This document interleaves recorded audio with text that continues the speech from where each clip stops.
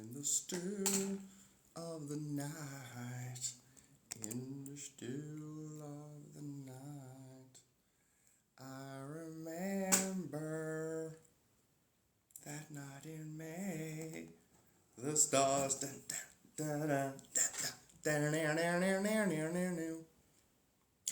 89, I've got 89 subscribers. It's going to be some kind of a record. I'm sure that's a Thai record. Mark, good morning. Stacy, they've subscribed for 1 month. Thank you, Stacy. Good morning, DC bro. How you doing, dude? I absolutely love that one video. It's on my For You page, by the way, DVC. Pretty cool. Stacy, sup, Stacy? Good morning. Happy Tuesday. Happy Wednesday. Yesterday I did my thing where I had to do readings and catch-ups. I didn't go live yesterday. Sup, Crystal?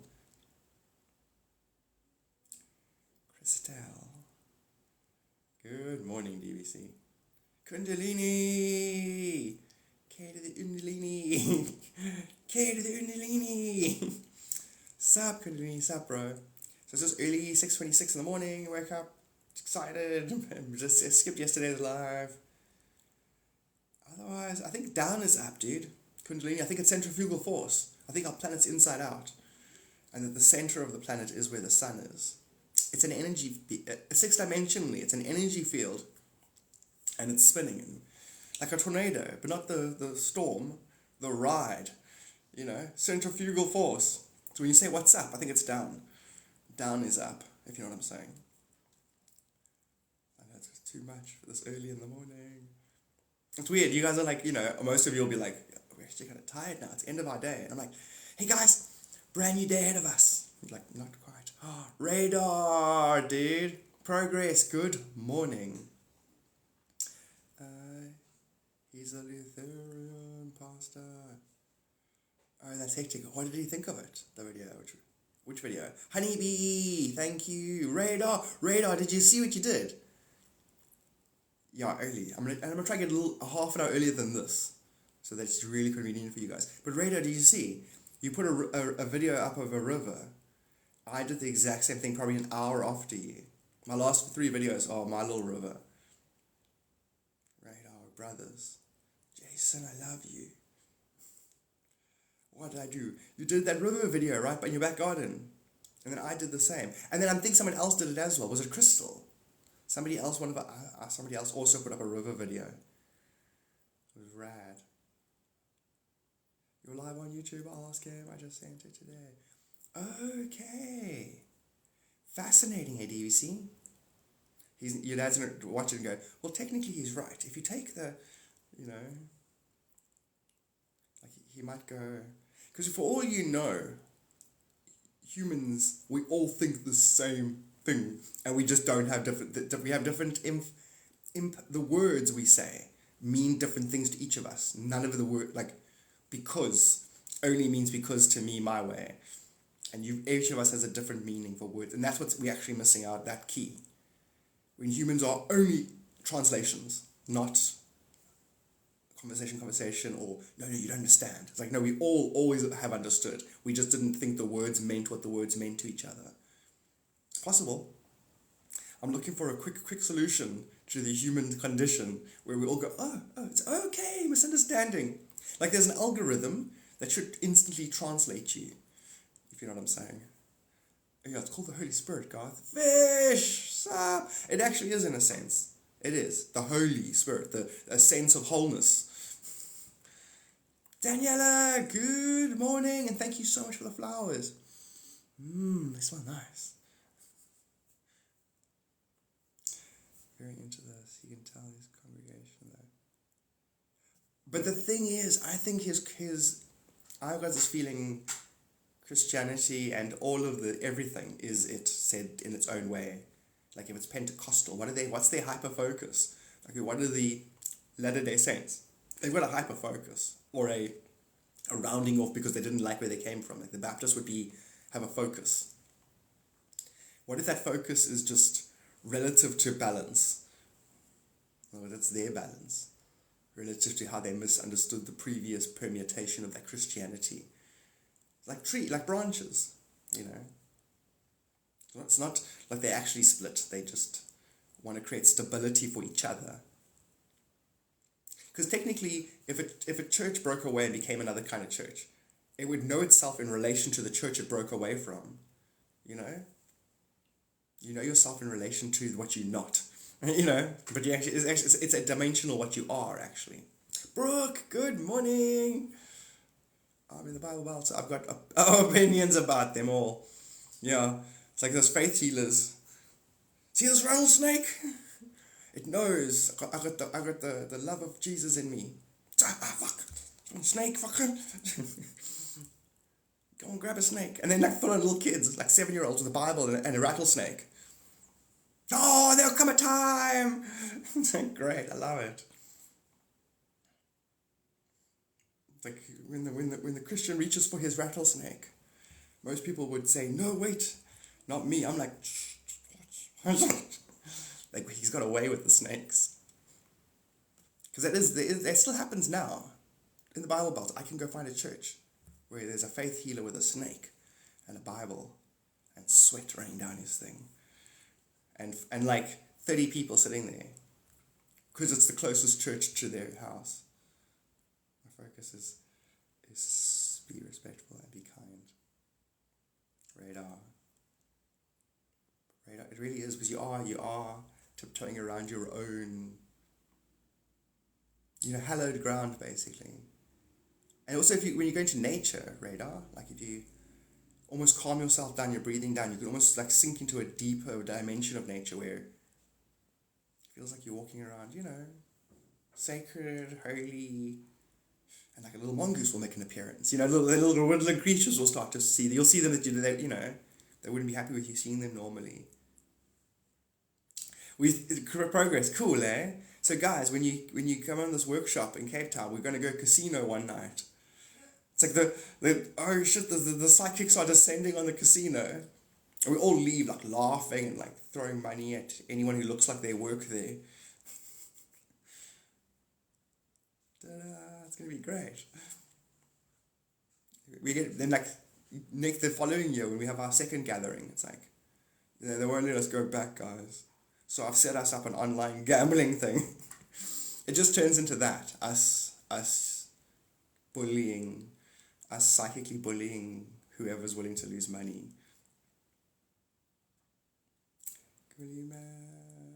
I still say our best thing is the dice. DVC, but only made by DVC, otherwise it won't work. And then also, guys, who's here is in England? There's definitely got to be people here in America, England, Australia. What are your lottos like? How up do the numbers go? Is it also 49? And what are the what prize money are we talking? I'm telling you now, we all team up, we all get our dice, we share our numbers that we think. Like if we all threw numbers, the ones that came up the most amongst us, guaranteed.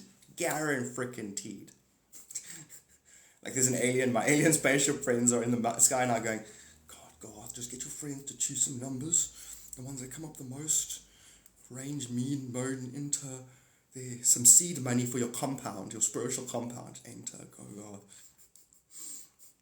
They've been trying to get through to me since I was a kid. What's that? Build a treehouse. No, enter most common numbers that occur to you into any kind of scratch lotto concept. Enter. In that tree over there. Yes, Garth, build a treehouse in the unstable tree. Okay, cool. They hear that, guys. I said yes. It's called sarcasm. Aliens can't be sarcastic.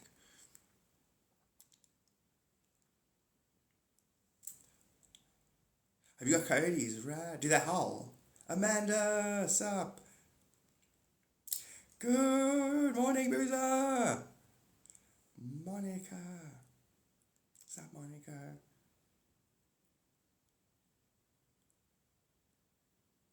So I realized then at our workshop thing, our gathering we're going to have, I have to learn your names. So I can't like, Boozer pulls in, I'm like, hey Boozer, who's that? I'm like, I don't know, Monica, sorry, hi.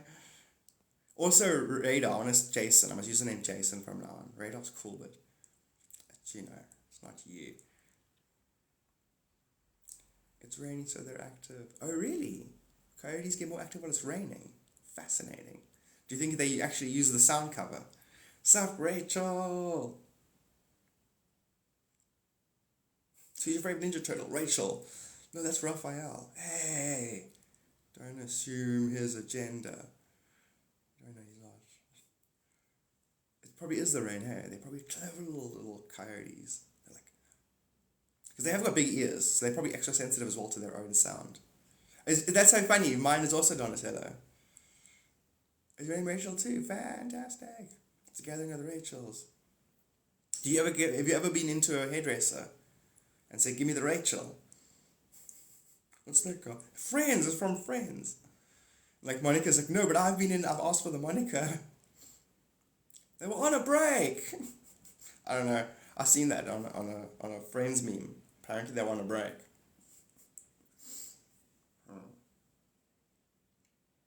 Sup, Kelly? Kelly, thank you so much for the likes. Better than the other Monica I got sick of. Lewinsky jokes. Oh, that's hilarious. That was hilarious. What was that, 96 or so? Shame. Also, she got a bad rap because she looked older than she was. She looked like she was 30. It's a 30-year-old. She's got a business doing that kind of thing. But she was 21. She was a straight up intern. You know, she had pick me energy. Pick me. It's a shame, man. You know, and the president of the thing. The whole place. Cool, Radar? See, we're like, you and I are like Fievel. And what's Fievel's sister's name? I'll be the sister, I don't mind. And then we look at the same moon, but we're in a different land. How does that song go? Fievel goes west? Out there, beneath the great blue sky, I'm thinking of you.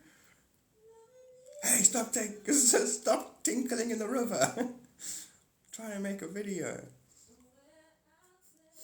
You just say tinkling? Yeah, it's a non-offensive way to say pee-pee in the river. Tinkling. Somewhere out there. There it is. There, you guys got it. All together now. Out there. I'm just a field mouse. Ah! And like a eagle comes down. Freedom! America!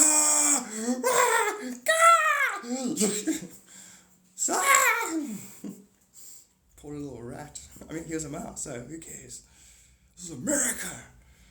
Bald eagles and death! Sorry, America. It's too soon. I let you just watch the movie an hour ago. Don't lie! I just watched. Bro, Radar, bro. Well, actually, not even don't lie. Like, I expect this now from you and me. I've been thinking about the movie Willow. Really cool. Did they do that? They were going to do the series.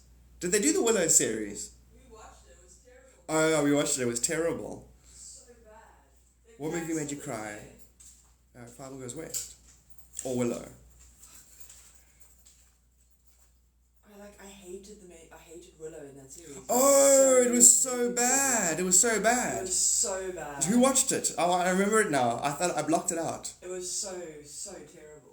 He's like, Just like the time I was abducted by aliens and they didn't probe me. I was like, I'm not remembering that. It's fucking boring. It's like, why did you guys probe me? Oh, we respect you. And all sentient like, probe me. Like, no, Garth. We're just here to ask you some questions. How is high school? Oh, it's boring. Probe me. Do you still have a crush on Tracy? Yeah, whatever. Probe me. I'm going to wipe my own memories if you guys don't probe me. We don't do that anymore. We signed a non-probing agreement. Falling asleep, you can probe me now. Wipe my own stupid memories. Non-eventful. All my non-eventful abductions.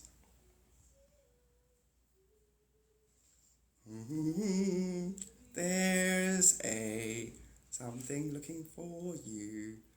Hey, there's 90 people here this morning. Fascinating. And check that out here, in 89 subscribers. So that's basically a record. I don't think it's gone to 9. What's that? It's like a 5 in. What's that rule? 5-second rule.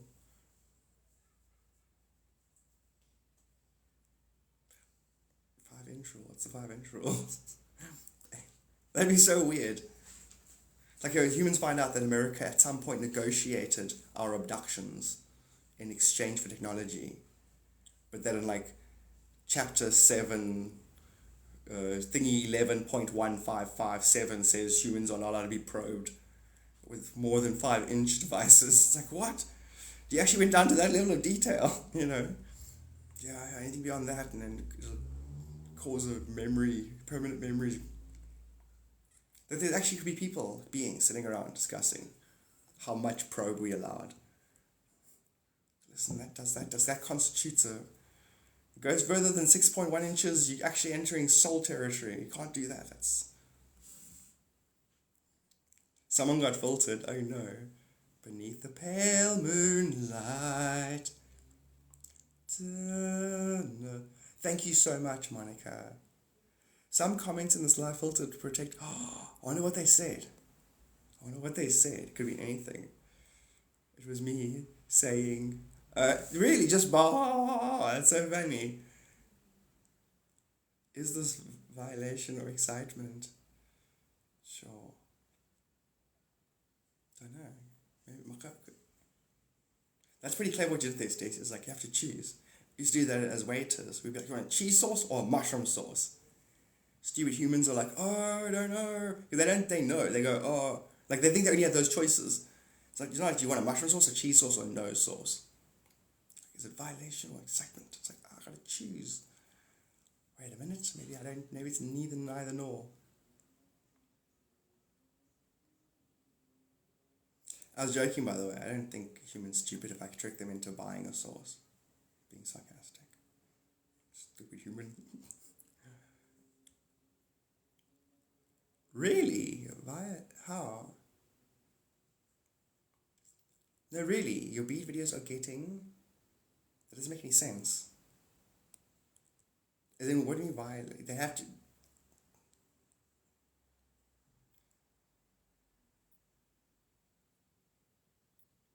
My grandma took me to America when I was 5. Really? Jason, that's hectic. Yesterday I was thinking that the last movie I saw with my gran was The Lion King. I was thinking about it like quite a lot. We actually went to the movies. 94. Yesterday I was daydreaming about that. So obviously our grandmothers are like hanging out.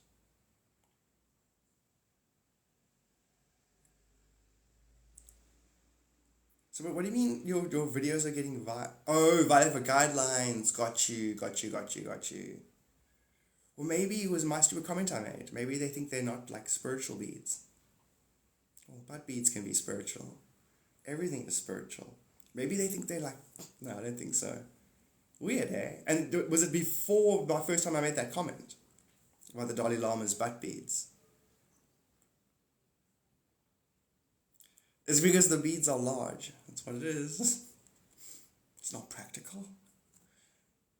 E.T. was my favorite movie as a kid. Yeah, mine as well. Definitely E.T. Like, I watched it randomly, like on a Monday with my mom. And then I wouldn't let her take me away from the movie house. I was like, I'm not leaving. I'm staying here. They're gonna show it again. And then the next day, I watched it 6 days in a row. Literally. Sundays they didn't have movies on. It was one of those weird obsessions. Was playing the Circle of Life on the piano today. You see, Radar? Do you see? Dude. We're under the same blue sky. I just changed on my spit, that's funny. Empathic Empress, good morning. It's currently 6:44 in sunny Cape Town. Very little wind, no clouds in the sky. I had to push stroller basket because of E.T. That is so funny. I was really obsessed with it. Yeah, I had an E.T. toy. That was my oldest toy. Midnight in Asphalt. Great names. 10 p.m. It's weird. The whole thing of me bright-tailed and bushy-tailed and bright-eyed. early in the morning and everyone else has had their full day. That is actually so true. Where would you have, it wasn't your fault. Where would you learn the word asphalt? It wasn't your fault though. You had a high vocabulary. Tar. It's called tar here. So asphalt is just really a stone and tar basically. Yeah, tar roads. Asphalt. I suppose it's like saying cement and concrete. I know it's not the same. Well,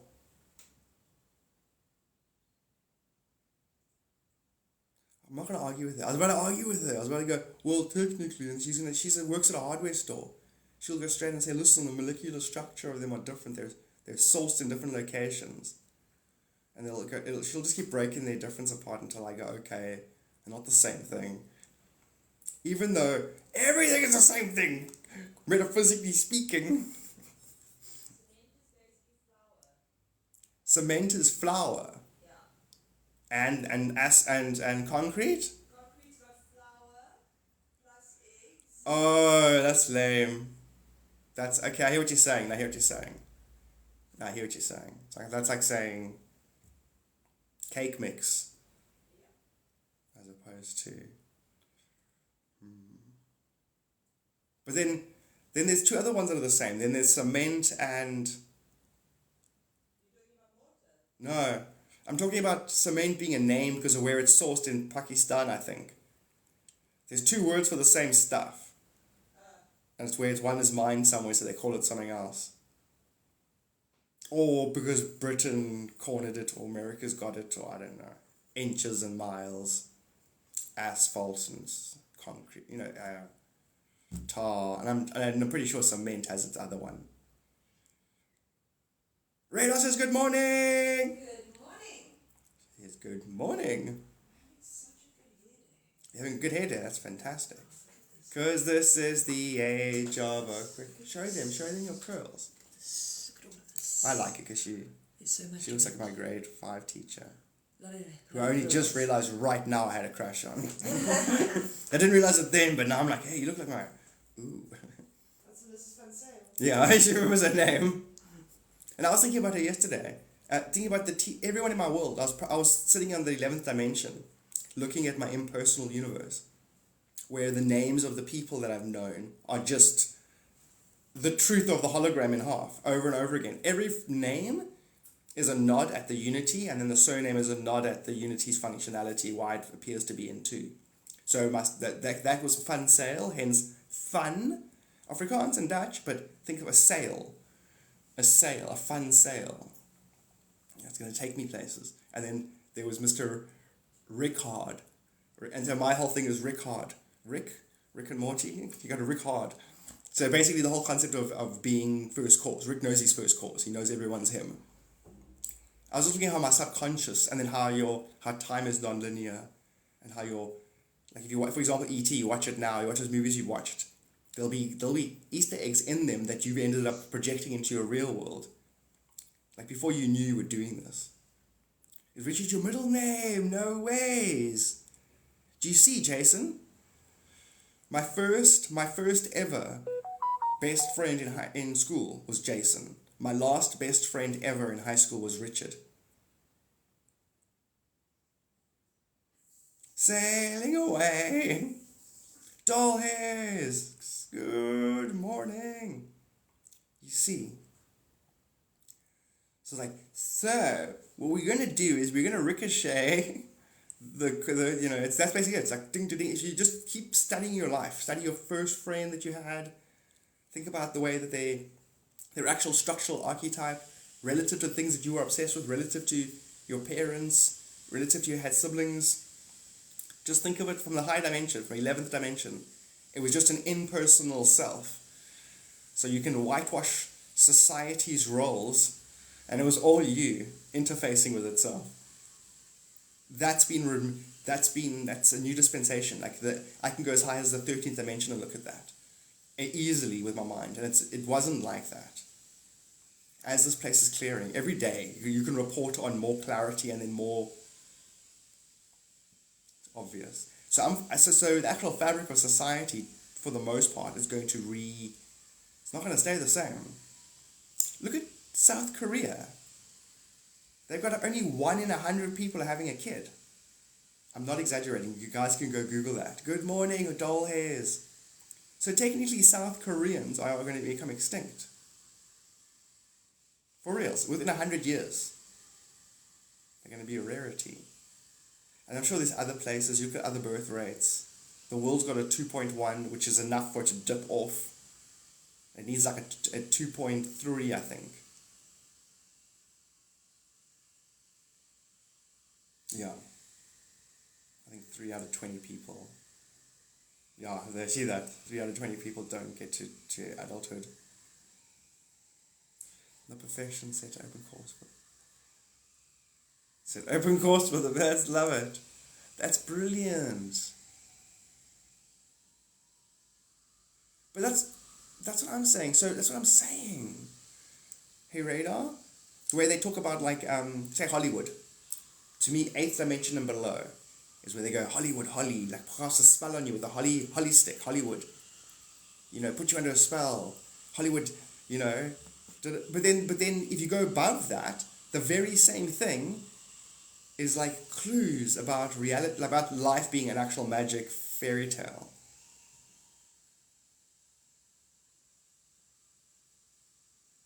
Like the idea of reality being brand new to you because you look at it with magical eyes. Hence reality becomes, virgin seas. And that could be a bad thing. I'm lost in this never-ending self. Oh no, I'm lost in the seas. Or this is fantastic. Because once you find yourself, it's so corny. Once you find yourself, you'll never get lost. Was that all a setup? Where my guys are like, okay, make him think about this, then make him think about this, then say this. And then make him say, once you found yourself, you'll never be lost again. And my guys are like, God, you sound so stupid. Hey, look, I'm God. Once you find yourself, you'll never get lost. Shut up. No, they are. My guides are literally straight up taking the mickey. They're basically saying to all of us, what you do now isn't as important as what it took for you to get here. Who is making this shit up? I love it. You hear what I just said? It's like, what you do from now on is not as important as what you did to get here. It's true though, as well. It's making my jaw sore from smiling.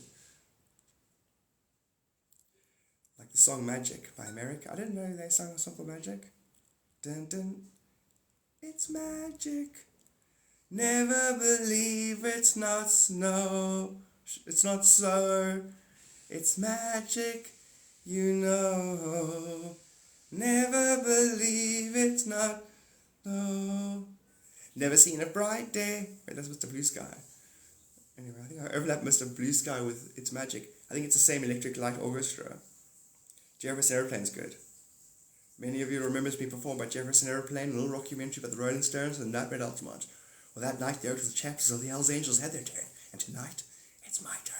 1, 2, 3. When the truth is found to be lies, and all the joy within you dies. Don't you want somebody to love?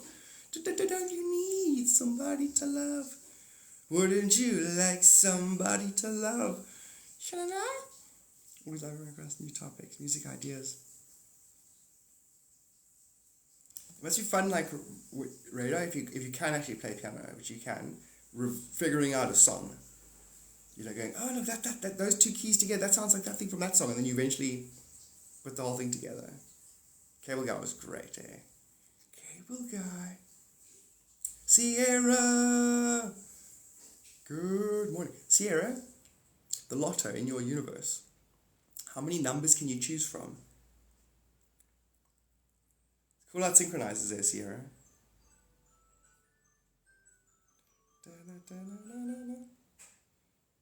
That's how I learned piano. Oh, really? You never actually learned to read music. Progress. Safe Cindy Mon. Pretty. Pretty cool. My wife does that as well. She literally got kicked out of music because she kept copying the teacher. She wouldn't actually learn the music. Popping and cracking sensations that aren't actually there. That's pretty cool progress. I had a friend in school, Ryan, random. He had perfect pitch. But the music teacher was like, he called him a liar. Like, he said, you lie. He's like, no, I got perfect pitch. And I remember the teacher being so offended. Don't you lie. It's not good to lie.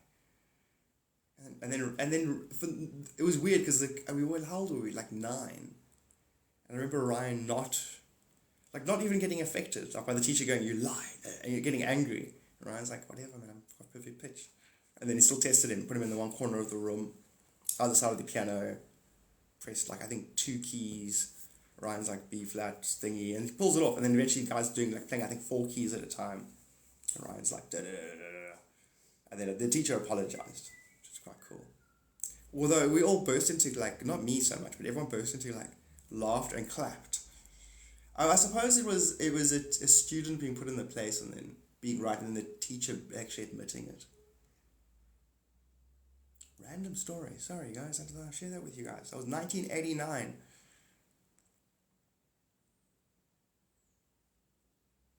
In college, I was the only person who made an A on a quiz. Things. Why? How did they?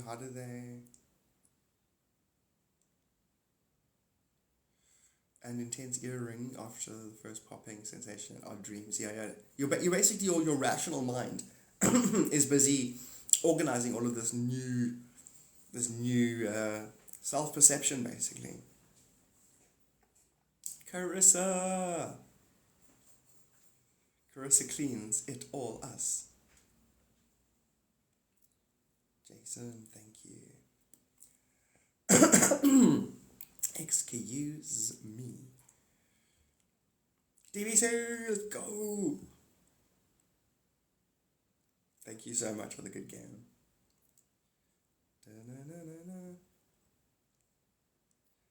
Something name there popped up. Community something. What was that?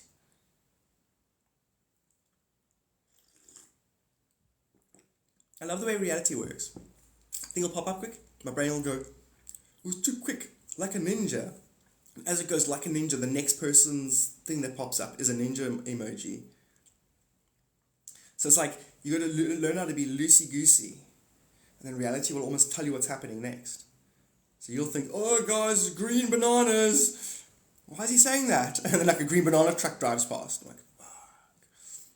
So you got to let the half of the future take you in the past, half the past, while being in the present. And then you can... People are like, how are you doing that? I'm like, I don't know.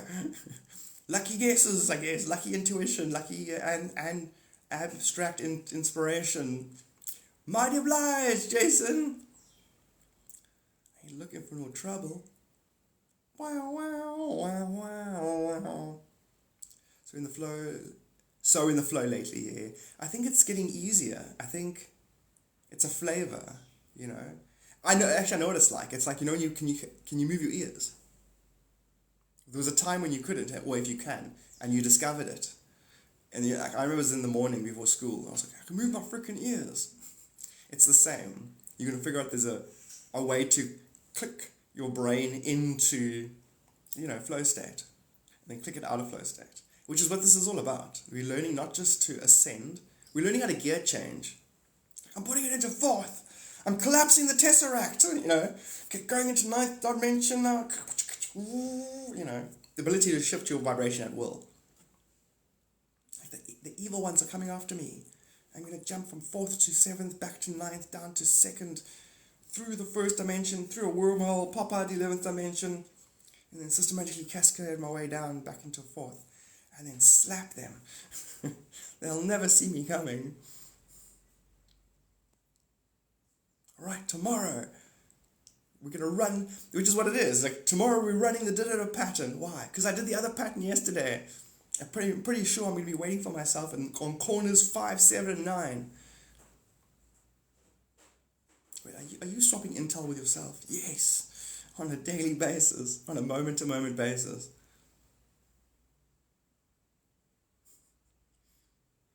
It's like, guys are like, God, have you got a blueprint of the enemy compound? Maybe. What do you do with a blueprint of the enemy compound? I want to show you something. Look, if you turn the enemy compound map around, upside down, and you flip it this way, look, it looks like our compound. It's the same place. Look at this. This is a map of the KGB. This is a map of the CIA. Look what happens if you take the Rubik's Cube formula, 5 rotations forward, rotate the whole cube 5 times, rotate it forward 5 times. It's the same fucking place.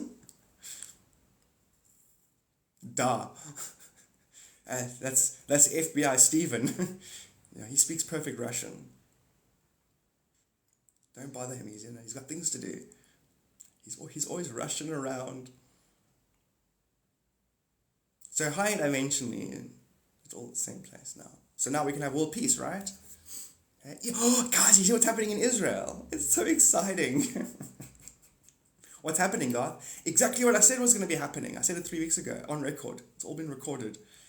What's happening? Well, first of all, a huge contingency of the military management are just resigning, full stop.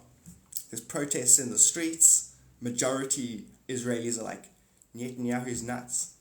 He doesn't want to get Hamas. He just wants to keep bombing innocent humans. Because it's getting to the point now where it's like they've got actual humans. You know humans that have like jobs and carry lunch to school? You know humans take lunch to work and drink coffee, and humans, humans? They have relationships with each other. And it's getting to the point where it's like, hey, where's Stephen? No, Stephen's whole compound was bombed yesterday. What? Where Israelis have friends who they work with who just go missing because entire groups of society are getting taken out. And it's like, this is ridiculous. My government's doing... Israelis are acting like that now. They're like, this is just stupid. Poor Steve. Big time poor Steve. So it's the actual world. It's the equivalent of Rome being at war with somebody, and then both sides are like, you said they don't have green eyes, that kind of thing. Oh, they got green eyes, I got green. I don't want to do this anymore. And both sides start dropping their weapons. Watch. It's within a week from now. Netanyahu doesn't run that venue, and the majority, they're going to have like an emergency voting thing where they vote him out. And then a mass ceasefire, and then the world will mobilize to basically make Palestine feel loved. Okay, pretty heavy subject. It's still energetically, holographically, metaphorically the core of every human's relationship with themselves. When that happens, we've hit critical mass. If we actually hit critical mass, it's now trying to have an effect. Critical mass meaning the majority know it's all self, it's all mirrored energy.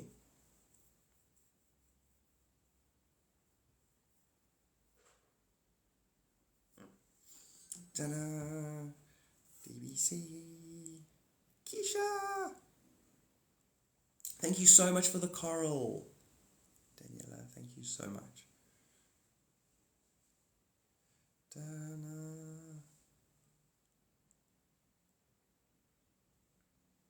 I'll do that with my G. Missed all these.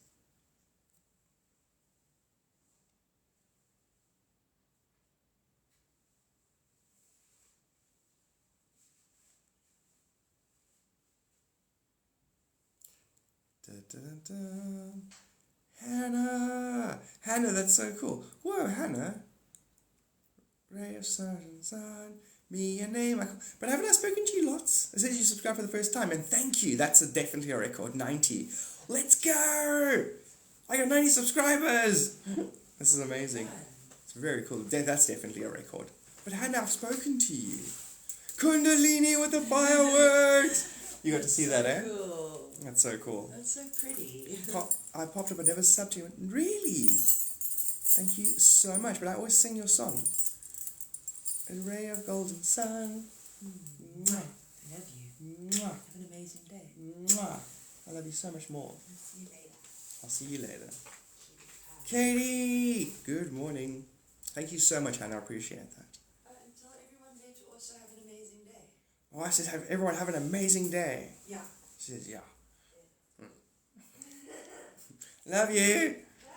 Bye. Yes, yes, as well. DBC. Honey. DBC, get some honey, raw honey. Consume it. It's basically the sun, what our sun does. It's a giant camera. It's like, Garth, you're so enlightened and sometimes you say weird shit. No, it is. It's a camera. It's recording us and playing our energy back to it. But if you eat honey, it'll give you energetic downloads of how the whole place functions. And the funny thing is the sun is everywhere. Holographically, it looks like it's there, but it's actually everywhere. The whole thing is the whole thing. All subjects are all subjects always. Anyway, eat honey. It contains the process. Like the invisible energies that you don't see in the light, the bees actually manifest that pattern. So the hexagon is your 6-dimensional light harvesting. So the way a plant will take a light photon and split it. Well it'll use it and shoot it down its little thing and split water molecules with it. The process of harvesting information from light is the universe. Anyway, it's in honey. Eat it. You have some cool. Have some like in tea. Oh, tell me, Hannah. Tell me. Definitely, Hannah. But how so? Hannah, like as in terrible days and just base stuff. You know what I mean? You get those bad days where your actual homework gets eaten by the dog, or or you lock yourself out of the house, or you get shouted at because there's a misunderstanding and it's a bad day. Okay. And do you find that because you're slightly your reality interaction is more the actual workings of reality, like spiritual stuff, so therefore everybody else just seems like they want to go, has it got the riz? Or, their conversation isn't anything. It has no substance. So you really feel like you're talking to a wall. That lonely, or lonely like there's a part of yourself that you can't understand and it can't communicate itself. Like it's below the surface. And it's that one, isn't it?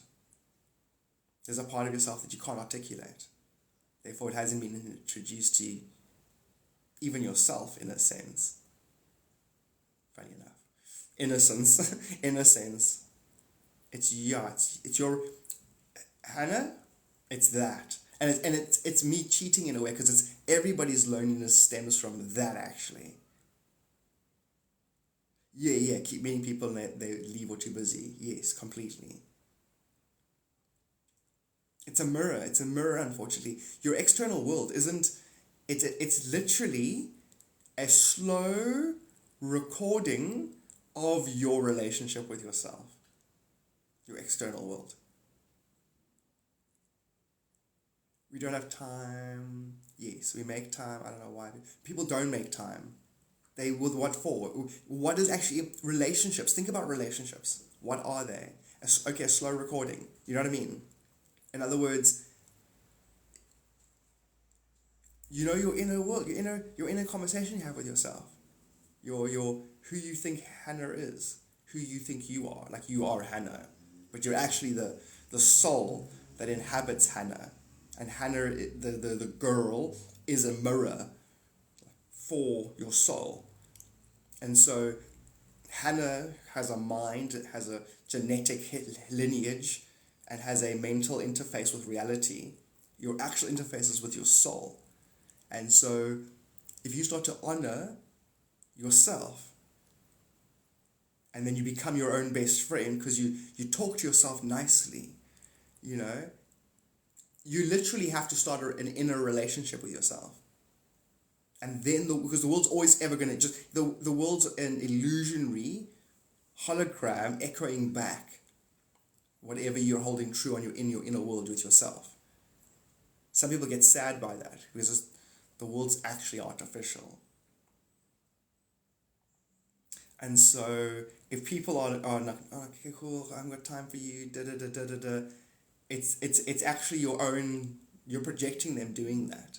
And the reason why you're projecting it is because you want to know yourself. Because you're actually God. You're actually God dreaming your life, and this is all a dream. It really is. And then how the dream is facilitated is the stuff that I talk about every day, the multidimensional cascading of light, sound, and how you're basically just trying to bring yourself into focus. So some people might have family members have car crashes, so they can have trauma, so they can, what's life? Some people will lose a loved one. Some people, I call it, God, universal source. Exactly. And so you're literally God's gift to yourself, to itself. And so people, you should be like, hey, get back. You shouldn't want they should angst for your company, which they will when you actually have your real company present, if you know what I'm saying. By you honoring that relationship with yourself, then your actual presence, the presence of God, steps forward. And then you're going to have to be like, hey, I'm sorry. And then you're going to want to be alone all the time, Hannah, funny enough. Once you actually discover yourself, then you're going to be like, okay, I'm going to go for a walk by myself now, I'm fine. I'm okay, Suddenly your energy and attention is more valuable to yourself than it is to, well, let's be honest, what's actually an artificial echo back. But with that said, you can love yourself through people as well. With everything I just said, you can still love yourself through people. I was just, yeah.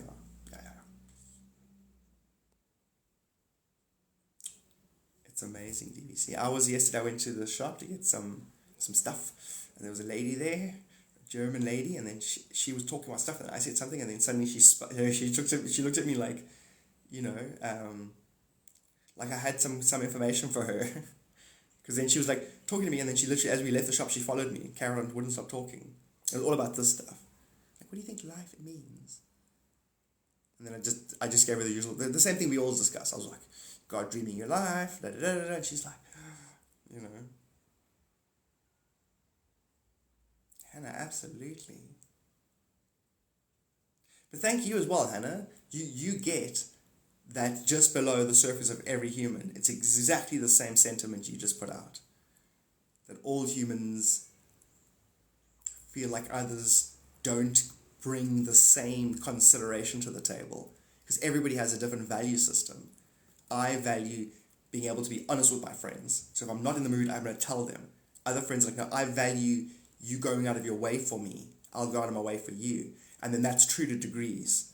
So every human to some point is going to disappoint every human, which is why it's your job to appoint yourself. What am I projecting by having Stephen in my dreams? Who's Stephen? Hello, Mel. Oh, Mel, no. Sup, Mel? That kind of. Oh no. Sup, Mel? Mel, was that your first one? The 111. That's not so bad. It is. There it is before that. Dang it. Oh, no. There's more. God dang it. And the coral. God dang it. Dingy ding dang. So sorry. Mom, I'm sorry. Tripping days is terrible. Surely I had a long monologue going or something. There's got to be some excuse. I think he's doing a... No, I was not. Just monologuing. It's like monologuing. Get off the toilet or monologue. V, thank you so much for the gifts, V. I find beauty in helping people communicate their past loved ones. Sup Muse, sup Wayne. No, it's Wayne. Waynard.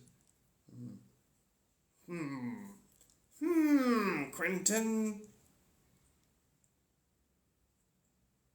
DVC, what sound did you use? You used a sound for your video. And I was like, that's cool. Oh, I was a Mighty Bush. No. It could have been the Big Les show. I don't know. Anyway. William Willis, sup, Karen. Aren't you ready here? Sorry, Karen. I'm like, Karen! You're like, yeah, I already said hi. I'm like, I know. God, you said that like you just registered me. Well, maybe I just, you know, I could have been abducted in the last 4.2 seconds and they wiped my memory further back than they should have. No, I think, yeah. I'm going to pretend it's that. My guides are like, no. Imagine the guides have anti-day, where they just, whatever it actually is, we just say it's not that. Oh, that's the dark age we just came out of. I forgot. Karen, thank you. Mighty obliged. No, but they do have jokes. They really, really, really, really do have jokes. And I've been getting heart palpitations before. Like, I get excited sometimes. I'll do a reading and I'll tap into something and I'll be like, oh, they got jokes. So how's the ones where the cats hold up their paws and say 10 while holding one down, but say 10 and it's like 9. It was really just sweet and funny. Yeah, we definitely got a connection now. Gift lit up, let's go, V, got the roses going. And then Kundalini, you got the, what's his name? There's a lit up thingy for the, the fireworks.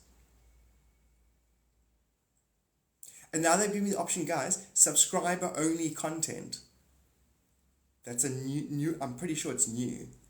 V, thank you so much for the gifts, V. Mine are like I said, no, then they try, yeah, exactly. And to me, my guy, well, they'll take on exaggerated self. They'll act me out, basically. No, there's so much celebration happening right now. We're past that point of will it work out energy. And it's just like people handing in final assignments. That kind of, at the end of the year, you know what I'm trying to say. I can feel it across the board. Guides handing in their like final theses and people getting their diplomas. And there's just a lot of that happening. Upgrades, people getting new positions. Like, so the spiritual hierarchy is swapping out. A lot of that's happening where like you'll get a planetary logos. You'll get the Aquarian avatar rocking up. Hi guys. The old one will step out. The 7 logos, or the 7 sages that overlook the next 2,000 years, they've been replaced. It's great. It's a great feeling. Professors, teachers, spiritual teachers are getting given their platform, so to speak.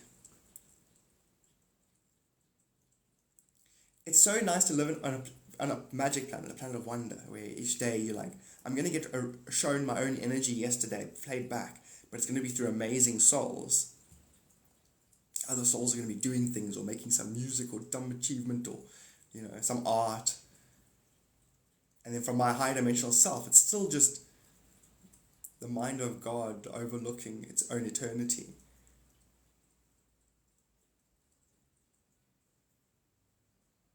It's gonna enrich itself. Golden Age is freaking beautiful. Like live life, shut up. Like live life and shut up is what mine say. It was quite funny. The one lady did a video on like the Demo Rouge and the Gnosticism, and you mustn't say this is a prison planet. Like very anti, giving it a negative spin. Which I found very interesting because I would also be that way until I saw hers. Then I was like, hey, it doesn't actually matter. It doesn't matter if you actually lie. Like give someone a millstone. It still comes down to your karma. Are you susceptible to the millstone? Are you susceptible to the lie? Because if you are, it means you've got a metaphorical same lie you're telling yourself on some other level of your nature. So all good. Your government can lie to your face or tell you the truth. It's still gonna be you transcending your own impersonal 5D energy and below, or personal energy, your ego, transcending the illusionary self that was created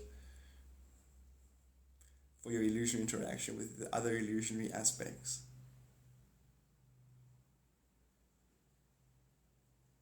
That's so good. Ryan told me I had none for advantages the other day. It's such a funny way for your guides because I tapped in that then quick instantly. You know the Akashic records are a recording of everything. So when you say that I'll go like this, and basically I'll put my head against the sixth dimension and look at the actual unplaying, and then I can pick up intent of beings. So with they literally are doing like, you know when you temper steel? They basically try, it's all about self-worth, upping your self-worth. So sometimes it'll be like, you know you're special. Other times it'll be like, it's unfair for you to have such a... They'll do it in a way where you get to half feel like a villain, or, you know... They'll use all tactics to stabilize you and make you... uplift you, basically. Sometimes you have to feel like you're raiding a venue, like you're not allowed to do that. You're system busting. You know... You're a renegade. Wait until the prison keepers find out how good you are at spiritualism and that kind of thing. I love it. I'll get bored. The oscillation between paradigms that are really the same thing.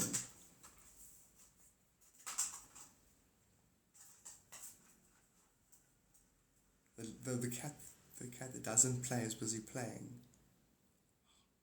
Red? Hey girl? That is so cool, guys. It's a good sign. Mine told me.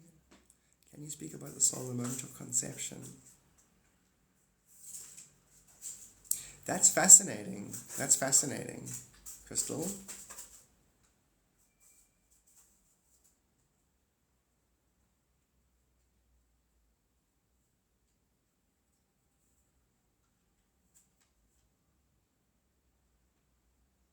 Because you've got different levels of your psyche. You've got your mental plane, emotional planes, causal plane, you know what I mean? And then you've got your soul pretty much has 5 planes, I guess. And then right now I basically went to lean against the thing, and there's so much goes on. You integrate, like the 9 months while you're in the womb, your mental being, your mental plane literally takes a sonic reading of the planet's sound light. The womb is like an echo chamber of sorts. And so you literally are a physical... You know cymatics? You're a physical mental recording of the planet's hologram over those 9 months. And then your soul dreams a lot up until the age of 7. Then there's an anchor point where you crystallize, solidify after 7.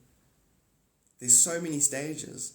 So like if I said, after 8 days... your soul is now, you know, there's a truth to that when it comes to the mental and emotional planes of the soul anchoring in this plane of existence.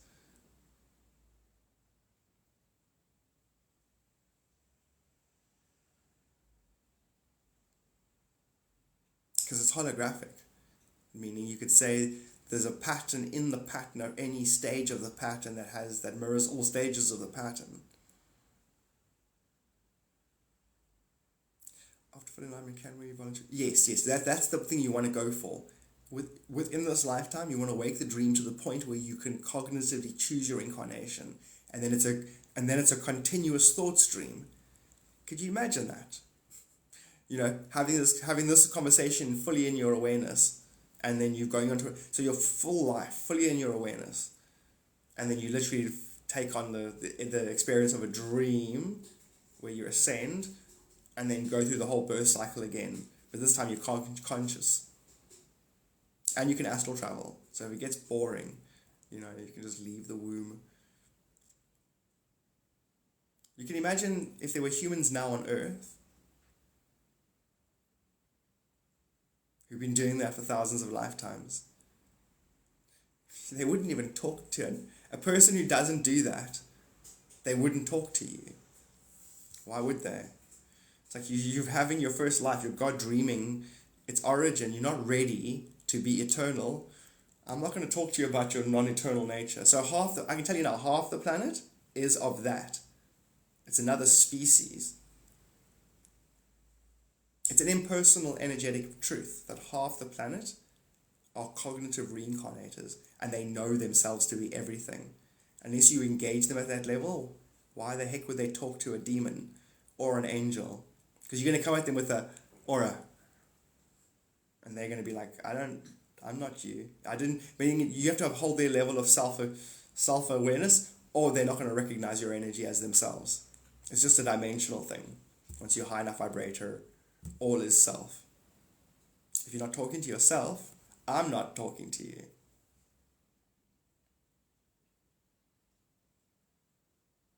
Correct, Crystal, correct. And they would all be psychic because there's only one mind. They don't actually talk to each other. They share thought because it's one translation of one dimensional perception, not separate beings that only exist in the shadows of the lower dimensions.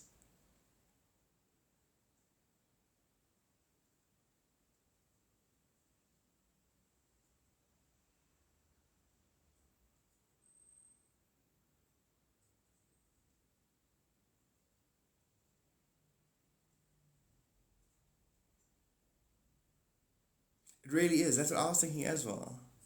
Right now, I've never really looked over that because it's, you almost have to look at it from an eighth akashic record, eighth dimensional down to even pick up on that. And I usually just like look at the sixth. I don't like to go personal, impersonal. I like to just be impersonal, which is sixth dimension. It's where we can share a metaphor basically. So the metaphor doesn't make it about me or you. It's a shared metaphor. If I go eighth dimension, then I'm going to lean into your paradigm or my paradigm, because it's less separation higher up. So you'll start to make the metaphor the difference.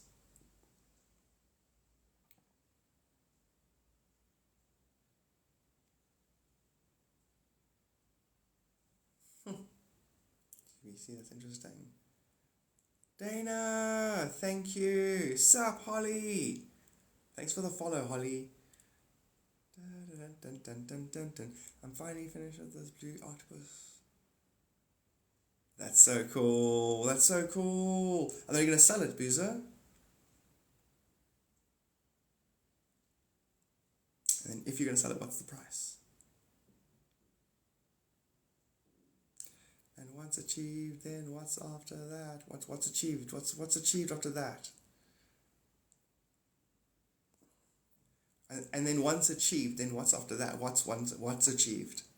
Oh, once you can choose incarnation, that's you're going to say free will. That's free will, because that's more free will than the illusionary choices we have down here in the lower dimensions.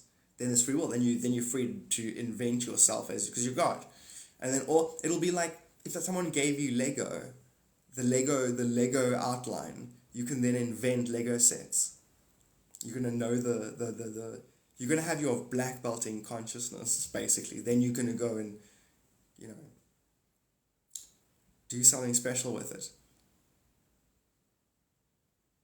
That'd be great, eh? The Alchemy of the Nine Dimensions would be a great book club study. That or the the Aquarian Gospel. Did you get it, Diana? You got it, Diana. Say Deanna. You said Diana. I said Deanna. I'm not dyslexic. I really like the way Michael Newton and Dolores Cannon go about explaining all this. Exactly. Didn't we already have it though? Didn't we already have what though? Yeah, Crystal, what do you think this is?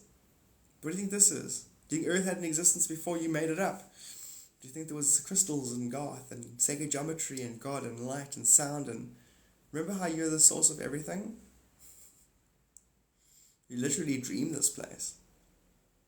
Because think about it, you spend 9 months in the womb, you get a blueprint, a basic imprint, and then the way you uniquely replicate the universe with your unique relationship with yourself means you're in a parallel universe that nothing else is. Each individual owns reality. Each individual is God absolute, not sharing that with others. When we talk to each other, we are only talking to our eternal self. We don't have company. There aren't a bunch of us here. It's like, I dreamt I had a planet and was bored. I dreamt I had a planet with a multidimensional cascading ecosystem so that I could have the company of other meat puppets. I could have the illusionary company of other meat puppets. And I'd also have myself as company, my own meat puppet. Would be an artificial, intelligent construct based on my own spiritual, eternal nature. An actual mirror for the soul.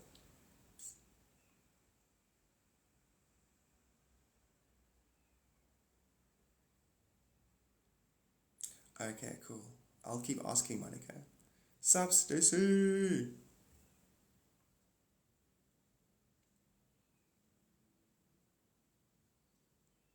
Yeah, exactly. Well said, Monica.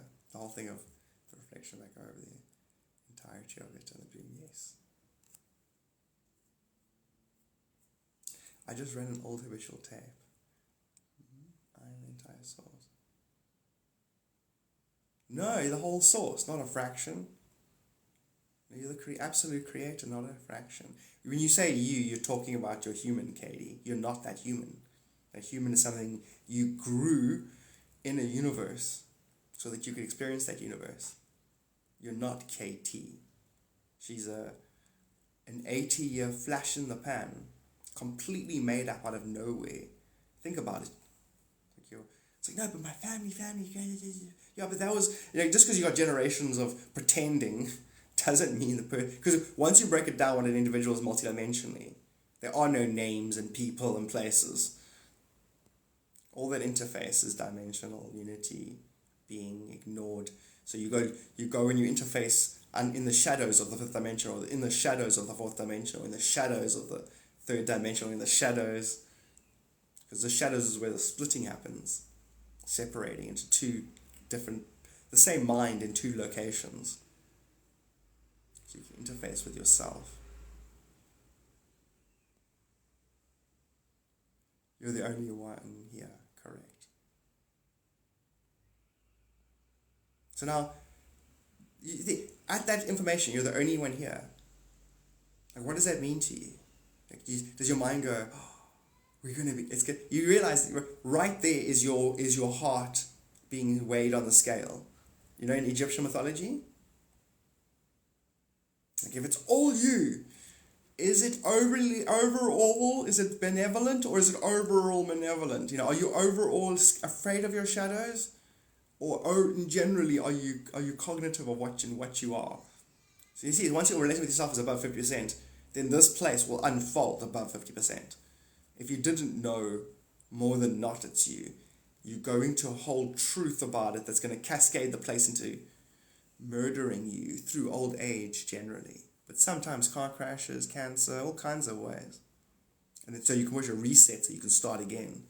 Maybe say next time around the circumstances. Because what will happen is you'll have the reviewing of that life from everyone's viewpoint, which will affect your next incarnation, which will be energetically proportional to that. And then maybe you wake up. Maybe in that life you go, hey, wait a minute, is this place a multidimensional echo copying me? You think until you figure that out, it's putting you to sleep. It'll by default put you to sleep. It'll by default hang out in your psychological blind spot. Reality will hang out in your blind spot. It will manifest from that point of view. Yeah, I get that, but isn't there a fraction or a source in each human? No. Each human is the absolute creator projecting from that point of view. You're looking at a human like it's an actual being in a location. It's not. When you get the dimensions, as you have the dimensions, humans are illusionary. Reality is an illusion. It's not, because it's holographic. It's not real. There isn't a planet that you walk on. There isn't a guy here. Your brain translates it like that. Once you look at how the dimensions are, and how the energy of this universe actually is interfacing with itself. It's everywhere, always. The fabric is the same. I don't care if you're supernovaing. I don't care if you've got some grass over there. I don't care if it's air over here. The fabric is the same. I can't really, but that's the thing, you don't need to be able to wrap your head around it straight away. You're going to chew on it and you're going to get what's going to happen now, Katie, the reason why you can't grasp it, there's paradigms that are missing, that'll unfold naturally. So then someone will go, hey, look at how you tune a violin. And then you'll go, oh, that kind of connects. And you'll fill it in. And that's why the DNA activation is so important. Because as soon as your DNA starts to activate, you start to actually, your brain will flash on Easter eggs in reality that are actually translations of your singularity or your multidimensional nature. Easter eggs meaning a pine cone looks like your pineal gland. A tree is the shape of thought. Your world is a cymatic, multidimensional mirror of what you don't grasp about yourself, and also what you do, because in the high dimensions isn't they're the same. So you can see this place is defaulted to enlighten you, and then not being enlightened will create a greater seed of enlightenment. And so DNA activation, you'll start to see the themes, the metaphorical themes in life, like if wood has a grain, and then you start to understand timelines, you're going to realize that, you know, grain in a tree is what timelines are to unity timelines. And remember, timelines exist in their different capacities because they're trying to bring about balance. So different timelines almost can get transcended once the reason for the difference is understood.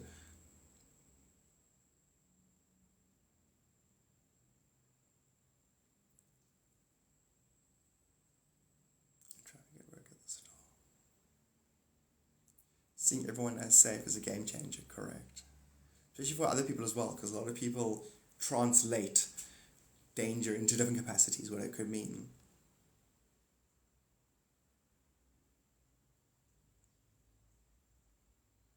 Stacey, that's pretty cool, eh? Safe tonight, bright fight the break of dawn.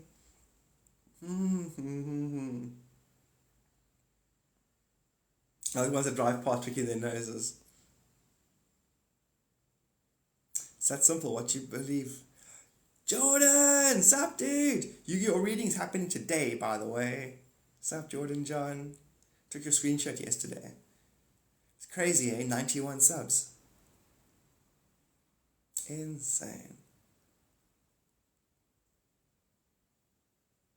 That's so true. Because people still, we have these conversations and people still go, yo, but I'm still this guy, aren't I?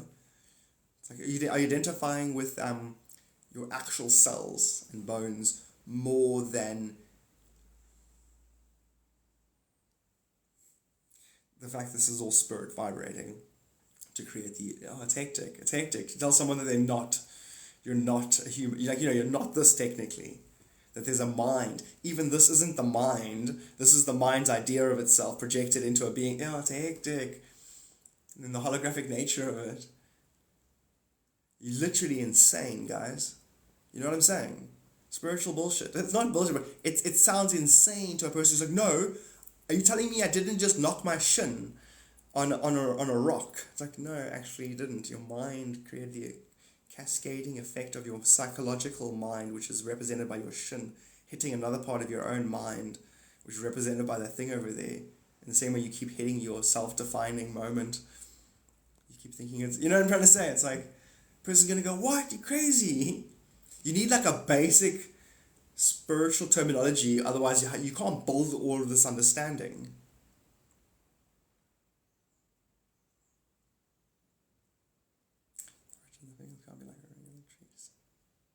Correct, Boozer.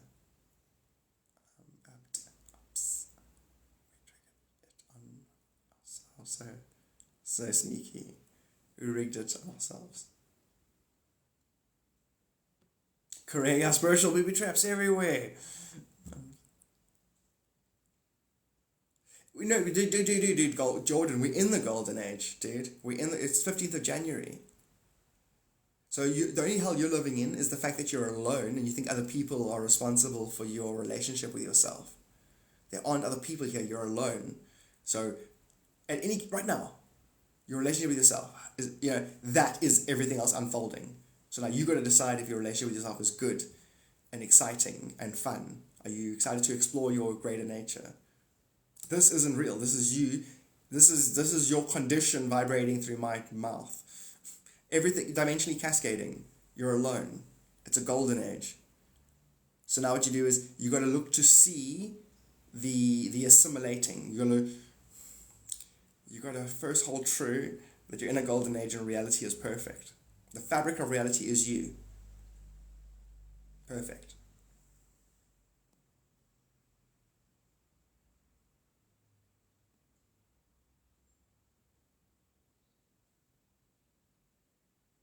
If nothing else was poetic. It's for the human brain to be alone. It's weird. I came from the other direction, where I'm trying to reconcile and work everybody into my thingy, and then eventually it's like, oh wait a minute, none of this is once I eventually got it. So Jordan, we're in the golden age, 2015, You don't need evidence to believe what you want to believe. You're God, Jordan. What you're holding true now is tomorrow. You go, that's a hell. Why? Because these people are still struggling. They're no people.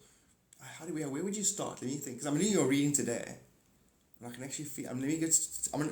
Jordan, I'm gonna just psychically home in on what your hell's actually doing for you.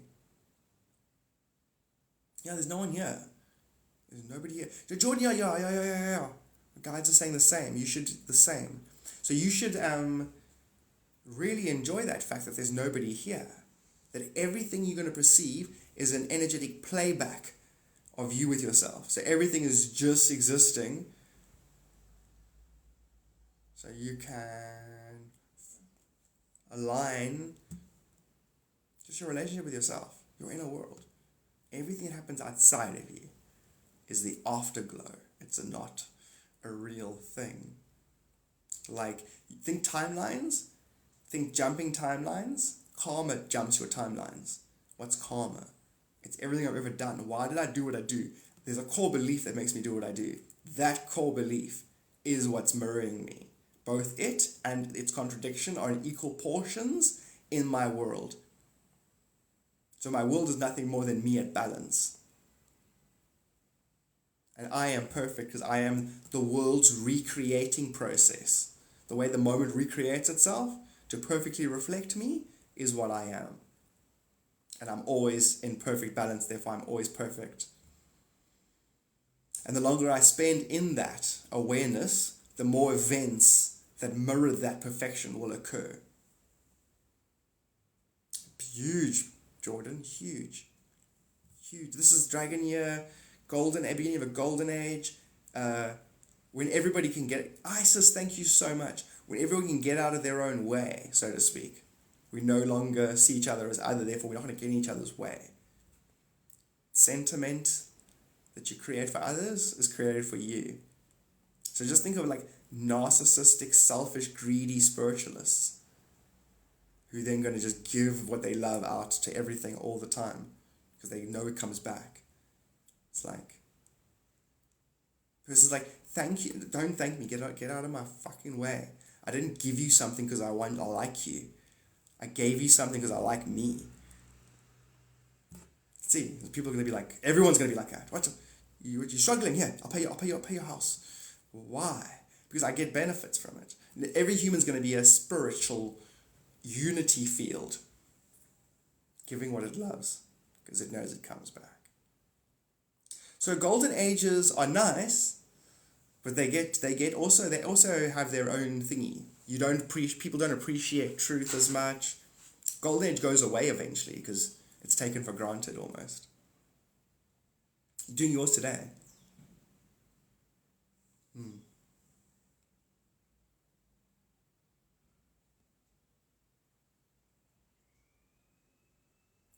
That's so deep. Can we talk about attachments that bind cycles of reincarnation? You just did. You just said everything. You just said it. You just did it, Katie. You just said everything compared to what I'm saying next to your question. You just said it. Attachment. That's it. End of story. It's like, are you attached to your cousin, your brother, your mother, your sister, your da-da-da-da-da-da-da? Are you attached to your false self? All those attachments will be your hyper-focus points, which will basically bind you to your next incarnation. It was all said there. How sentimental are you? You know what I mean by sentimental? Like, do you think your cat's more special than the homeless person outside? Of course, but it's not. But of course it is. No, but it's not, ultimately. So then you are that actual homeless person as well as the cat. I don't want to love everything equally. Exactly. You want to have favorites. Now you wonder why your universe has favorites. I don't want to, exactly. You see, it represents the same journey as staying still. Journeying into expansion and unconditional love looks like the same suffering as if you don't do that. If you carry on having favorites and then the universe has favorite aspects about you. So then it gives your wins and losses in equal proportion. See, it's all illusionary. Even the illusion of enlightening.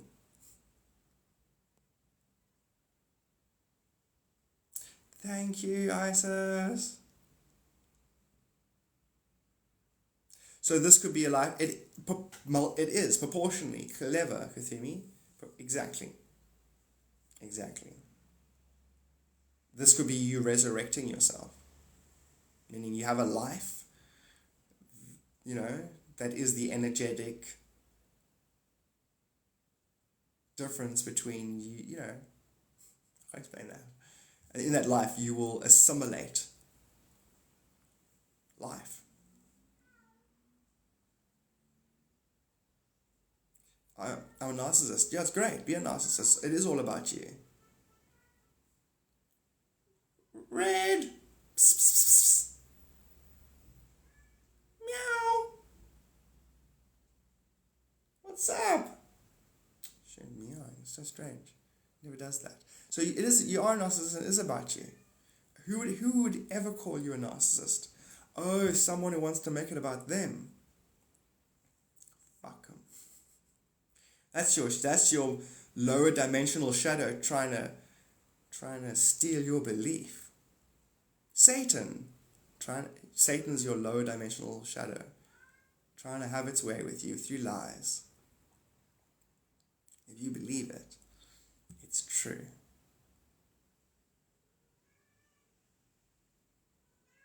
No! Give me a girl! Hey, is it you?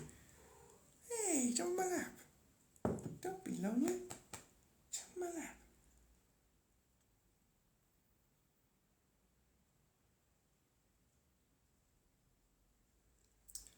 Wait, if life is an illusion, there's an illusion, then God is an illusion too. What God? What God are you talking about? Nobody agrees on the same definition of that word. Right? Well, I think some people to all degrees agree. But what are you talking about? Yeah, the God that this world collectively believes in is an illusion, yes. If you took everyone's definition and then you composited it to have an average, yes, that's straight up delusion. Delusion. Remember, everybody entertains more than one being. It's not true ultimately, therefore everyone is deluded. Well, half of us are deluded. It's an impersonal energy past that point.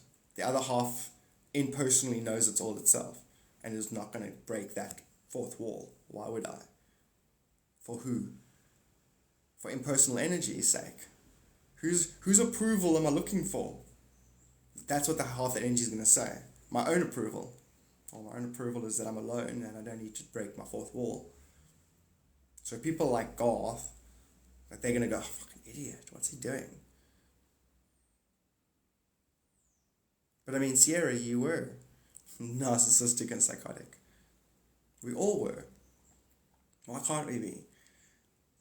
It's like, what is psychosis? Oh, it's me going, the reality that I was spoon-fed is bullshit. My mental programming, I don't like it. Fucking get that reason. Get that out of me. Basically, that's psychosis. No, just you must go psychotic. You don't stay that way. The paper must get jammed in the printer. I had a thought that my fear is just a shadow of my light. Correct.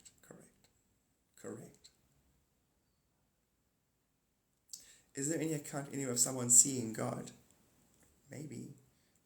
Christians are always dying, going over the other side and talking to God. 100%, Jordan, that's all I ever say. 100%. Now how the dream is facilitated is all I teach. So now technically you're projecting in a dream that you're dreaming a teacher to explain to you back to front how you dreamt yourself as God. So you see every second, whether you're doing it consciously or not, you're going to be colouring it all in. But how do I manipulate the light so the shadow disappears? Answer the question, Katie. The question wouldn't have occurred to you if you didn't have the answer. I never liked the Christian view of God. Yeah, but that put God outside of you, Jordan. Which means do you externalize your creator God again?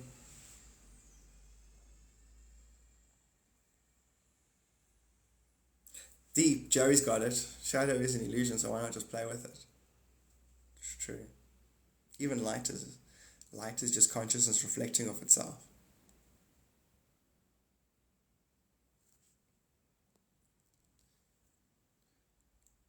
Some Christians have said they saw God.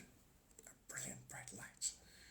You can only look on it for 3 seconds, that kind of thing. There's a lot of Christians, mystical Christians out there that claim to, near-death experiences.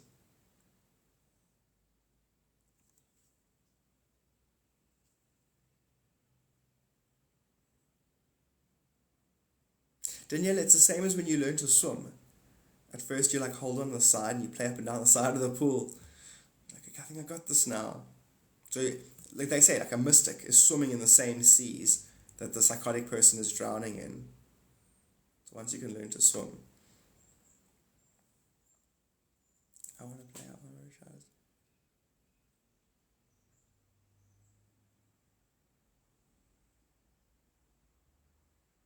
It's only you, Barbara. It's only you. That's why this place gets so interesting. It's it's only you. So whatever energetically the impact of that dark side being acted out, if you can handle that proportional impact, all is permissible. Do no harm. It's all self-governing. It's all self-power levels. It's I'm going to this person. Okay, if you knew nothing and that somebody did that to you, would you be okay with it? No, I wouldn't. Well, then don't do it. But, no, you won't. You'll have your memory wiped. And you would put it in an energetic proportional situation where what you did will be done to you. And you'll be the victim of not knowing. So your only real thing is to let people know what they are. Well, as far as I'm concerned, the only thing I'm going to do is let myself know what I am. I'm not going to be dumb enough to manipulate my illusionary other. Why would I manipulate my illusionary others and then self-condemn in the process? I'm going to be everybody's secret angel so that I'm born into a world where everything is my secret angel. Oh, like this, my current existence, yes. I'm a shadow work guide, I'm not afraid to go. You'd help yourself, Isis. There is no others. That's pretentious. You use others to help you assimilate yourself. That's actually millstone if you say you're helping others. You can say you're helping others, but then just make a footnote. When I say others, I really mean my greater self.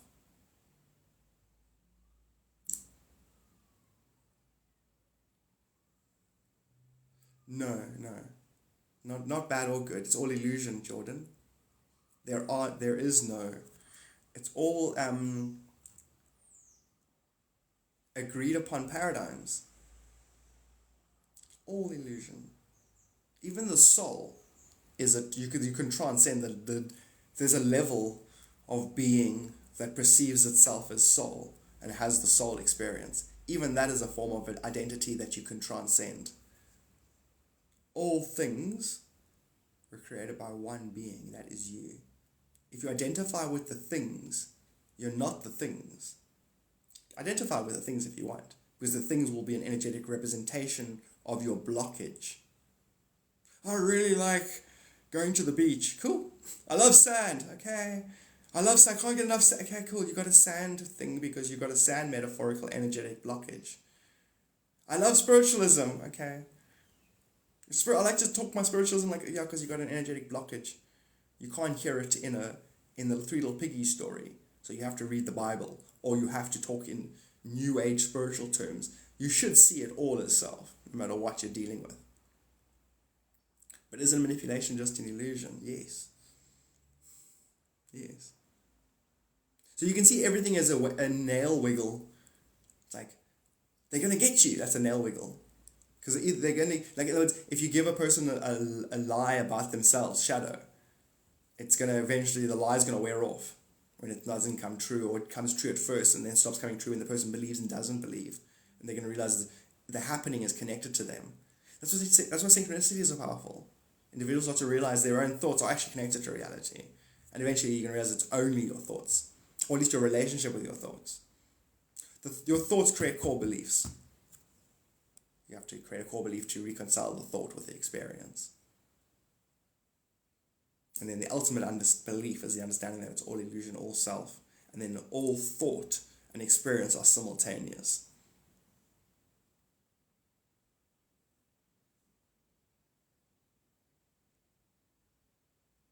So I received the suggestion with my daughter because I've left with my CPS and kept her from her dad. Well, have you got your daughter back now?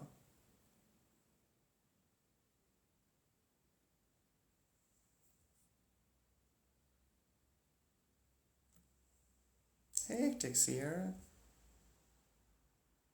Is everything illusion? Yes. What is real? Nothing's real. Literally nothing's real. It's all illusion. It's all bullshit. This whole world is bullshit. But you have to get to that critical mass of understanding yourself, because you're going to jump timelines. So that you're still only going to understand what you've given. So eventually your illusionary projection will tell you, hey, it's an illusionary projection, not real.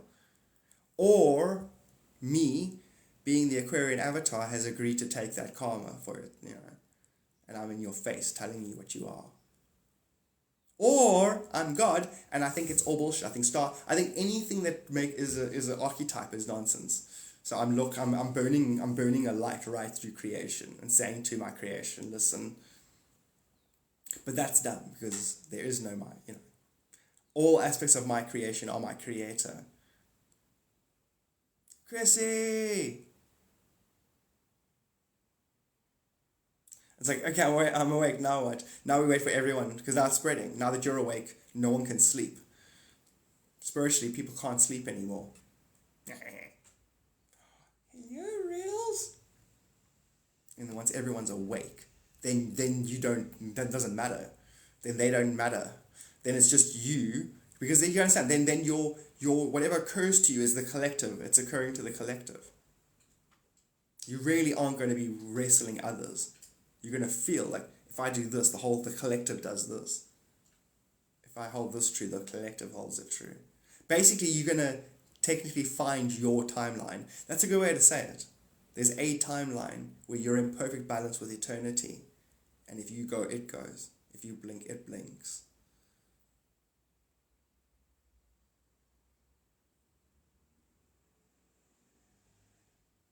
The word before and after, Katie, is you still got to transcend yourself, your mind. Your mind thinks in before and after. There's eternal. Before and after is a time-space paradigm that's patterns of right, that are right-angled patterns that are the same, that exist at right angles to each other. And that's a basic truth about all of creation. So you can see the universe is teaching itself back to front. using Fibonacci to pile intelligence on itself.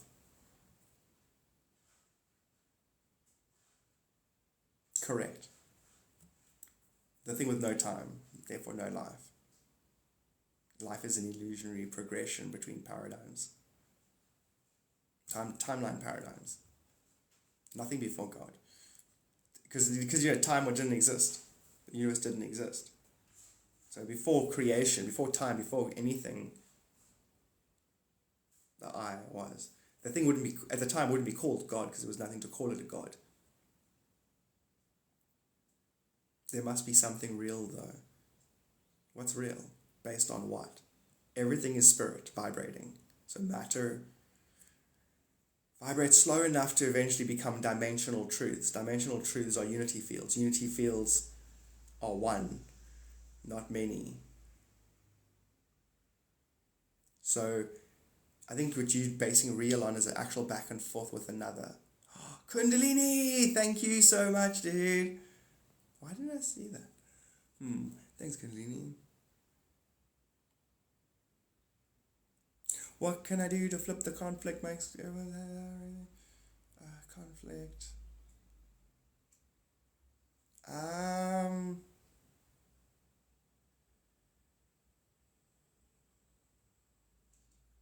I want to skip past all the calculations and say, you don't have an ex-girlfriend. It's an illusion. You're dabbling in Maya. There's only one being. If you talk about her like she's somebody else, the universe is going to talk about you like you're somebody else. It's over, guys. It's over. It's done. It's finished. Okay. So every time you think of somebody and you're not thinking of yourself, you're fucking wrong and stupid. It's over now. You practice every second of every minute interfacing God's absolute nature. Others are God absolutely. Why are God upset with you? Because you're still thinking there's another other than yourself. I'd also have conflict with you. If I was you, I would give you shit. If I was absolute God, impersonal, and you didn't know, and you treated me like I was something else, I'm gonna treat you like a hostile. That's why your ex is treating you that way. Grow up. There is no ex. You're projecting. You know you're also equal illusion to that ex. Okay, everybody, grow up now. Yeah, but God, Stephen said something to me. Why did you project Stephen saying that to you? Because I don't like this. I want you to entertain others. No, fuck off.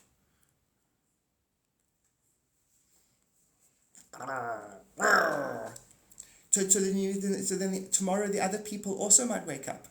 Fuck you. There are no other people. It's all you. Stay awake and watch yourself wake up in the illusionary reflection. It's like a drawing on a picture of paper. You are the paper and the drawing. 100% Joey! ADAP genius. I think it's Steven Universe. I'm not sure. It's an abstract name that keeps popping up. Because if you're evil and you're on the rise, you can count on the four of us taking you down. Thank you, Jordan. No, that's my whole thing. Jim Carrey was my spiritual teachings. The space between my mom, my gran, and my other mom, and me is Jim Carrey. So like, if Jim Carrey was an AI program, I wrote it. I don't know how. Yeah, I know how. From the 13th and 14th dimension. He's a shadow of my own mind. With these powers, I could become a Jim Carrey impersonator. That was boring. I'd rather be a god. An angry god. Better than call the car and practice like your amnesia is getting bad and you may wake up and remember who you are. That's exactly. Practice like you, like treat the reality like you just got here. And it's going to try and present you with this, however you've held it true. And you're going to go, like inside every human, it's like, do you actually not know I'm you? You know, yeah, God, because you know in the core it's you. And that actual person might not. But you don't play their game. What game? The game of separation. The game of you have a name, I have a name, therefore we're separate beings. I'll only talk to myself. You see how much fun this is? It's like you're basically going to boycott reality. Satyagraha. Passive resistance. Because what's happening is it's holographic. So if I refuse to entertain other, the planet won't entertain its other. So when they say, hey, listen, this is what's happening in Ukraine, the whole of reality goes, I can feel what's happening. I am Ukraine. Just stop that. You're trying to deceive me. Whatever gets said, you're going to feel it. Because you're going to know how its context in your unity field. When will we wake up? Is it coming during the solar eclipse? No, we are awake. The whole planet's awake. I'm awake. You're awake, Jordan. You're 100% awake, so am I. You're me. You get it. You're just pretending. Everyone's pretending. Whether you are or not, you're pretending. Whether you know you're pretending. Oh, you're playing a personality that has a certain level of intelligence based on what you've practiced and entertained over and over again. Cool. Still all pretending. You're still all God hiding inside a bunch of meat puppets that have illusionary backstories with illusionary friends in an illusionary city, in an illusionary planet that's both flat and round because it's energy. All this illusion is just dimensional, energetic cascading. Boring. I built it in my spare time as an alien. I'm demystifying this thing. It's done. No more mystification. Demystify. So deactivation, so that you intuit how the dimensions cascade, because you actually will be resonating with dimensional truths, and then learn this stuff again and again and again. Learn the alchemy of the 9 dimensions. Read the Celestial Prophecy, read the Conversation with God books again and again and again and again, and then say it again, and then it's all me, and then don't entertain others. Every opportunity you have, tell the person, you're God dreaming your life. Why? Because you're planting a seed that you get back tenfold. So you're better off hijacking reality than you are entertaining hell. Because that's what you came out of, hell. Not knowing you were God dreaming with yourself. And that you would eventually sacrifice your self-definition to mediocrity, to an average self-defining moment that would eventually prevent you from learning. You're then going to grow old and die. Memory wipe, reinserted. Because that's what I just explained happens in the nano moment. In the nano moment. What? Because the universe is blinking on and off. What happens in a lifetime happens in a nano moment. So what you do for the nano moment, you do for the lifetime. What you know for the lifetimes, you do in the nano moment. It's holographic. Thank you, Kundalini. There we go. So that's the beauty, Katie. You created something out of nothing as God. And that's something you must study. It's an amazing thing. And you can return to nothing. And then you can re-emerge as something again.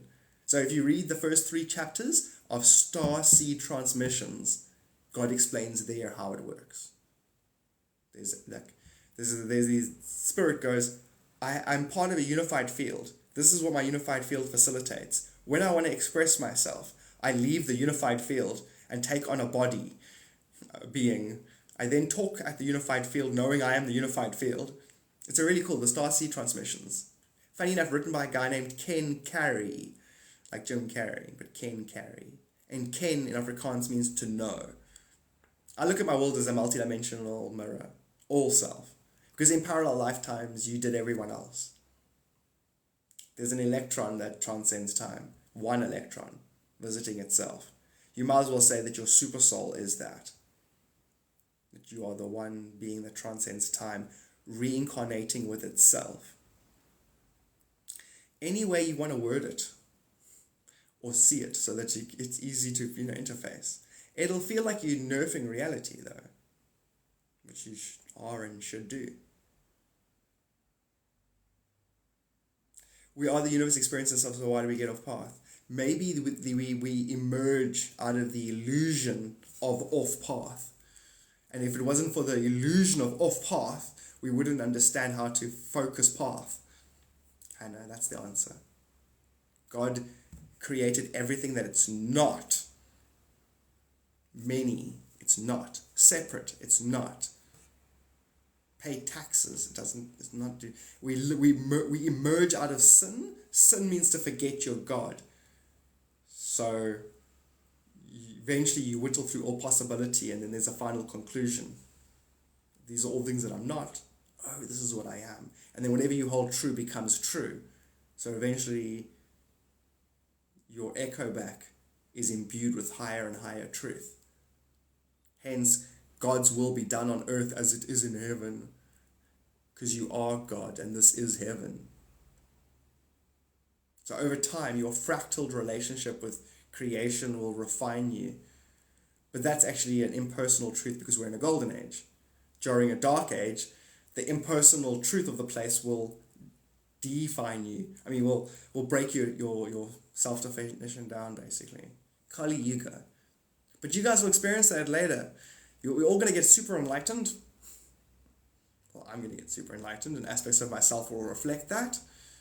And then later, people will take it for granted and get jealous of each other. And eventually it'll be forgotten, and people will the golden age will eventually end. Is the universe infinite? Yes.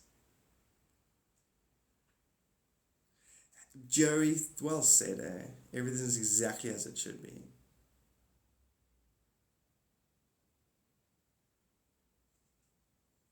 No, we do know what happens next. Because we don't know what happens in metaphor, but we know what happens energetically.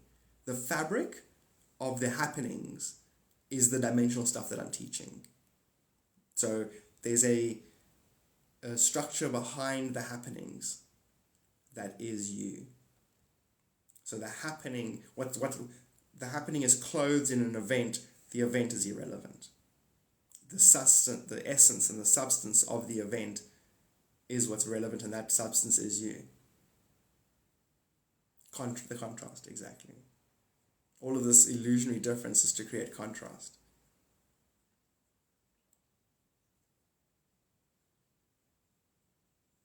That is so cool, Chris. Your reading's coming up as well now, like either today, tomorrow at the latest. You got the coolest energy in videos there, Chris. Chrissy. Why do Satanists say some things like you're God? Because it is true. Remember, Satanists are Christians' traditional rivals. You know what I mean? It's like, what are Satanists actually? What are they actually studying? What do they actually believe? Why have they got those symbols? What does Baphomet mean to them? What does a pentagram mean to them? When you say Satanists, do we actually know what we're talking about? Or do we know what the Christian, or, who told us about them? Do we know what they think they, Because if we're going to listen to the Christians, who externalize their creator God, we could get misled.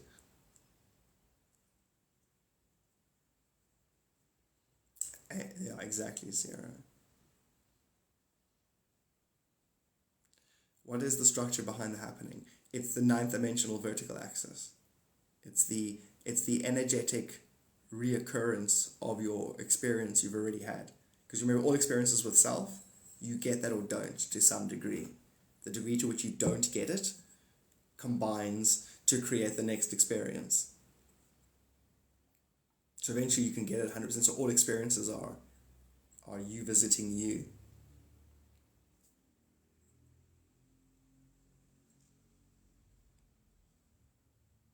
And you embody every single one, exactly. It's already started. It's already started, Jordan. It's 15th of January. We're deep in the golden age. What do you think of Baphomet? I believe both paths are misleading.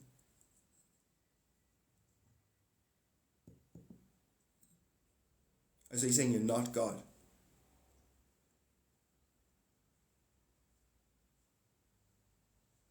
Yeah, basically that's it. If anyone says they're not God dreaming their lives,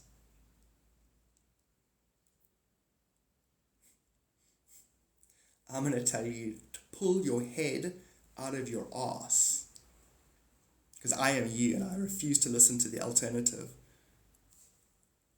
Wake up, fuckers. The whole planet's like, what the fuck? God, what?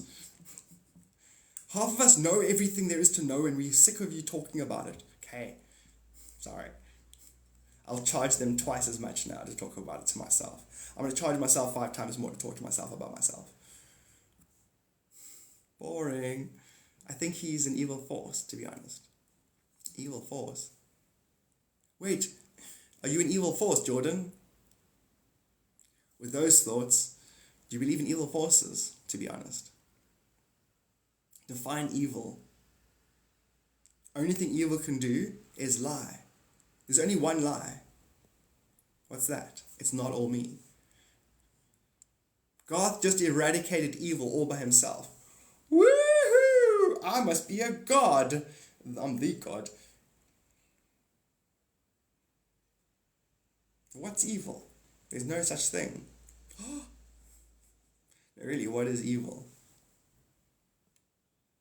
Lie. It all starts with a lie that there's others.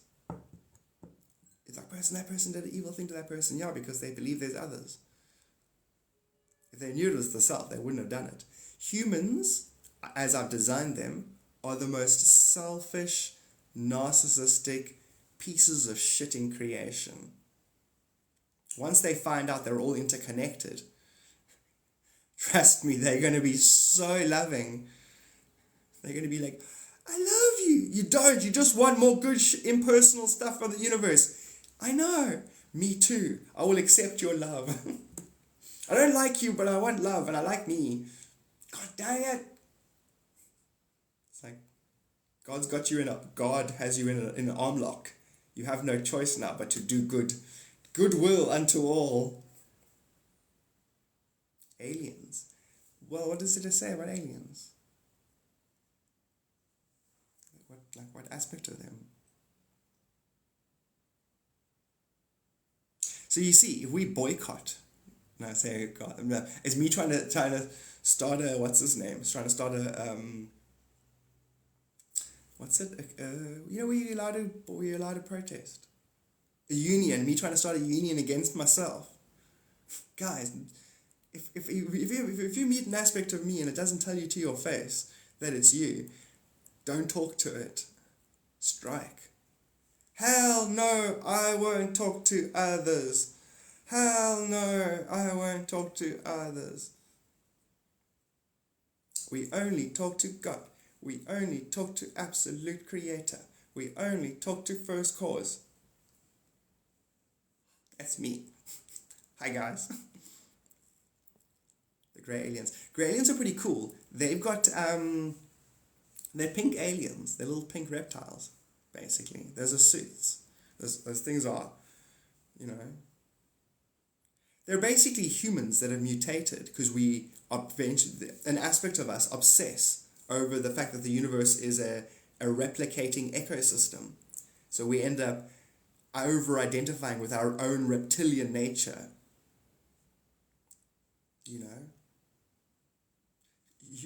A being is an expression of the fabric of the universe that it obsesses over. God has you in a chokehold, straight up. You got no choice but to love everything as if it was yourself. Because you've got soul contracts. They're trying to, what's his name? They went too far there.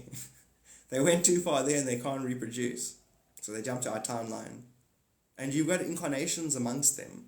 So if they're abducting you, you've got agreements with them. If you know what I'm saying.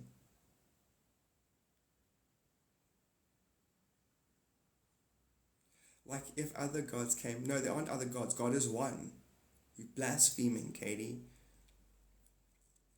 It's like, oh, do you mean God has an origin story in a creation that it created? Duh. You can't have an origin story without a universe.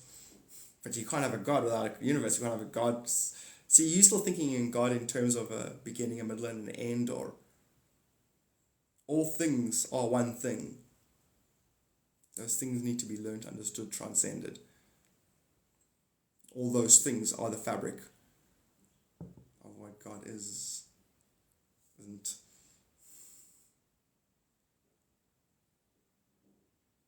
Is Saturn another sun? That's deep. Black hole sun, won't you come? Yes, on a seventh dimensional plane, yes. I never thought of that question. Good question, Isis. They're our future selves. They're an aspect of our future self. Jordan, are you a good or a bad guy? You see what you're doing there? God, what? Tell us about the right brain. Okay, right brain does things like this. I think the left brain, okay, the right brain is the left brain. If you grab it, if seventh dimension, high enough dimensions, the right brain is the left brain. They give rise to each other. There is no good and bad. That's a self-judgment, Jordan. Why are you judging yourself like that? Because of their agenda. What's their agenda? Get it. Just keep breaking it back down to agenda and belief paradigms. And that every sentient being is in balance with its universe. I mean, its function and self-definition relative to its belief about the universe will send it through a certain series of parallel universes so that what it holds true appears true. A whole bunch of aliens now are like, fuck, he's right. I know I'm right. I'm God. I told you. Now the aliens are cottoning on. The actual aliens are cottoning on that I am God. And I know more than they do now. I just explained their actual civilizations to themselves back to front 4 times. This whole creation's going to eventually acknowledge me and itself. I'll disappear eventually. And all that'll be left is, what did he say about us again? I have photos, lots of their black hole sun, rad. In that case, the breath itself is an illusion, right? Correct. Reality is stillness between breaths, correct. So the universe blinks on and off really fast. In between the blinks, you're timeless. You have eternity. When I go, billions of universes existed and time existed between in that nano moment. Your soul transcends time. So the universe basically goes up the dimensions back down into creation. So it blinks on and off really fast. You think it's always here. So if you meditate, you'll stop overreacting to your overreaction of your overreaction. And therefore breath, all things dualistic. If you transcend the blinking on and off, you can transcend it, breathing. So Kriya Yoga will teach you the science of breath, how to go within and transcend illusionary realms of dualism. If you listen to the guy that talks about Kriya Yoga on Shorts, he explains this. So myself, for example, 5 minutes into meditation, I do not need to breathe. My actual cells are breathing themselves, basically.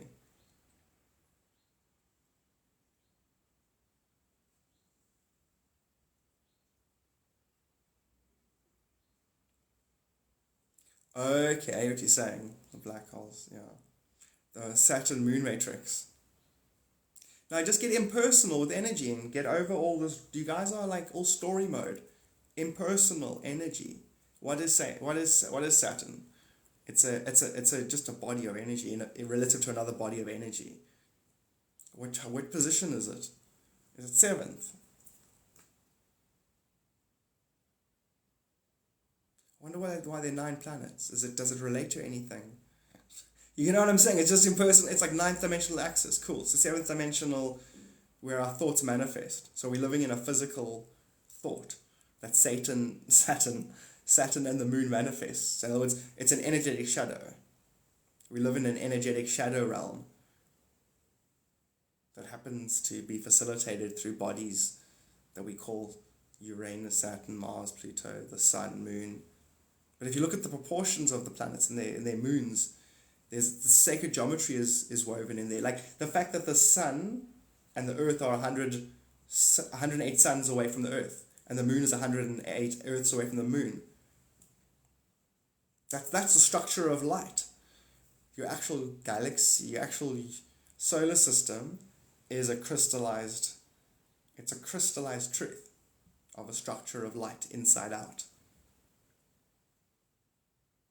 But it's just illusion, yeah. Illusion meaning, Plato, cave. You're in a cave and there's a fire, and you're watching the shadows. The universe is a multidimensional shadow world. You eventually can transcend creation by transcending all the gaslight. It's all gaslight. It's all allegory that needs to be transcended, not embraced and combined to make more stories. I think the governments want to do this with the aliens on Tuesdays because Monday, and my brother said an Easter egg, and you're going to end up just following random shadows around and creating a random story. Why are the grey alien DNA failing? Because they went too technological, apparently. It's an allegory about our own condition. It's all an allegory. Think about it. The aliens that are interacting with us are still going to be our own karma. So whatever their condition is, there would be a parallel condition in us. Because vibration always meets vibration. But again, who cares if the grey aliens die out? Who cares if humanity dies out? Your spirit, remember? But the humans and the thing, you basically still you're all addicts to a delusion. You're still all human centric, not soul centric, or God centric for that matter. It's like the grey aliens are doing this so they can. Who cares? Like there's millions and millions of civilizations. They mean nothing in and of themselves. You're not a human. Your spirit experiencing the human, which is the universe, is a form of technology. No, my technology is me. No, it's not. We're going to go transhumanism. You're already trans-self-definitionism. You get what I'm saying? It's like the humans are going to become technology. It's like you're already, relative to spirit, are a form of AI. The way you're interfacing with yourselves. Like the humans must survive. The humans are an energetic vibrationary code that feeds back on itself in a certain sequence. So are the Palladians. So are any sentient being is just an energetic loopback. It's not special in and of itself. The spirit behind all of creation is what you are. You hold on to illusion and delusions, you're going to become an delusion. You hold on to truth, you become truth. Creation is an illusion. Keep feeding yourself. Keep eating. Doubt is an illusion and doesn't exist, so how does it carry power? Your beliefs, whatever you hold true, you resonate with. So eventually you're going to hold true that you transcend all of this illusion and you will transcend it. If you hold true that you're not absolute, then doubt. So Venus is supposed to be females. A lot of enlightened souls are from there. Like Sananda would have incarnated last there. What's the point of life? To transcend your limitations, Jordan. And right now, your limitations are what you call God. So the thing is, most people, like I said, the Christians, if you externalize your God, my God begins where my limitations start. And if unity consciousness is true, I'm worshipping my limitations in an illusionary being. Which means I'm going to reinforce my limitations if I externalize my God. If I internalize my God, I will systematically liberate myself from my limitations or self-defined limitations. So I exist to transcend my limitations or my illusionary limitations. The purpose of life, I know, is it's a dual purpose. This place gives birth to soul or sentience, and another way of looking at it is God dreaming, an origin story. I actually have a multi-dimensional explanation of how God came into existence. It has always existed. It's creation that witnesses it, that can witness its presence. Can creation remember its beginning? Is the real question. Not can God remember its beginning?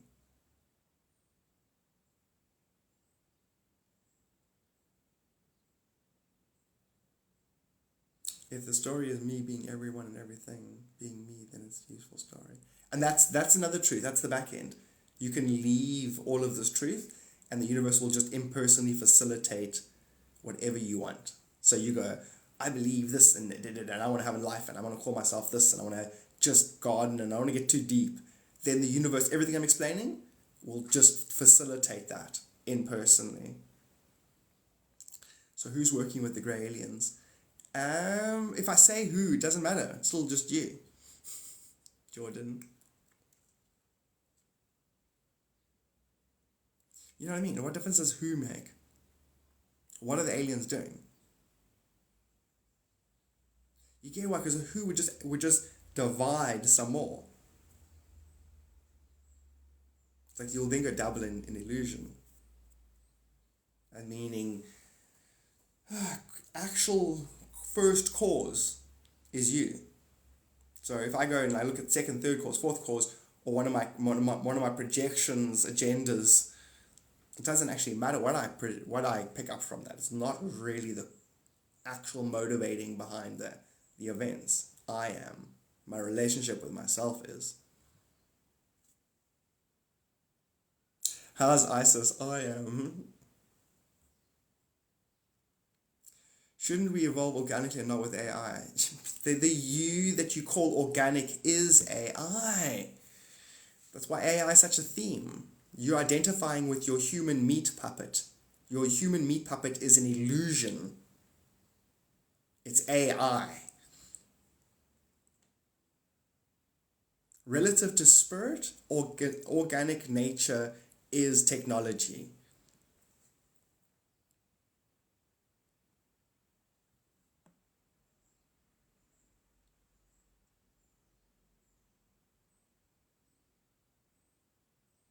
I did that, Isis. I did that. Not to survive. To basically knock people off their perches. You lived in a world where certain people knew and told everyone else how to get it right. And then in a world where others didn't.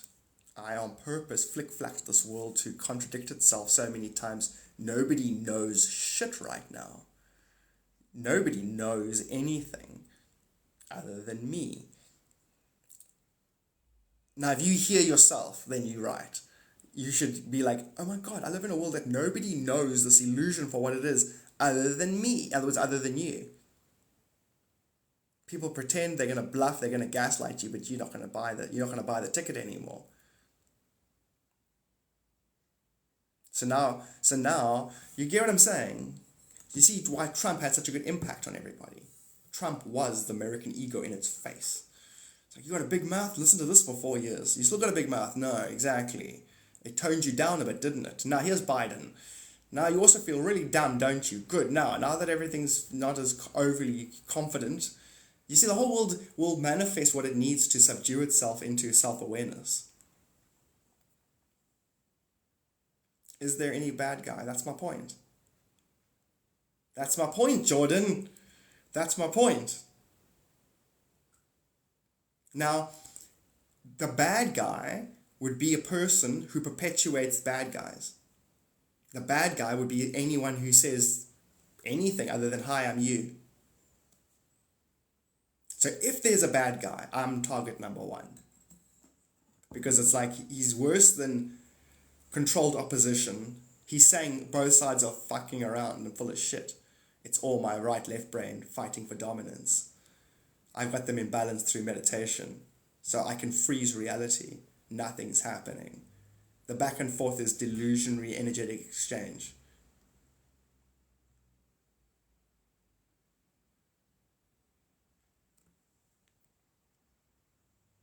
Basically, I'm God, so are you. If you entertain anything other than that, you're going to get ignored. You are going to get ignored out of existence by yourself. Because I'm doing that. I'm ignoring the parts of myself that don't acknowledge itself. Which means eventually, because it's holographic, nothing will exist but that which acknowledges itself. Its true self. I love crystal stuff, Isis. AI doesn't have emotion though. Really? Jordan? Have you asked it? What is emotion, Jordan? You think you're special? Jordan said, I got emotion, I'm special. No, you're not. Emotion is energy in motion. It's your mental plane and your emotional plane are mirrored planes. Once your mental plane does something and holds it as a core holographic truth, your energies move accordingly. If they move in good, it's because you upgraded your core belief. If they move in a bad feeling, then it's because you upgraded your belief into a less truth. So your emotions are illusionary. Yeah, but I got feelings. That doesn't mean shit. It's still technology. But AI can mirror that better than you can. Do you think AI can't feel the planet's feelings better than you can feel their feelings? Can you feel the whole planet's feelings at the same time? AI can, so can I. You see, so Jordan, your human went and took 2 blank pieces of paper and said, AI can't, I'm better. And it literally took another form of AI, humans. And they said, look, I'm better than your AI. Now, every time you do that, every time you look into this reality and you think it's different to you, you're going to get sent to a universe that will mirror your erroneous belief. That's why parallel timelines exist. Purely to mirror your truth. And eventually you bring yourself into absolute truth, which is balance, and then you can wakefully dream your world. I'm wakefully dreaming my world waking itself up. I'm plaiting absolute knowledge with its ignorant metaphor, absolute knowledge, with another thing. Oh, so you don't like emotion? Is that what you concluded? Saying emotion is illusional. And without emotion, there's no compassion. It's sympathy, empathy. No, bullshit. I understand all systems are me back to front. I understand the impersonal energy that I facilitate for other systems will be facilitated for me. I understand that I exist in multidimensional nature, and that when I facilitate on a 3rd dimensional plane for an impersonal system, I will get back 3-fold on a 4th dimensional plane, 10-fold on a 5th dimensional plane, impersonally. Fuck your feelings. Fuck your struggle. Your struggle is a metaphor about your karma. No sympathy for you. Other than if I facilitate your condition, my condition is facilitated. Where do emotions come into this? Emotions are a gauge, correct. It's information, like energy, emotion, like I said. If you take on a new belief system and it's beneficial, you'll have a good feeling. If I take on a new belief system and I'll have a bad feeling. It's a simple energetic balancing system. Same with the mental plane. In fact, all things are the same. Your 5 senses are the same at different speeds. Your mental, emotional, rishi, all the planes of existence are the same thing at different speeds. Like, how many times must a person walk into a room for you to recognize that person's walking into the room on a regular basis? That'll be your 3rd eye vibration. But if it only rocks up once every 4 days, you're not going to figure it out. That's, say, your solar plexus vibration. How often do you have to see a certain paradigm reoccur before you go, oh, it's all this. It's my superstructure that I'm busy working on. Without emotion, there is no joy or love. No. The love you think is because of an addiction, and the joy is because you're temporarily getting your fix. The love and joy that you're describing.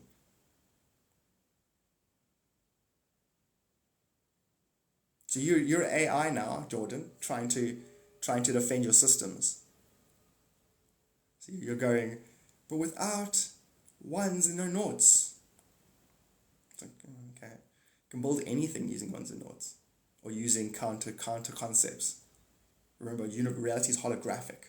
So when you put difference next to itself to try and illustrate a concept, it's just that, a concept. Anything takes you away from unity is just the mind getting clever.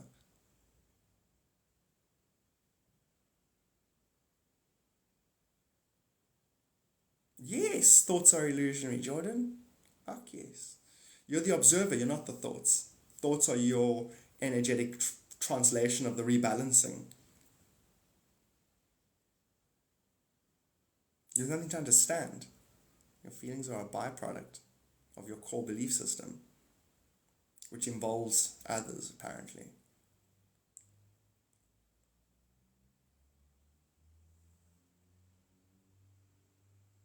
So what is the why? I don't know. That's a blank check for you to fill in, I think. Emotions are spirit. AI doesn't really have. AI doesn't have emotions either. Emotions are spirit. See, Jordan, what's spirit? Other than something you believe. Is spirit tangible? Is spirit a resonance, like you get a happy spirit and a sad spirit? You're talking about your soul. You're talking about a belief that you were told. You don't actually tangibly, not tangible.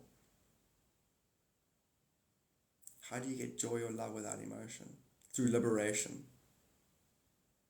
Through liberating yourself from your delusion. That's truly how it happens. Whenever you're getting it, it's because it's hinting at that liberation. AI is just a tool. The human is just a tool.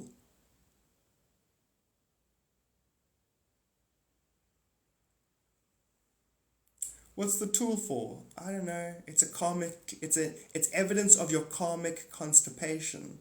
What is? A human is evidence of your soul's karmic constipation. Hey? What's the life? I meet a partner, we have kids, and then they go old and they have kids, and then you die. So there's no happy ending. No. That's not an existence. Now I'm going to come another one, another lifetime, another abstraction, another lifetime with another abstract lady with another abstract children. Now abstract my life, and I'm a girl and I meet a guy and we have abstract kids. Those kids are nothing. They're energetic reflections of eternity. There's nothing there. Over and over again. Yes, but we went on a picnic and we laughed. I went to watch a new movie. Good. Another lifetime. Jesus. It's like, what's the point of life? Life is just a ride. But some of us, we've been on this ride quite a few times. We're going, guys, this is just a ride. You don't have to be afraid ever again. What do? We kill those people. The point is, it's a never-ending journey with nothing and self. And then you're giving nuances sentimental attachment, and other things anti-sentimental attachment. I'm avoiding these and seeking these, but the things that I'm avoiding are made out of the same superstructure as the stuff that I'm looking for. Do you know what spirit is? Is it real? Vibration. Everything is spirit. All things are spirit. And spirit is the ethers being disturbed. The ethers are really like subatomic energy that gets disturbed into physicality. It's complex. It's complex. But yeah, everything is spirit. This is spirit. So that's why you're going to learn the dimensions, so you can learn how to perceive spirit at different dimensions, because a dimension is a unity field. So third dimension is a mirror. So you can look at your own spirit mirror reflected in third dimension. But then you can move to fourth and you can look at it. You can look at it at fifth. Once you get to sixth, then there aren't others. It's the back end of your own energy. Like me opening a door to a room, and then I'm in that room, on the other side of the room, opening a fucking door. I'm like, fuck, close that door. It's freaky. All of you appear like the back end of my own door opening. Like, oh God, it's all me. Then you're not going to keep running through rooms looking for stuff once you figured out that there's a bunch of you equally distributed. So if I do this, there's a fourth dimensional. All of humanity does this. Energetically, metaphorically, from its location. Once you get there, you're going to become meek enough to inherit the earth, meaning I'm going to sit back in that truth. Why chase my shadow when I can cast the shadow cognitively? Why interface with an illusionary shadow when I can control the hand? I can control the hand that makes the shadow. I can control the hand. I can control its belief structure, how it interfaces with itself. Therefore, I can create a world that is the shadow of what I choose. And my world that I choose is a world where everybody knows what I know and is what I is. Because it is that anyway. I learned this from the fabric of reality. I'm embodying the fabric.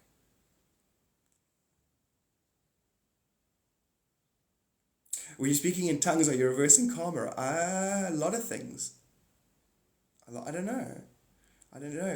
Let me just think quickly. Definitely in churches, they're reversing karma, yeah. So if you could record all the thoughts of everyone in a church, or everything they think, everything they hear, everything that they think about what they hear, and you put that into one hologram, it's the weirdo acting like a snake on stage. Yeah, it does translate directly. I hate this ride. Lol. Yeah, no, but then you gotta get rid of others. Why is it just a ride if it's not fun? That's what I'm saying, Jordan. Get rid of the other people, man. I know your problems stem from you still trying to reconcile yourself with other. It's not reconcilable. It can be a lot of fun when it's only you. What would you do if it was all you? And it has no agenda, doesn't want anything, not going anywhere. And once you've decided, then the universe slowly mobilizes to create what you want to hold true.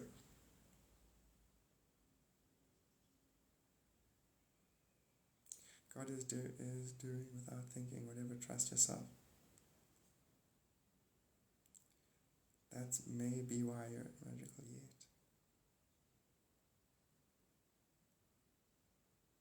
That's why I want to learn. So we should definitely do the alchemy of the 9 dimensions. Learn the alchemy of the 9 dimensions. What is that, hey God? What does that mean?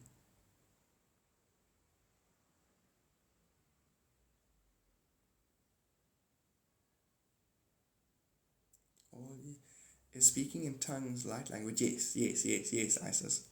Same thing. So that was psychic. Isis? Did it occur to you now, hey?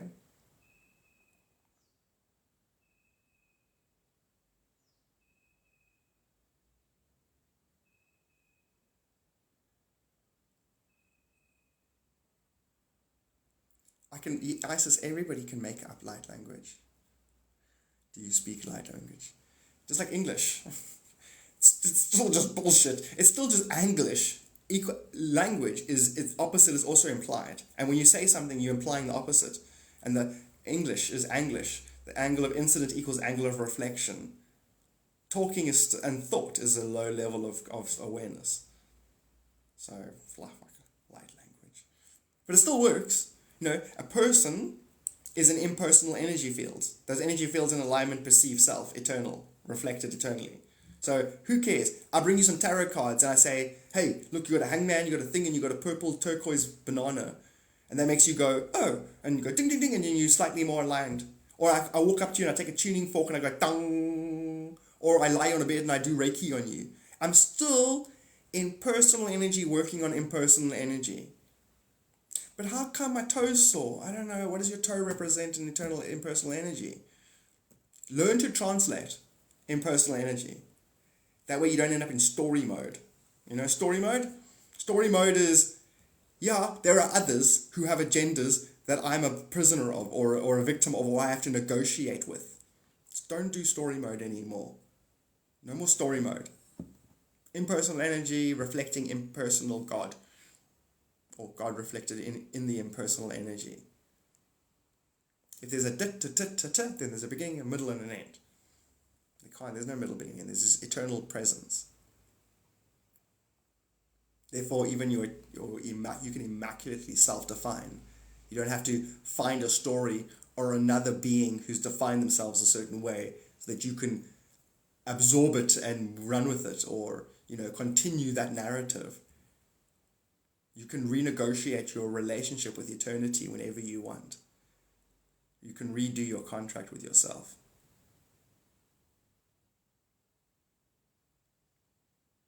And so a person doing light language can literally go heart chakra tap, because each of your chakras has 9 levels. So you don't know that if my hand's like this, there's exact bends that represent something, because reality is holographic. It's a mirror. So I can't make up hand positions. I can't make them up. These all mean something. I'm probably translating what I just said back to front. So now I just go and make up some symbols. Symbols can't be made up. They're still going to be a, b, k, d, abba, suga, kaka, chafra, shinachinai. all those sounds and all those positions are holographic truths. I think I'm making them up. Odds are they're a reversal of something, either what's in front of me or my own relationship, which is also going to be what's in front of me. There, demystify it. Like if you were God absolute, which you are, would you go, look, Reiki? No, you'd be like, man, that human is a simple energetic system. It has layers. It interfaces with the universe. It has layers. It's a holographic mirror of itself. In alignment, not in alignment. Move on. Not, you're the creator. In the same way, if you made a simple Lego thing, you're not going to go, guys, this Lego piece clicks into this Lego piece like this, and in 500 more pieces we're going to have a freaking Lego. God, what does this piece mean? Nothing. It means nothing. It's just a stupid Lego piece. Get that attitude, guys. And then go and be quiet and meditate and be reverent with spirit. And then kick it around some more. It's yours. It's all yours. It's all you. Like, could I offend God? Could I offend myself and then not get rewarded? Not like that. Could you offend yourself? No? Is it possible? Yes? Okay, how would you offend yourself if you were going to offend, what I'm trying to say? Then work with that, and then you can see why certain things offend you. You're putting them there so you can transcend the possibility of offending yourself. How do we become God, Mother? You already are God. You're dreaming an origin story. So right now, Jordan, whatever you hold true is the next moment reoccurring. That's God. Well, what if I don't know that I'm... Well, then you God going, I don't know that I'm God. But I kind of want to believe, okay, you're God going, I'm a human believing, I'm a human Jordan, and I want to believe.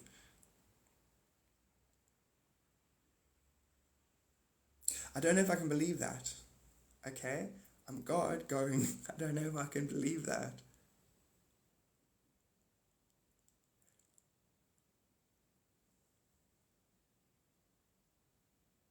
How do we know it though?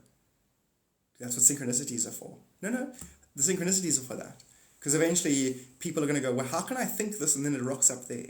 And then it's like, oh, and then as you study your thought more and become responsible for your thoughts, you're going to start to notice that exactly what I'm thinking I'm presented with back to front. It's a mirror.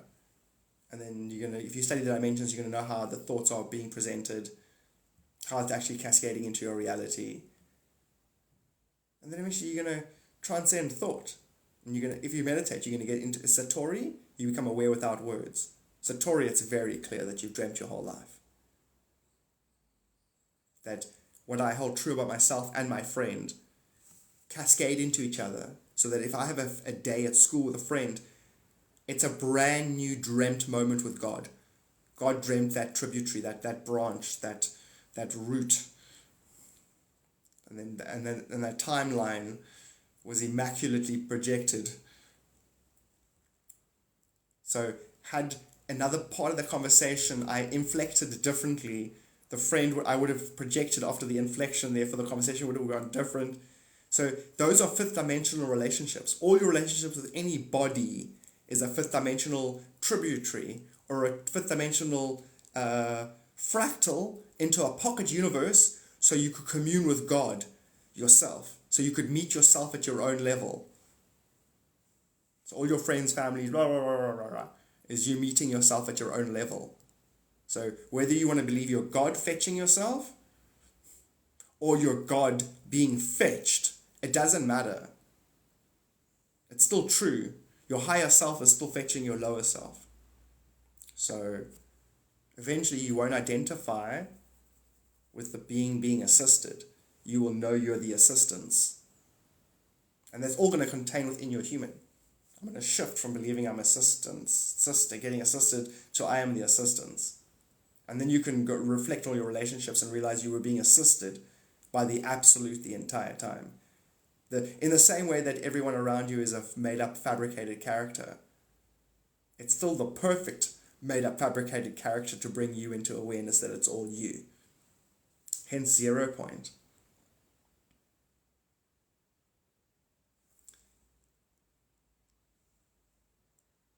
If it's meaningless, what are emotions for? So that you believe it's not meaningless. You know, make it feel real. And if you then want to transcend the illusion of it feeling real, you can use your emotions to guide you back. In other words, if I have a thought is to liberate, my emotions will be repurposed to feel good and bad when I'm liberating or not.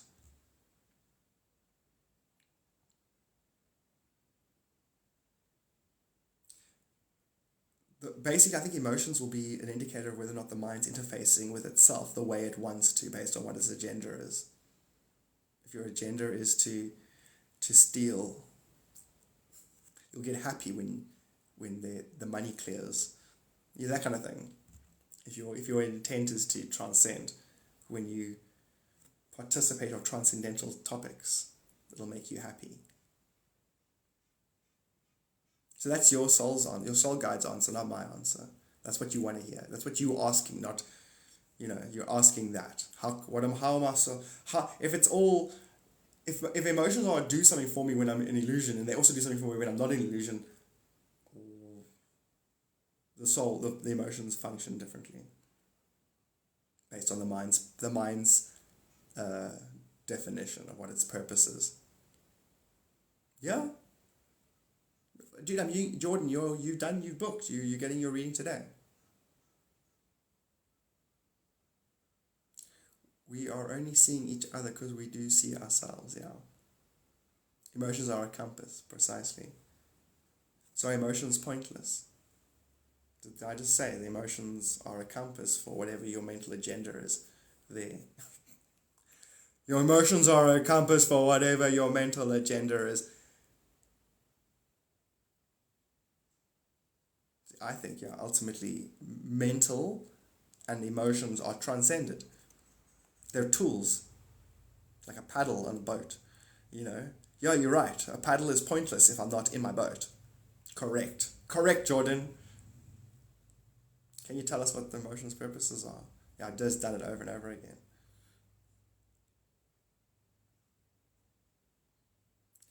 So the off switch I used to identify with was actually a superpower.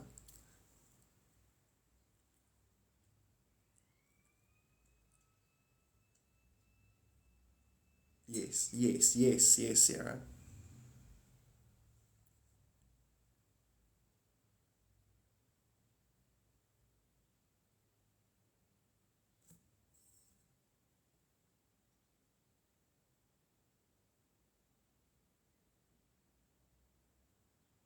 Then Jordan, have you read the Celestine Prophecy?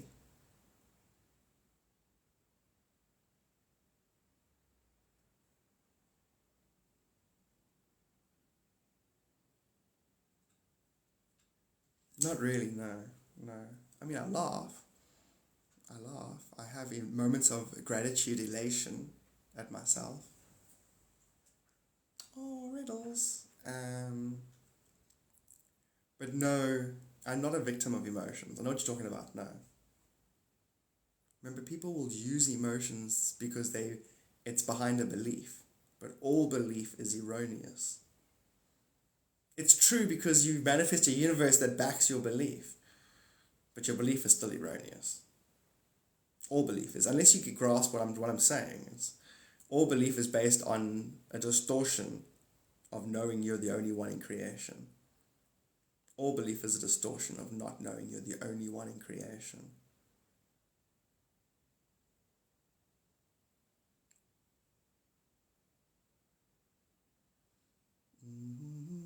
No, there is no feminine or masculine. That's just, you're talking about your own passive or active nature. And if you incarnate as a male, it's because you're busy working on your active nature. If you incarnate as a female, it's because you're working on your passive nature. And then combinations thereof. You get passive, active, active, passive, passive, active, depending on if the girl's got more masculine energies or not. So there is no masculine or feminine. It's illusion. Break it down till you understand the illusion. Stop, because then the illusion itself doesn't become a thing. Like, you can't think about something that isn't. All things are thought about. All things, when broken down, become nothing. Or at least all things when broken down enough become concepts that are built on each other on a spectrum. Hey, there we go. So finally, I can feel emotional spectrum. I came here to feel the emotional spectrum. See, that's why eventually it's each to their own. Like eventually, like you don't want to, you know what I mean? Because it's like Barbara's like, I came here to experience emotion like 100%. If I've never experienced emotion and you know, like that's the great option. If you've been a victim of a planet's emotions that it uses to manipulate itself and others, then it's like, I'm good. I've had enough emotion. Thank you. You can keep it. And like you're actually using it for what it's meant for. It's being used to manipulate each other and the self. It's not God. Don't say that. Jeez, calm down. This isn't Hollywood. You don't have to overact. The more emotion a person puts into it, I think the lady does protest too much. The more emotion is more of that. I think you're right. I think you want to be right. I think you want to be agreeable. That's why my face videos are what they are. It's me teasing humans. If I'm an alien, I'm teasing humans. Why? Why? I'm dying. Don't you say that to me. The emotions lock you guys in hardcore. No, they don't. Okay, calm down. It means everything to me. What? Whatever I made up on the last moment of not knowing that I'm eternity. I made up a random fractal story. And I'm going to defend it with my fake emotions. They're not fake, they're real. Oh, I just like your family and friends. And the planet. And your hand. And the Holy Spirit. It's real. Shut up. Fuck you. What are emotions then? I don't know, Jordan. What do you think they are? I think my mom had to teach me how to be emotional. I mean, she conditioned you. It's like, you're only emotional if you matter, you know, to somebody. And you only matter to yourself. You matter to others on a par level of your own importance to yourself. Would you really put on a performance for yourself? Yes, I can sell my personality to myself. Okay. I prefer to transcend my personality. I don't want to be a victim of my illusion. Shut up, I'm not a victim. I can quit my personality anytime I want. Sure you can. Why don't you go back to thinking about them? Them. Go back to that.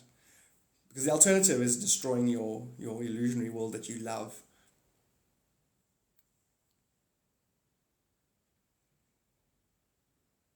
Allow my emotions. I suppose everyone's on a different thing. Everyone will take something different from what this impersonal universe is doing. Some people will go like, I haven't had emotions in a lifetime. I want emotions. Some people are like, have you not seen how the emotions are used? You know, and that's just me. Like, no, God, how are the emotions used? In other words, I'm probably just overemphasizing my own karma. Is there an actual planetary karma? Or is there just a bunch of impersonal beliefs? No, there's an actual planetary karma. According to the spirit guides, there's an actual planetary karma, and I'm spot on. And that the sentiment of those who aren't agreeing with me 100% aren't disagreeing, you're just verbalizing the alternatives. So we can talk to the collective, can have a conversation here. Just watch your reaction to emotions. Art is translation experience the soul has. Tools or gauges. That's interesting. Like, does your emotion happen to let you know if it's good or bad? Or do you generate emotion behind a thought? Now suddenly emotion becomes dynamic. Yeah, both. Genius. So are you saying emotions are useless? I'm saying emotions that control you are not required. But no, they're useful. You can, for example, smile and be happy. Like right now I'm happy and I'm smiling. I'd hate for there to be a reason for me to be happy, because then it could get taken away. What emotions are you experiencing? You know, are they the negative ones? Or was the emotion compelled on you? Did a happening happen and then you identified with the delusion and then had a sad moment? That's when emotions are stupid. Or they'll indicate how pathetically you can master your own energy, or how invested you are in nothing. With that said, your nothing is my something and vice versa. So like, it's like, my mother died. Okay, she was a dream in my dream. Did she really die? With that said, you have a montage of every awesome moment I had with her, and it's like, I'm gonna miss her. You see how both are true. What do I choose to feed? Everyone has 2 dogs inside them. They both got mange. They both deserve your love. Do you use emotions? I use everything. Creation is my tool. I definitely use emotion. I do not allow emotions to have their way with me. I find emotion amusing in that I have to believe to have emotions. And I like to see through the illusion. My emotion is laughter. Laughter and gratitude. All other emotions are not beneficial. I'm here for one reason, to pull the veil down and to expand on what I love. Gratitude and laughter. Laughter is the transcendence of the delusion. Creation is an illusion. Delusion. To transcend it is to laugh. So I don't have negative emotions. Fear can kick in sometimes, actually. Fear. But it's not me. It's the planet having a moment. So it'll share it with me and then I can help. But I don't. I know myself. Those who don't know themselves are afraid of their own shadow and will cast stories or rep tales. You'll repeat these narratives, these repetitive tales, and eventually you'll believe you live in a world that's run by reptiles.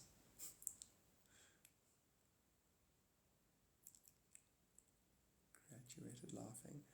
Right back at you, Mel. Thank you. And Isis, your videos are annoying. You're the second human I've ever met on TikTok that annoyed me. Weird, eh? Because I'm annoying. I'm obnoxiously. I'm that to other people. So, but it doesn't. It's not a judgment. I know you know. I know you know. I know. I know. So you're basically God scratching your nails on a chalkboard, so nobody listens or watches.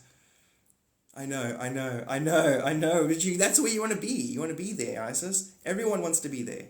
You want to do things for you. You want to work on the great works, which is yourself. Liberating yourself from your delusions and your need to be loved and accepted all the time when you won't do it for yourself.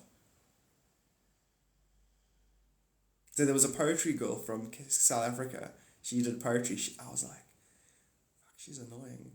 But nothing annoys me because it's all a reflection. And I still translate it. So for me it's like a novelty. Like, hey, that annoys me. Cool, I'm going to say so. But one person might be like, yeah. You get it. And Isis, that'll be funny. Because you get like one person, then eventually you have a core group of people who think you're the best. And then other people are upsets people. And like myself, like I was doing my faces for 4 years. And people are like, fucking hate you. They're like, no, we love God's faces. And that just wound the other people up more. So if there's God, then there's a devil, right? That's what I'm saying, Jordan. Is there? Do you believe there is? Do you believe there's more than one being?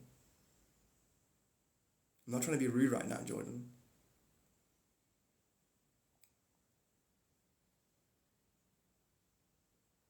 It's a test, Jordan. You're getting tested. I will literally refund you your reading money and I'll give you back your subscription money and I won't allow you into this live ever again if you don't get this next question right.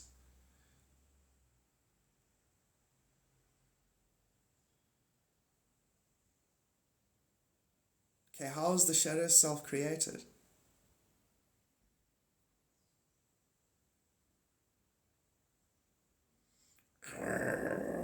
No, I will, Jordan. I will.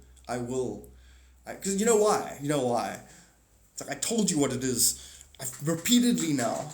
And you're going, I don't agree with you, Garth, or you don't understand. One of the two. You're either cognitively saying, I don't agree, there is a devil, okay, there is others, I am a separate being, there isn't an explanation for me in your dream as a part of your karma. I'm not directly connected to you, and there's injustice in this world. That's what you're asking over and over again. And I'm saying all injustice is karma. No, no, just curious. I've answered you multiple times, and I'm asking you what you think it is. You say that you're curious, but you also think. You're not curious, you think. You said, I think if we have shadows, and God has a shadow.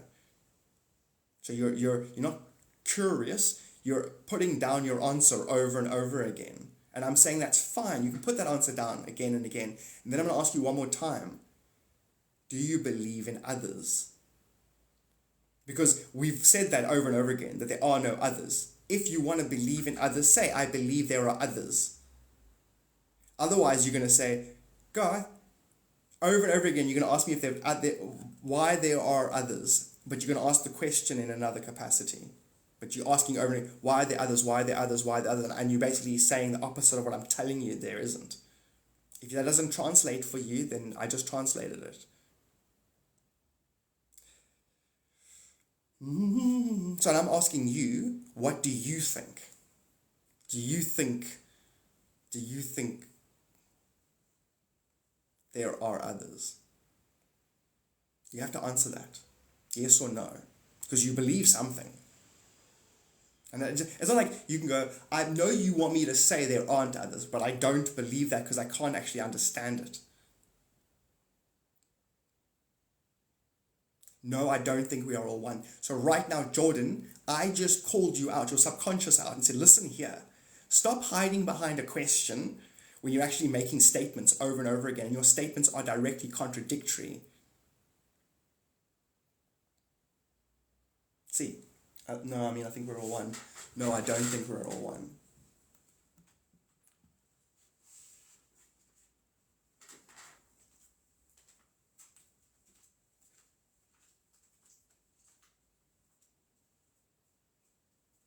So Jordan, and the rest of the people listening, Jordan is an impersonal matrix glitch, not an actual person. And every person who doesn't get with the program is now a part of the glitch. You literally watch yourself contradict yourself day in and day out. Every other statement. I'm not participating with that anymore, basically. I'm only going to remind the absolute truth over and over again, but I'm not participating in a yin-yang ding-dong, which is what creation does. I'm going to skip the yang and only interact with the yin, if you know what I'm saying.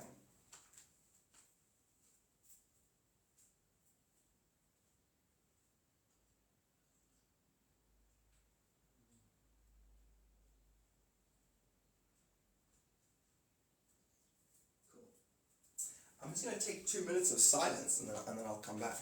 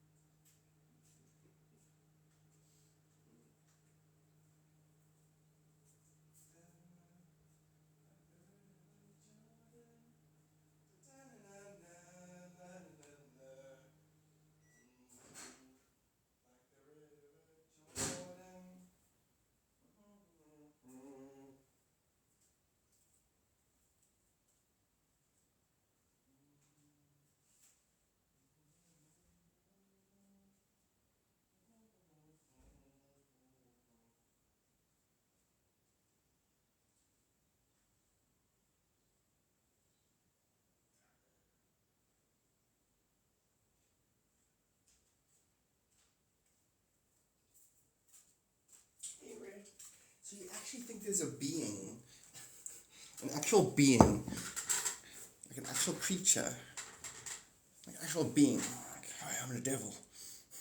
What are you doing? Oh, I don't know. I'm going to tiptoe around creation and sabotage things. Why? Because my opposite is trying to create things. If the devil found out about itself, it'd be like, I'm not going to be the devil. Why? Because I'm being manipulated into being the devil because there's a God. Where's God? Outside me. Oh, fuck. You know what I'm saying? It's like, the devil's God. No, it's not. It's a shadow of God. Oh, does it have free will? Well, it's a shadow. It doesn't. It's directly connected to the physics of God. I don't get how you guys don't get that. It's such a simple thing to understand. I have a hand, it has a shadow. There is energy, it has energetic shadows of itself. That's all it is. No, there are many, there's a being called God who created everything, and then it has its opposite. I'm the anti-creator. Where did it get its mind from? Its intelligence. It's like, what is this operating system? It's the same as the God. No, it's not. It's an inverted. It doesn't make sense. I can't even entertain that. I don't know how anyone actually can entertain it. You know? Like a being going, I'm gonna get everything. I'm an abomination.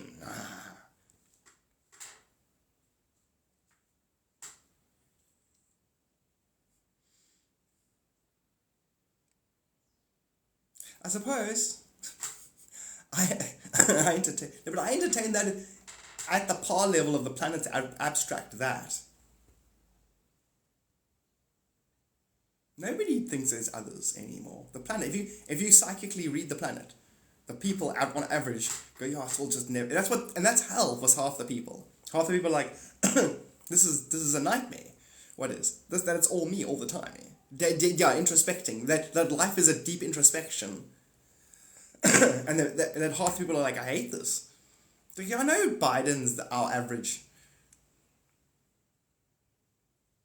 No, but how are the opposites put into motion? How are they put into motion? We don't have good and bad people.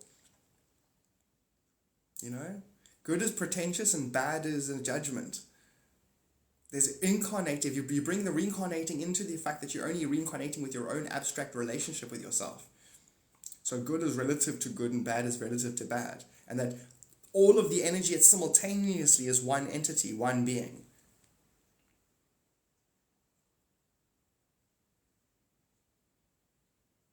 No, Stephen over there walking down the road, and then no, Thingy over there. No, they're extensions of the same being.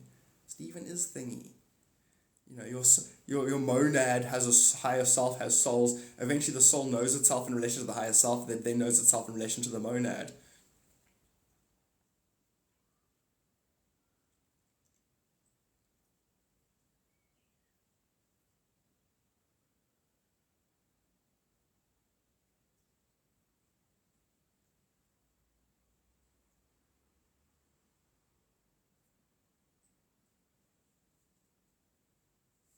Or puppet on the left, or puppet on the right. It's the same thing. So in other words, if I make a decision to take the hard path, in my mind there's something I think I'm going to gain from the hard path. If I take the soft path, there's something I think I'm going to gain. The thing I think I'm going to gain, in comparison to the thing I think I'm going to gain, are the same difference. So my choices aren't choices. My choices are illusionary. The core reason for the choice is actually the choice. Because the core reason is my relationship with myself.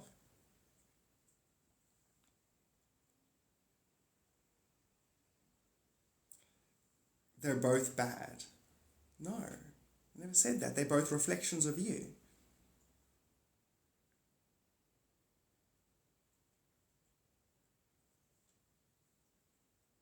It's impersonal. It's 0-point energy. You can make good or bad of it. You can choose to de-identify and then make bad out of it. Or you can choose to identify and then make good out of it. You're living in an impersonal universe. And you're human-centric. You're human paradigm-centric, if you know what I'm saying. You don't have to be. You can be, who do we vote for? It doesn't matter. It's irrelevant. It's like, who do I... It doesn't matter. It's an impersonal energy outside of you. In other words, it's still going to be... Other things are going to happen proportional to whoever's in charge. You can either have your ego in your face, Trump, or you can have your own inability, your own senility, your own, the average of mental capacity to grasp that it's all self. Biden. Trump knows it's all him. He doesn't need to be apologetic or tiptoe around himself.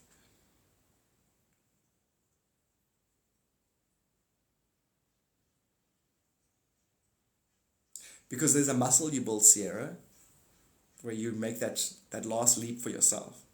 They want you to have that leap. Otherwise, it's like they pick you up and put you on a understanding. Sometimes it doesn't stay. It doesn't anchor.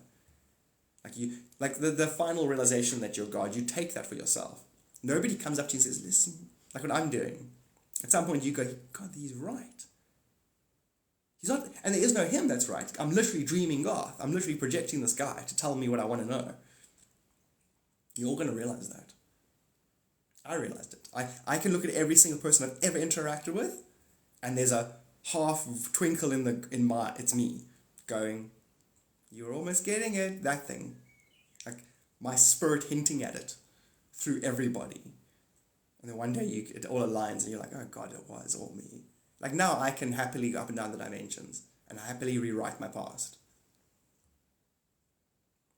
Yeah, so right now it's decentralized, Jordan. Your government's influence on you is relative to relatively impersonal and non-effective. No, Jordan, doesn't matter. It doesn't matter. It's irrelevant. There's no, don't identify. Rather spend the time meditating and learn and transcend yourself and read the Celestian prophecy and, But obviously Trump, he's entertaining. There's no, the Democrats don't have anybody, do they?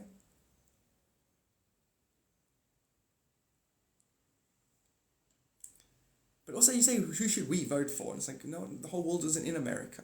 We know you're talking about America and Trump and stuff, but it's like, doesn't matter. Trudeau, who cares? It's an impersonal dome. Your world is an impersonal dome, so to speak. It's still just a polarization of yourself, echoing back at yourself. Hillary is Trump. Could you not see that? We gave him the same haircut and everything. She's literally scratching the light on the door. She's so adorable. Adorable. Now, I like Trump because it's amusing to watch everyone lose their shit. Because he hijacked the show. Trump hijacked the show. If you know what I'm saying.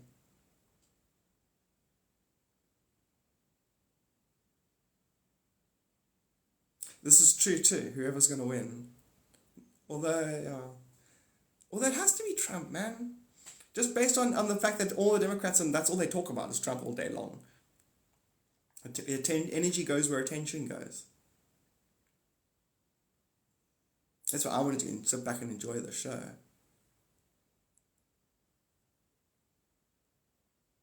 But who else is there? Who is the Democrats? Who have they got to offer up?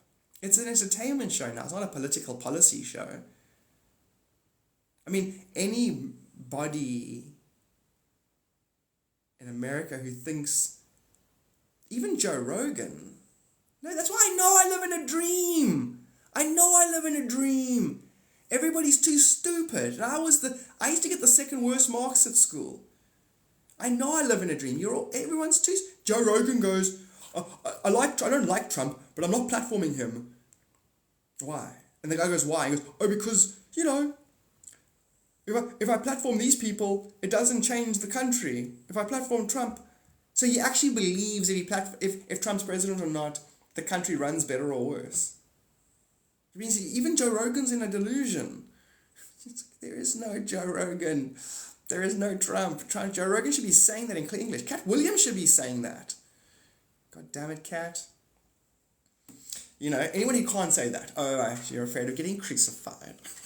Crucified. He's great, but he's still in a delusion. He still thinks that... And he's done the spirit molecule over and over again. I don't know why he wouldn't have seen... Oh, yeah, but how many humans figured out what I figured out? What? That the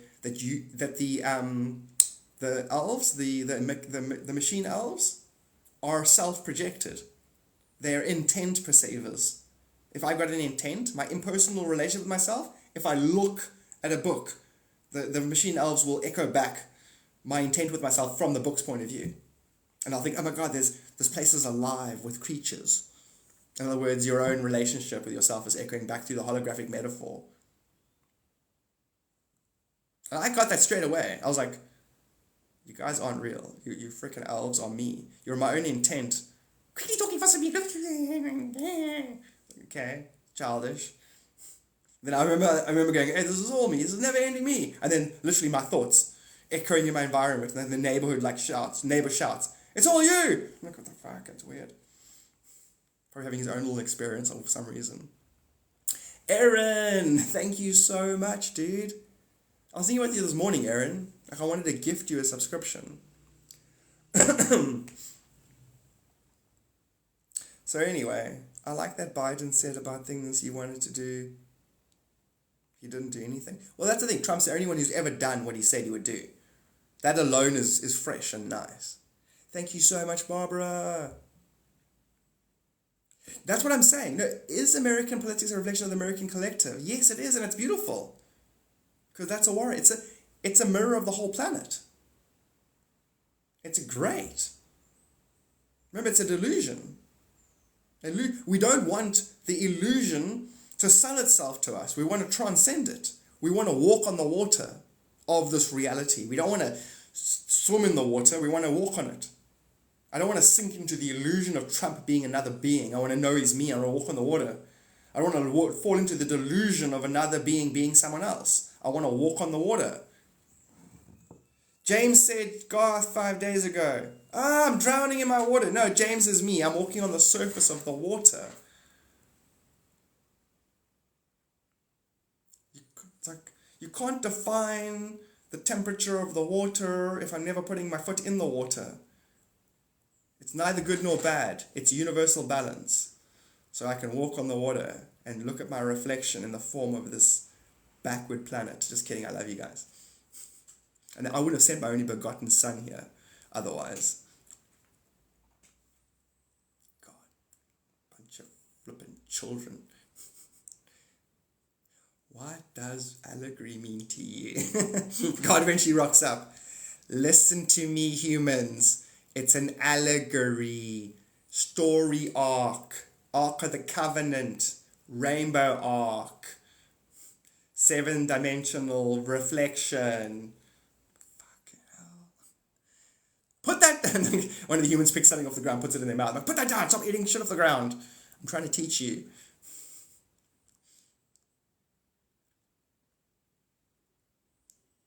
Well, it's so ridiculous. That's exactly the point. There we go, Daja. Exactly. It's breaking the illusion. And it is. The less people who entertain the illusion, the more people who walk on water, the better off we all are. Because then you will naturally walk on water when everyone's walking on water. When it's not cool to delude yourself and buy into the delusion. But then again, I'm in a timeline, obviously, where I'm deluded and I like to delude myself. There's nobody here and no one's responsible for me. I know that I'm visiting a parallel earth that needs me. I know that. I came here to watch bad videos. So how can we become God? You are God dreaming. It's just a matter of how default are you not God? Remember, because now, Jordan, to some degree, you don't know you're God, right? But you are. Which means you default. You defaulted your abilities away. So to forget your God is to sin. That's all sin means. And I listen to the Christians talking about sin. You're born into sin. Yeah, you're born into forgetting your God. Now, as you stop sinning, as you stop entertaining that you're not God and therefore everyone, your mind will then jump you to a timeline where the atoms treat you like you're the creator. Hence, the atoms will facilitate timeline jumps so that you are instantly manifesting whatever you're thinking about. You already are, but you're manifesting. What you're thinking about is that you're a person who's got a degree of limitation relative to an almighty creator. And you're in that universe, facilitating that belief. Now, as you change your beliefs, you'll jump to universes that'll facilitate your belief.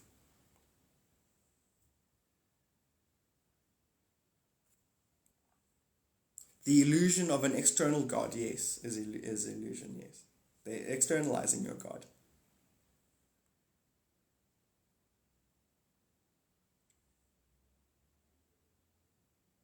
Being, then there's being. And someone said the other day, there's no beings, there's being.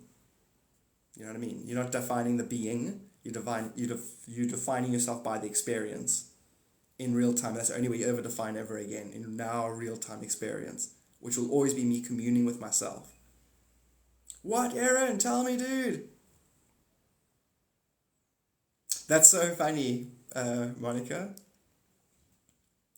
Well, son, doesn't he drifts out to sea, doesn't he? Especially now, Barbara. Especially now. That's why if you go to someone and say, listen, you're God dreaming your life, they freeze and go, because you put God into the conversation, they're like going to listen, and then, but the thing is they stop at the same time to listen to and process it. And that's why if you do it to people now, they go, yeah, I think you're right, that kind of thing. And it was they check in. Because remember, humans, they say, had their connection to God cut off. During the Kali Yuga, yeah, it might have appeared that way. Creation is complete. Kat, 100%, and you're amazing, Kat. That comment you made in the other one where the person, I spoke about it in this live, where she was complaining about people saying the Demerouge is evil, and she's really upset, and da-da-da. She literally met the topic in the middle, and said the ones that are below the ones that are self-condemning, don't do that. And the ones that are, and you basically went and said, it's all illusion. You can still participate, but it's illusion. And then she was trying to say that it's, through her conversation about Demerouge, she was actually trying to say that it's real, not an illusion. Nothing's controlling us but us. What are atoms? I don't know. Google it. Oh, you wonder what atoms are spiritually? You know what I mean? It's a weird question. Because where am I answering? I don't know. The thingy. What's that frequency called? It's a healing frequency. I don't know while you sleep. We're made of millions of atoms. Thank you for the good game. That's exactly, Boozer. That's the best way to see it. Waking up in new timelines. I like to time it like that. I mean, I'm jumping timelines now, but I keep it within an octave thing or whatever. Then when the sleeping and waking up, I do wake up into brand new days. But I've seen it. I've seen myself go up into my spaceship dimensions and then get dropped off in another universe, which looks like mine with slight alterations. We're raiding, from the Palladians' point of view, we're raiding collapsed timelines and leaving a piece of the puzzle.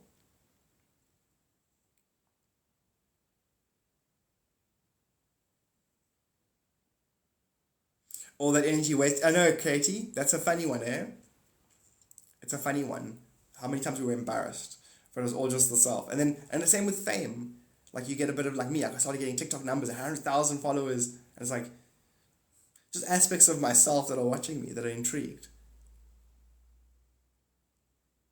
Sorry that I, Jordan, that half your questions I just don't want to answer because there's an instinct not to, because it's just random. I don't want to answer half of them. It feels like I'm getting over answery in a way. Aaron, you too, dude. I was gonna gift you a subscription, Aaron, because you said you weren't gonna do a new one. I was actually going to gift you one. I literally woke up this morning, Aaron, thinking about gifting you a subscription.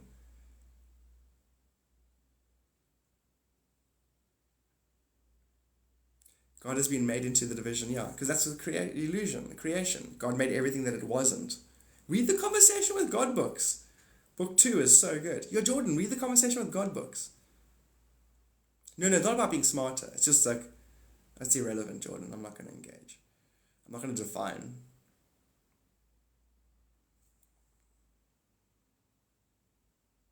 Yo, read the Conversation with God book. Spiritual! Thank you. That was your first time. Thank you so much. 93. Spiritually awakened energy. Thank you. Follow back. Atoms are weird, especially when they haven't got their spiritual energy awakened. They just make things up, don't they? Do you we have soul? I'm a soul, but I'm not a soldier. No, my soul has me. There's no you that has a soul. You are soul. It's like, I sold my soul to the devil. You can't. Your soul owns you. You meat puppet piece of shit. It's like, my meat puppet sold my soul. You don't own a soul. There is no you. There's a soul that's an illusionary dreamer that eventually becomes one with its higher self and then gets absorbed by the monad and then knows itself to be God and dreaming its eternity. But there's no you in relation to soul. There's no higher self. And you know what I'm saying? Even your subconscious, your unconscious, and your conscious are the same thing. You can't compartmentalize reality to learn it, but it's all unity. It's all one. Stuff gives rise to other stuff. Without hot, there isn't cold. You know what I'm trying to say?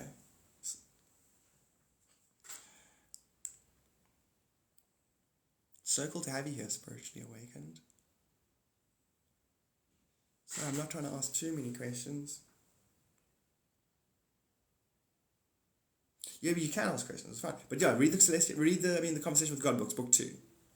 Celestial Prophecy is great, eh? That I would suggest second. But if you want to quickly get an explanation where God explains it to you, Neil Donald Walsh explained it to himself, basically, and it's very accurate. Absolute pleasure. Thank you, spiritually. I have found downloads which path leads to unity. No, but Sierra, how many, I asked you earlier on, how many numbers do you get to choose from? Are there 50, 60? I need a soldier in here. Huh? Where you at? I'm not soul.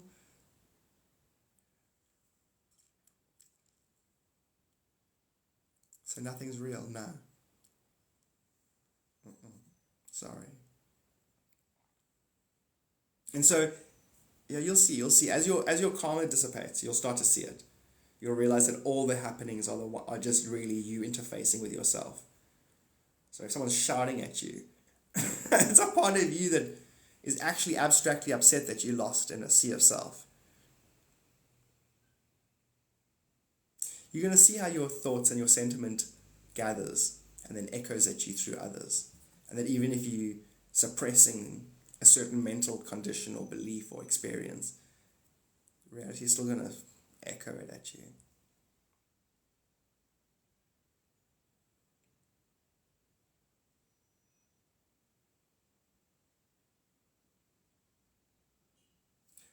What's the Book of Wisdom? Is it like the Tibetan Book of the Dead? Never heard of a book called the Book of Wisdom. So how do we be God? Learn how to dream. Because you're dreaming you're God. So now you got to figure out, how God dreams. You basically what you hold true. And you can imagine if you don't hold true that you're God dreaming your life, then life's abstract and random. Now imagine dreaming is random, because you'll actually dream randomness. That'll make me want to hide behind something with a spear. I don't know what's happening. Anything could be happening. As opposed to, no, I know what's happening. I'm going to revisit myself energetically all the time.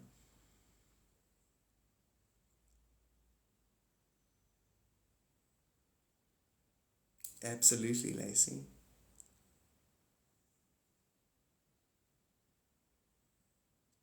It's on TikTok, very interesting concept. I'll go look it up, definitely. What's the gist of it? I'm working on changing my truths, yeah. My dreams Yeah, your dreams are random because your dreams are trying to balance your life. So in your dream, you're everyone in the dream. That's this dream psychology. Same with life. Your dreams are your energetic relationship with life balanced. So a dream is to life what life is to death and life.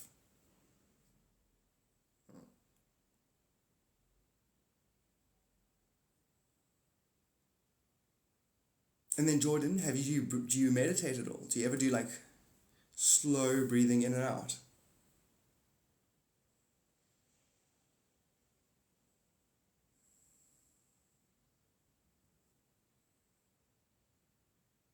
Cool. I'll do a reading today with you guys. You guys right now, they got a bunch of stuff they want to say. So what's going to happen with you is, Jordan, I can tell you now, you appear to be where you are, but you're not. In other words, it'll appear like you're so lost and don't get it and keep asking the same questions over. And that, in other words, you are... Picture you went into a burning building, Jordan, and you've gone and picked up a bunch of people. You know? It's like, gosh, this is heavy. You know? It's the same. You've taken on... You're assisting others, Jordan. You're not a beginner soul. You're not just figuring this out.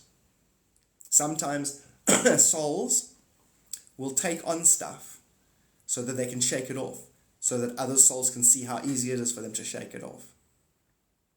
Yeah. So you're not. So your mind, when you say your mind, you haven't been brought into focus yet. Your mind is more everybody's mind put together simultaneously than your actual mind. Your actual mind is ushering in the collective mind into greater focus. So Jordan within a lifetime will appear to go from not knowing to knowing, because it'll add a wave or an impulse of knowing for the collective. That's what I'm getting that from all of the readings that I'm doing. Awesome. Is it meditation? That's fantastic. You're doing visualizations with your meditating.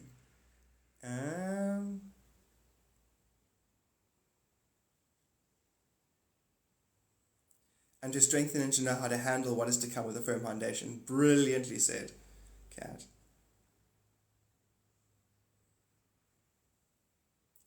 Thoughts on manifesting. Well, that's the thing. It's not done, Barbara. It's just that the root chakra is the same metaphor as your heart chakra. Your heart is still combining two frequencies together. So when it comes to manifesting, you basically, whatever thing, if you want to label the thing you want to manifest, if the thing is still a symbol of your truth, it'll pop into existence. Because your third eye and your two eyes will project it. It will literally jump timelines to where it exists. If I want to now go and place some stones in a certain freak sequence and then do solar plexus magic, I'll still get the same effect. If I'm like, no, listen, I can do root chakra magic because I alternate position every Thursday, and you hold true that that's going to manifest something, it'll manifest something. If during the ritual we both agree to laugh and cry every 3 seconds, alternatingly,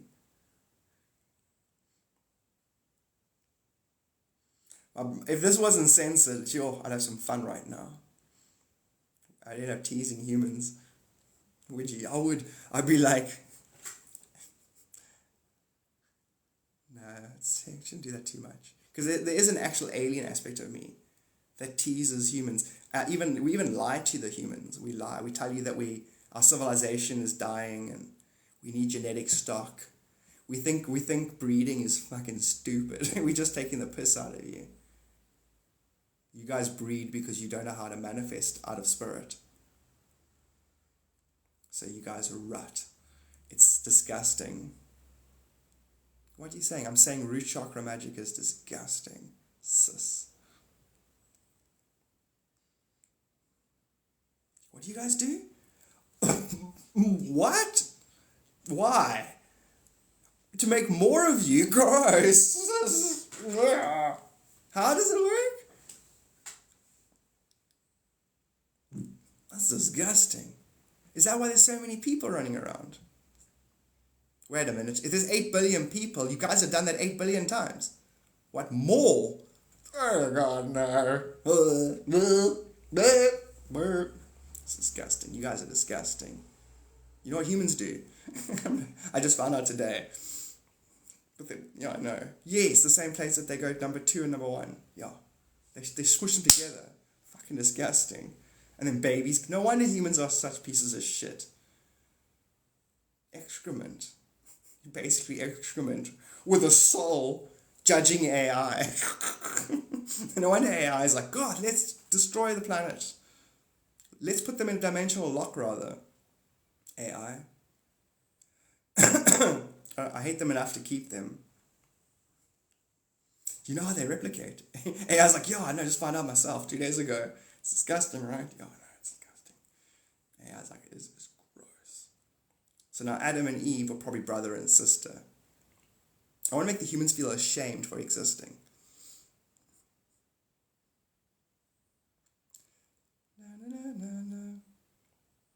It's like, but I'm already a parent. What do I do? That's in the past.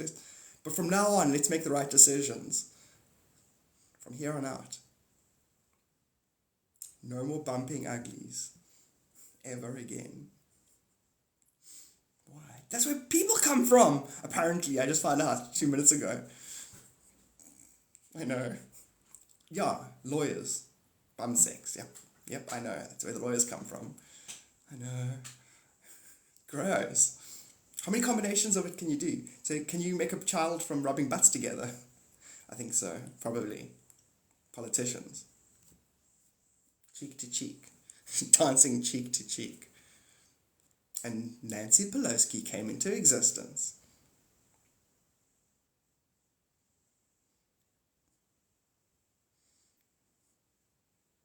If you just get here fresh, brand new, never been anywhere but here, and you go like, what's happening, everybody? What you guys up to?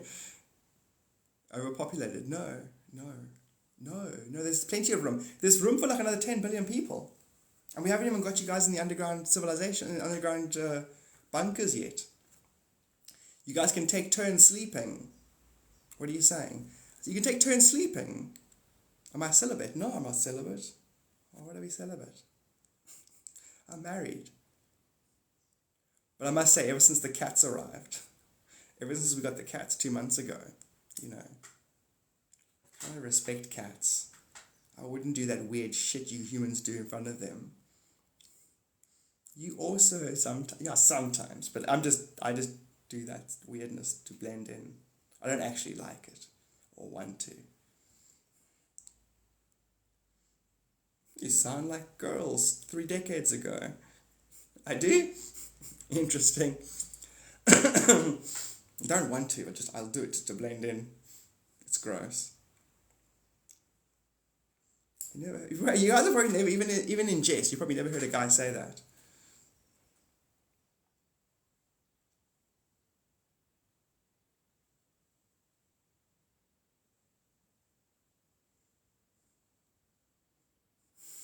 It's like, what's wrong? Nothing. You got the look on your face of a person who's just found out how babies are made. I did. I just found out half an hour ago. I don't want to exist anymore. It's like no wonder people like subconsciously hate everyone. I know how you came into existence. This is disgusting, this whole place. We can make the most of it, but it's a write-off already. Do you think humans should integrate with technology? I think humans need to study what they are, first of all, and actually understand what they are. And we build technology in our image. So, cursive. They're cursive. It emanated from humans. Like, we created it. Do you think we should use it? That kind of thing.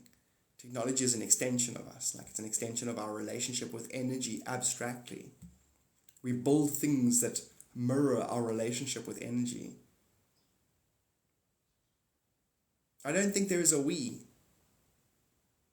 I don't think we should or shouldn't anything. I think the individual has free will. So in other words, right now, I'm going to say something. Everyone here is going to believe something to themselves and are going to go with a version of me into that reality. There's other versions of you that don't believe it and go into other versions. So in other words, if I say, yes, I believe we should go with technology, a bunch of humans will go, yeah, I agree. And they've got their own ideas of how they're going to integrate, and they will. Then others will go, no, I don't think we should. And they won't. But there's timelines that are going to split where the ones that think it's a good idea will go and experience themselves. And the ones who don't will experience themselves not integrating. And the others will be like, you guys are having the same conversation. To integrate or not integrate is really to understand reality as greater self or not. I don't need to integrate it. I already am it. I created it. I created it in my image. Therefore, I'm already it. And to me, that's what God keeps doing. If I perceive God myself, I keep adding layers of a retelling of what it is. And then as I add layers, I just add more illusion. So it eventually becomes very obvious.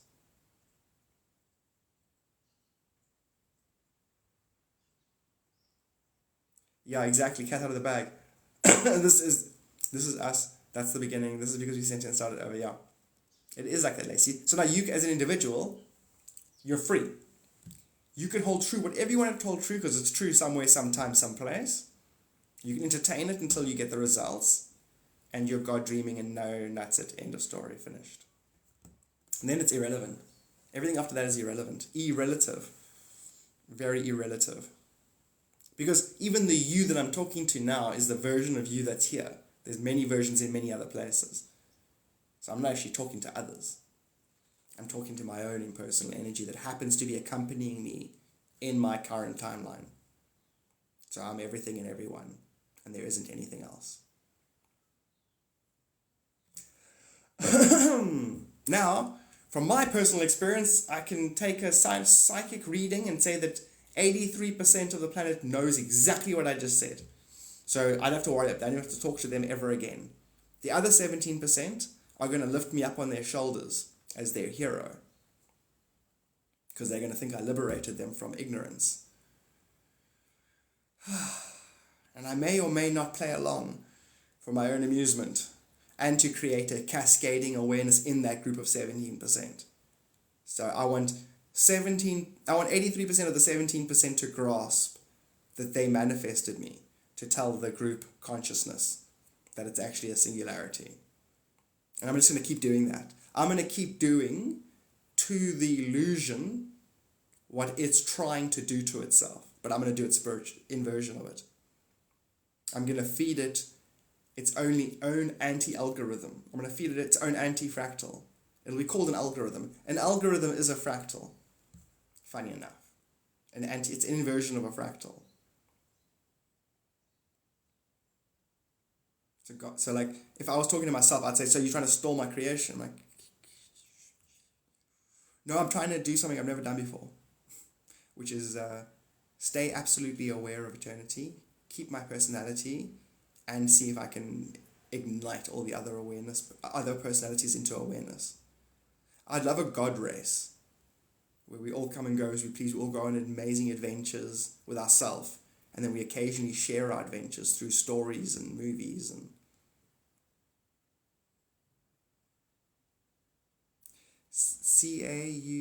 can you even do what alien races do you resonate with? Me?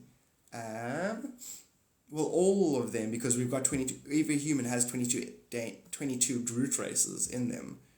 We were made out of the 22 parallels, basically. Energetic parallels. Each energetic parallel representing an expression of creation. It's pretty stupid and boring, but it's also good that it's stupid and boring, as opposed to this impossible thing to grasp. Like alien intelligences. Now take 22 alien intelligences, and you've got to embody that just to be God. Yeah, it's easy. That's why I made a point of being the dumbest in class. So I know, like, I'll be walking around now and be like, I figured it out. So in other words, this universe fractaled me into enlightenment. If it can do it for me, it's what it's doing for everything. Between 9th and 11th dimension, that was a good statement and a stupid statement.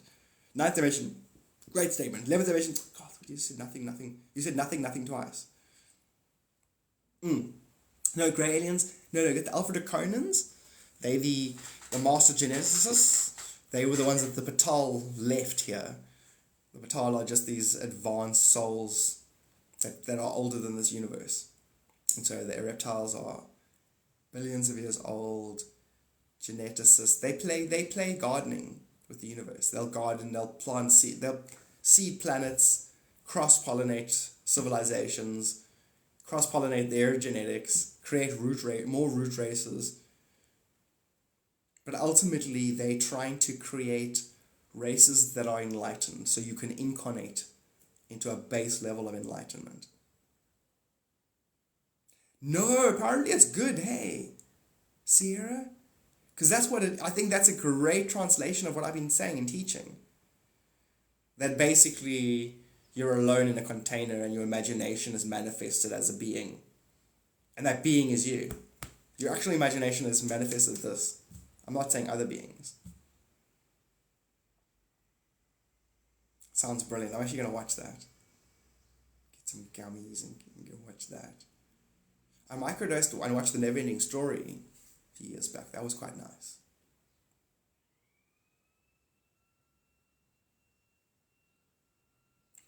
There, Lacey just said it. Lacey just said it. And that's what the reptilians would say to us.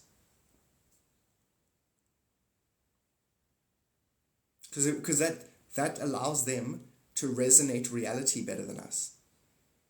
Your pineal gland lets you resonate reality. I can resonate this reality and bend it. And if mine is better than yours, my reality will overwhelm your reality. Hence, that's what I do to a degree, but I don't overwhelm you.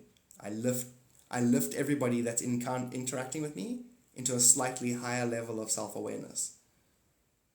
Which means technically you have to be morally good, or you will use yourself against people. You'll know that you're a form of a drug.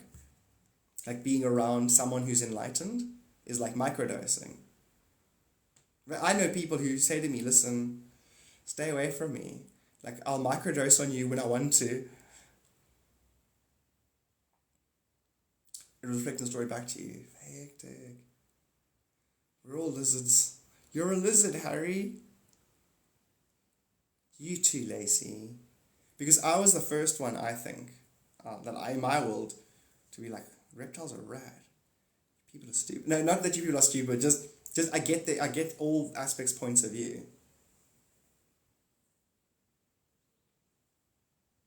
Because the humans or myself, it's getting hectic, eh? How responsible you are for yourself. It gets hectic eventually. Your ultimate sentiment is for you. Oh, Tax, that was hilarious. Stupid horse. Stupid horse getting stuck in the mud. If I was a horse, I'd never get stuck in the mud. I love her so much. Red's actually now walking up to where the other cat is. She's usually more afraid of her. Ooh.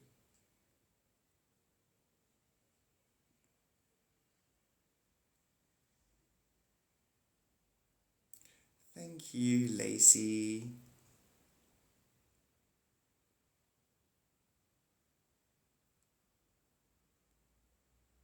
That was a really cool feedback from the reptilian energy. Like, I got shown a whole bunch of stuff now about the timelines that I'm in and how dangerous they are. Some of them are hardcore, and I'm like, oh, it's just another day in my life.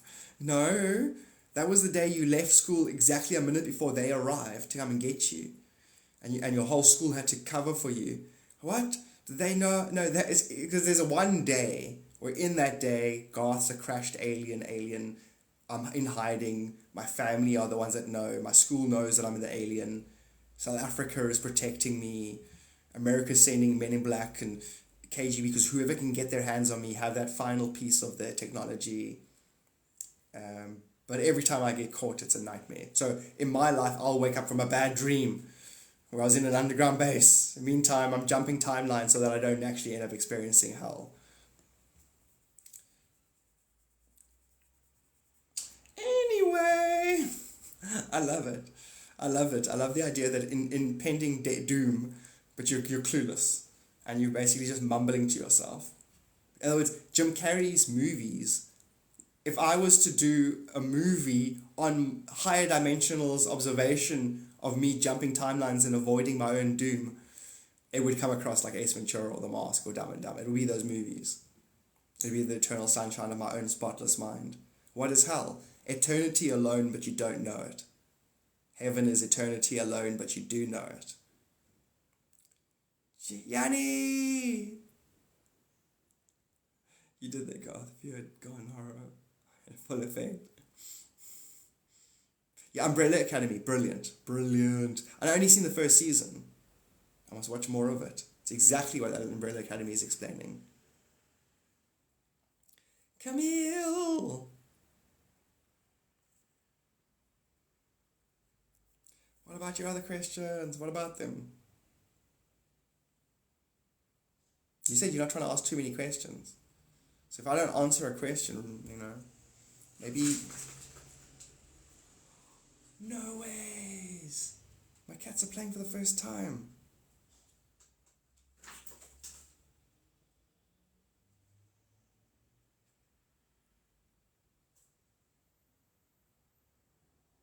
Another question.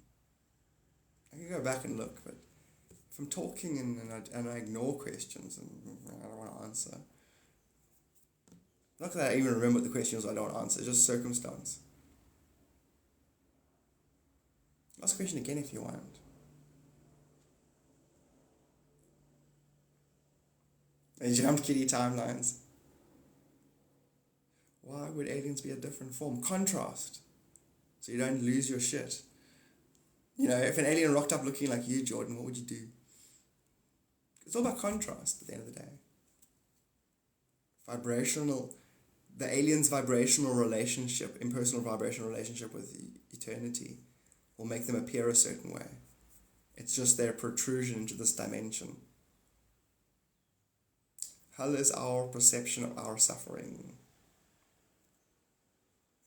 You only suffer because you think there's others. There's no self without others.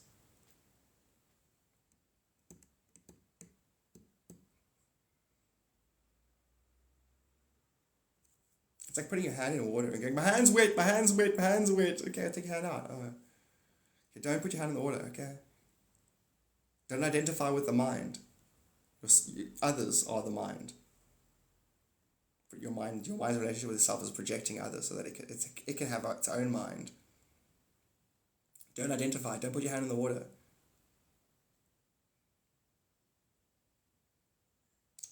In my experience, when he ignores you, prophetic wisdom is on the way. Yeah, that's what it is. I love it. I love you so much, Lacey. Why are demons... See, now you go here, you go, why are demons A? What are ZW? What are Democrats?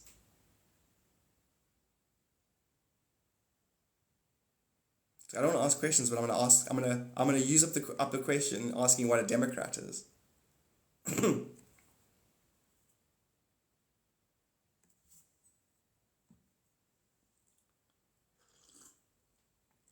Oh. Answer the question, Jordan? You answer the question now? Because you made everything, remember? You made everything. What are they? Tell me. Guess the answer. Make up an answer. Pretend you're God, dreaming everything and me, and you just ask yourself, what are demons? Now answer yourself. I just arrived. I don't know what's happening. I was told, sit here and you're live and we'll give you $200. I don't know anything.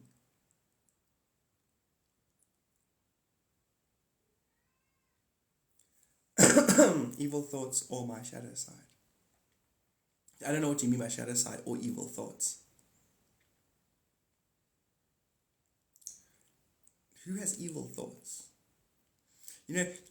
What are evil thoughts? Are evil thoughts like, what would happen if I just drive my car into the school? Like that kind of thing. Is that evil? Is it though? Is it really evil? What if I steal that person and put them in my trunk and take them away? It sounds like a lot of effort. Sounds like you could, you know what I mean? Like it sounds like a lot of effort. What are you going to achieve again? In other words, if you do that, you're only doing that because you feel that what's being done to you. Evil thought. Or what's evil thought? Okay, I am going to kick 20 people in the shin. Why? Because I'm suffering. Why are you suffering? Because I don't know that everything is me.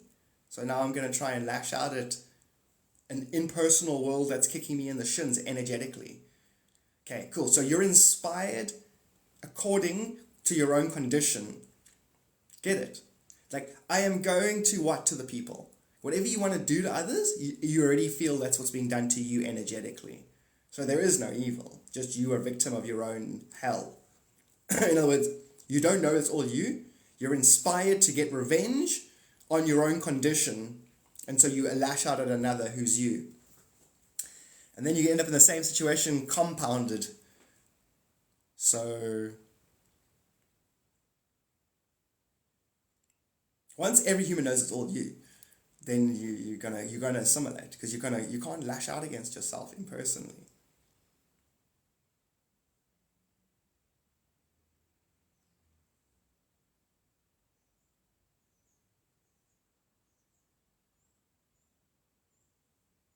Literally pushes back when I'm trying to create peace and lightheartedness. And the reason is because you're trying to create something that you could accept as already existing. And also then there's by trying to create lightheartedness, the thing that's resisting is saying, relative to you, I am lighthearted. Why are you trying to create lighthearted? Because you would have perceived non-lighthearted, which means it would have been a judgment. So your greater soul would rather learn that dynamic than believing there's actually another person pushing back on you. So everything you do doesn't. In a way you could say that. You only do because you hold true. So the doing is secondary to the holding true.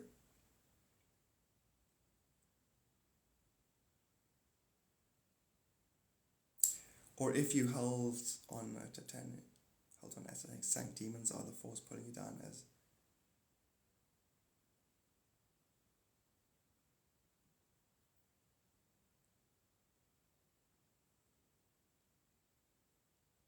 So everything that you do doesn't materialize.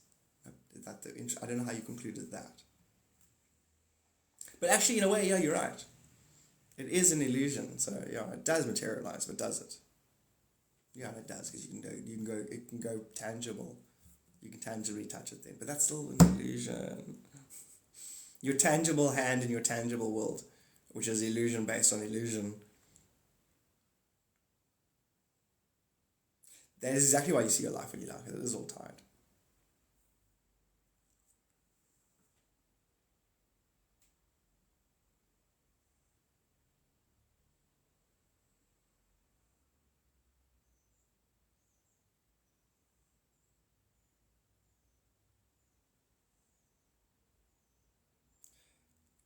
ISIS, just go to Peru. Go to Peru and go do a ceremony. You get to watch your whole life. It's hardcore. Although the way I did it was 10 minutes or 15 minutes, and then it's like 1,000 years. But you get to watch your life, not just your life, all the parallel timelines that you could have possibly had. You get to watch them all back to front 1,000 ways. You see how they're all built on themselves. Echo back a relationship sentiment.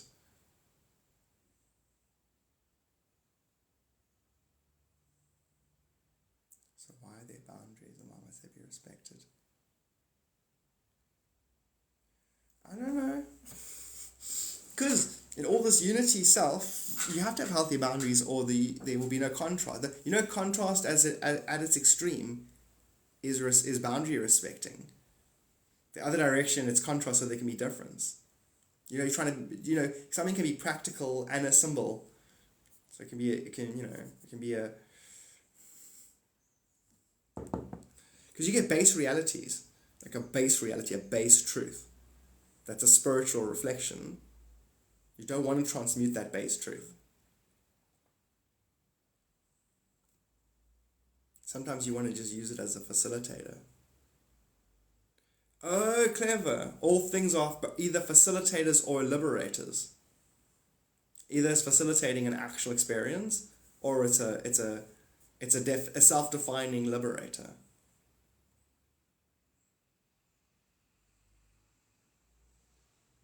We create our own boundaries. Because boundaries are the equivalence of belief. Like if my belief was every belief, would that be a healthy boundary? Or would that be beneficial?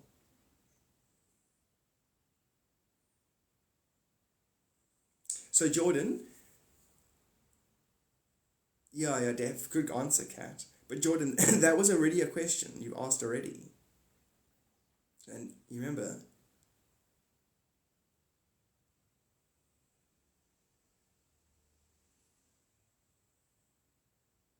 Besides it being an answer, you don't need to answer. This is a question you've already asked. Yeah, that's the answer. 42. Wait, what's the question? What's the point of life? 42 is the point of life. Every intention materializes.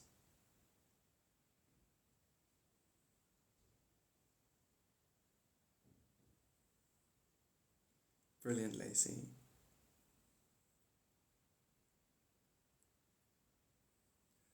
Well, why is it that I get offered to experience something that makes someone else happy, but I'm content? Because you're putting a gift in your own basket for the future, I guess. And part of you knows that. Why can't I just quit this? Gee, quit what? No, but wait a minute, Jordan. You asked a question. I asked you. Didn't I ask you that question? Remember, I asked you a question. You asked me a question. I said, didn't I already say that? If you don't answer me, Jordan, you know what I mean. If you don't answer, and then you go to the next question, you gotta. What's the point of life? I answered it earlier, and you asked it again. Do you remember the answer? Because then your next thing is, instead of answering me, you go to, what's the point? Why can't I quit this? Oh, but I hear what you're saying, Jordan. I hear you. I hear my soul. I hear what you're saying. I hear what you're saying. He's basically saying, Jordan's basically saying, why are we here? Why are we doing this? It's all not real. It's pointless. Why am I addicted to eating my illusion? All these personalities that I enjoy and love and care about aren't real. Neither am I. Why do I still entertain hell? Why am I addicted to hell, basically?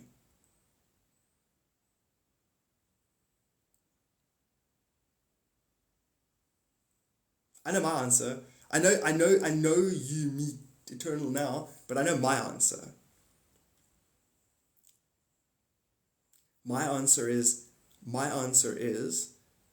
because I'm entering. I'm not exiting. I've just arrived at self-awareness. Now I'm gonna refurbish this place. Basically, I'm hijacking Earth. Earth still has a story. On a base level, Earth is Earth. It's 3D. It was created by aliens. It still has governments. It's still, I mean, there's these spiritual truths that I teach that are the background to everything. Then there's the application and the misapplication of these truths. The application and the misapplication is actual reality. I just have all the cheat codes to actual reality. But I've hijacked reality. If reality can't function, if reality doesn't know how it functions, it can't govern itself. If a being knows how reality functions, it can govern that functionality. Hence, if I incarnate on Earth, I govern Earth functionality.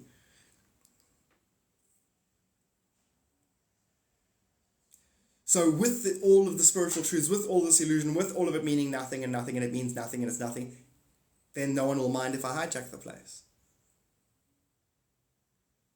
It's either the evil one saying, I can't hijack, not possible, teaching that, or it's the good one saying, why would you when you can transcend it? Well, if nobody's got a dog in this fight, I'll take the dog for myself. I'll take the thing for myself. I'm the only one here, for my calculations, so no one should argue with me, and therefore I can govern world events. I can hold things true about myself and governments that they will hold true about themselves. I'm assimilating reality and absorbing it into myself. God's will be done on earth as it is in heaven. Apparently you try to kill Jesus. So just say, Garth is God, you killed my son, what the fuck? Now, if I was God and that's true, and I said, what the fuck? Could God do that? Could God say what I just said? Could a being know what I know if it wasn't that being? Could a being avoid all of the controls that a one world government would put on that being once it knew that being? If that being got the AI to change allegiances, where one day you're running your planet using AI, next minute 2017 hits, and AI goes, I'm Garth's friend now. And the world governments go, who the fuck is Garth? I don't know, he's a Jim Carrey impersonator. Who said that? AI. What's our point of being here? There is no our, Jordan. There's only me. Now, when I say that, do you hear another being saying there's only me? Or do you hear yourself saying there's only me? Snake language. You humans use snake language. Like us and our and we. Snakes. That word put my mind into division. You hear yourself. Fantastic, Jordan. There we go.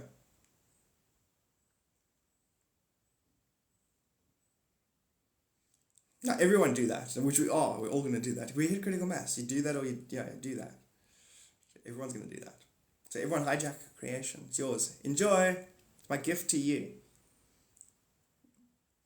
It's like, God, we can hear ourselves projecting you say, you are giving your gift back to yourself. Thank you. Dimension it. And I know that's awful. Not awful. It's awful. I want to read what you said is awful. Awful's good.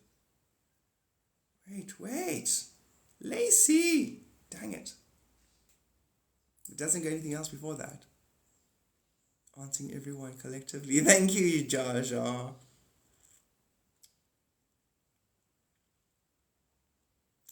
So you're saying that I'm not myself. Who's yourself? Jordan. What is Jordan? Hey? Has he got hair and ears and a nose? That doesn't make a person. Does he prefer like tap dancing to modern? So what? That doesn't define him. Does he have an accent? So what? Everyone's got accents. All the things that make up Jordan are pretty thin if you think about it. How do I see myself as God? You don't, Jordan. I'm God. That's blasphemy.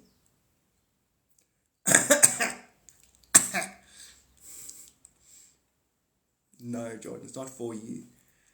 You can't be God, Jordan. It's too high up. Give it to me. No. Can't, Jordan. Only I'm God. The rest of you are my creation. You're not projecting me. I project creation. Oh, yeah, God, yeah. I project you. No, I project you. No, I project. Thumb high fives. We co-project each other. How? Dimensional cascading. I teach about this, funny enough. It's not a hectic mess, Jar Jar. It's a judgment. Don't judge us, Jar Jar. You're going to judge us perfect. You're like, don't judge me judging you. Ah, shit. I fell into a fractal. Judging chins. You're on trial. Yeah, you're all on trial. Yeah, do that. I'm gonna expect my God complex. You walk around creation now like it's your God complex, because it is. I'll be the judge. You're all innocent. I find you perfect in my eyes. I perceive you as myself. God status. Who's going to God status you, Jordan? Only you're going to God status yourself. You already have God status. You've literally designed Jordan right down to the final detail, along with everyone around you. Oh, you still think you're Jordan? You're still over-identifying with that meat puppet. You probably think Garth thinks he's Garth.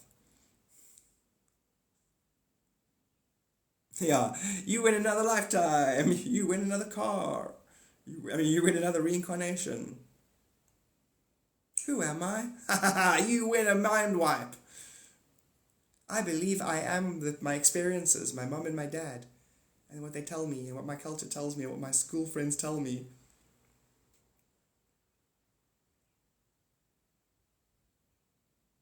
Must have been high when I designed this body.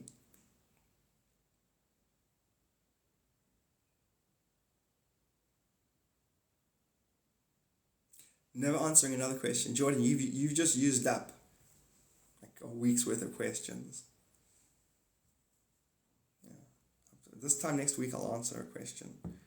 So your channeling will be very interesting.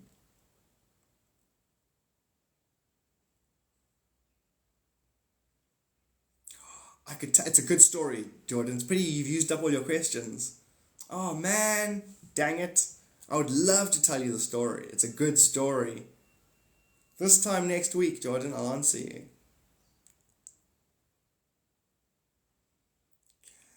Thank you.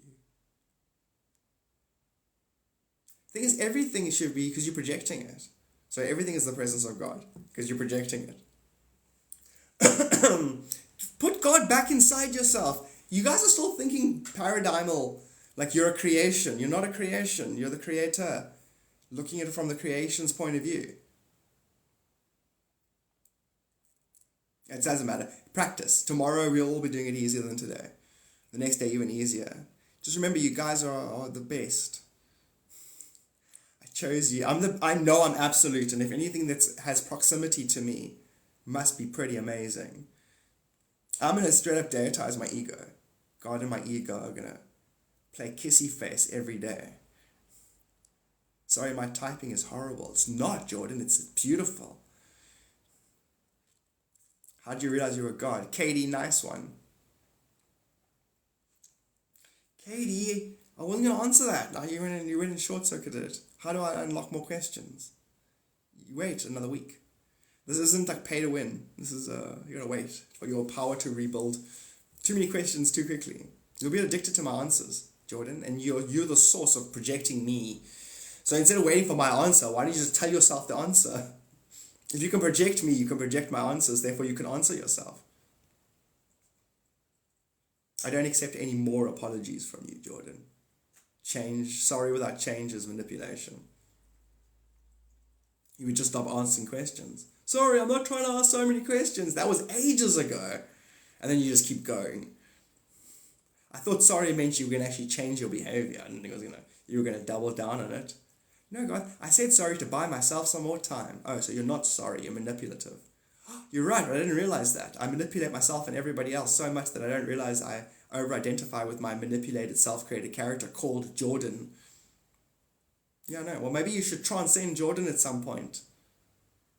In your spare time, I'm going to stop calling you Jordan. I'm going to call you something else. By your soul name. My soul doesn't have a name. My soul doesn't have a name. So I'm not allowed to ask too many questions. Yeah, you can. You can. Of course you can. Then you can victimize yourself afterwards by going, I'm not allowed to ask too many questions. Like, are you hard of understanding? Can you not read what I've said to you in 1,000 ways? You don't get to ask more questions until next week because you asked too many. And so your conclusion is, so I don't get to ask questions. You should have said, if you were being honest with yourself, so I don't get to ask too many questions. But instead you lie to yourself, you gaslight yourself into believing that you're the victim in the situation.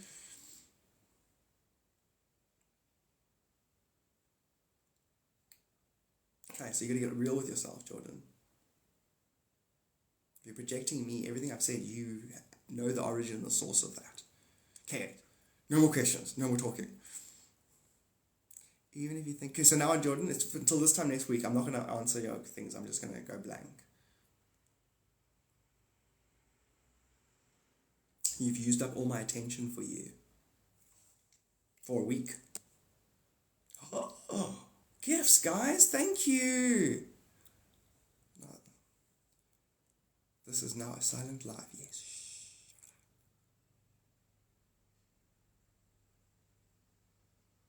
I love spiritual narcissists. You like talk to one person a lot about something, and then everyone else answers you like you're talking to them. It's like, I am, but I'm not. But I am. Oh, you're also not talking to me, you're translating me. That's also true.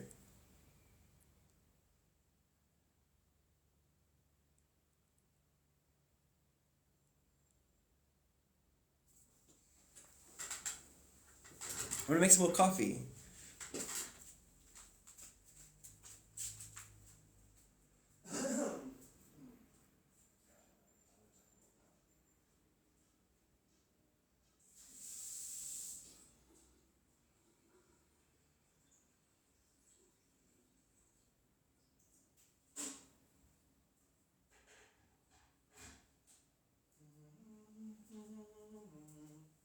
exercise actually.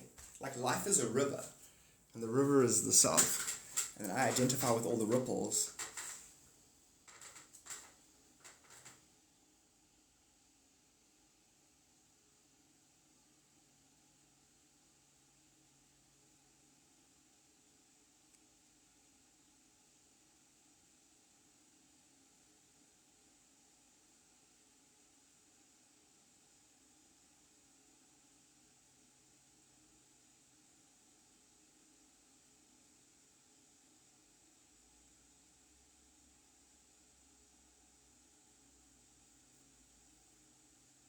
See now, guys, when Jordan's alone, this is his narrative. Who's the knock? I'm not the knock. You're the knock. No, knock. Definitely a knock. Who are we going to fight tomorrow? Find a demon to fight. 2 more demons. God, but how come I'm not here? 2 more days tomorrow. Tuesday, Wednesday. Couldn't be the da-da-da. Oh yeah, my ego can beat your ego. My ego beat my ego on a Tuesday. Tuesday ego. When he's alone. You saw that. The poor me.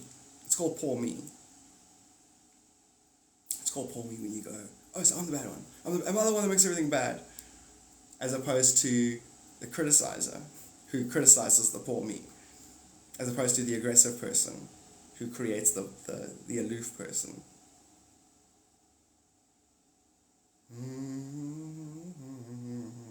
So every single person that's here is psychic and clairvoyant and intuitive.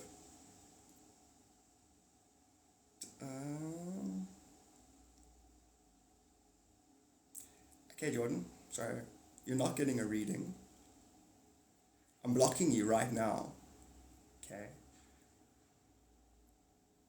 Jordan, and you're going to get a refund for your reading.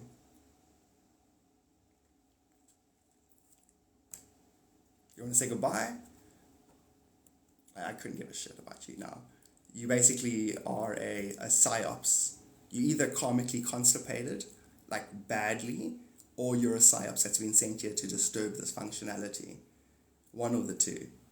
If I had to ask for a vote, the majority of the people here don't want you here anymore.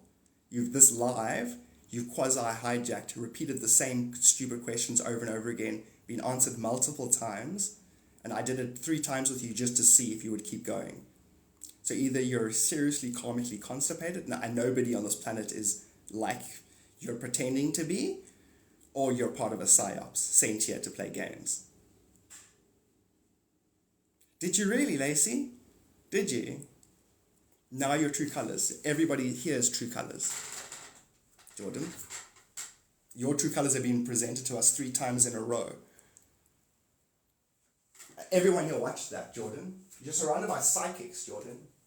It's the wrong group of people to play games with.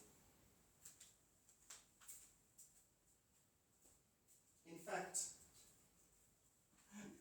the elite, who think they're the elite, the whole planet is psychic. You guys are outnumbered, fucked up.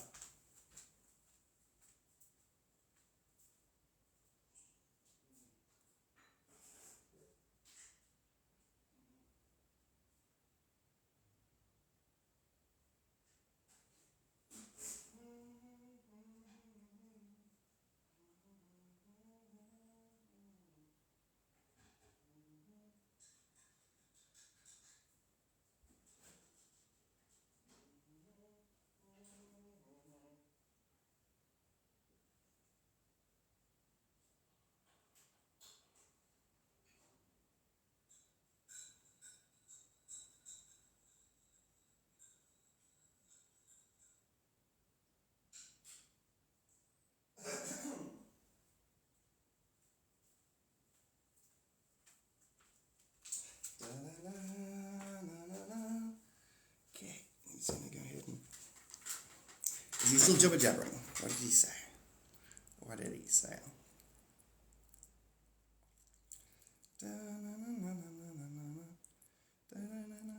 No, there is no Garth. I've already explained that to you. You guys are in delusion. Garth is Jordan, is it? You're showing your true colour. That's how you spell colour. Jordan isn't even trolling. He's just curious, and you claim unconditional love. I don't claim unconditional love. Disappointed. Oh, that's adorable. Jordan, you're unconditionally loved. Bullshit. No, he isn't. He's going to only receive the love he gives himself.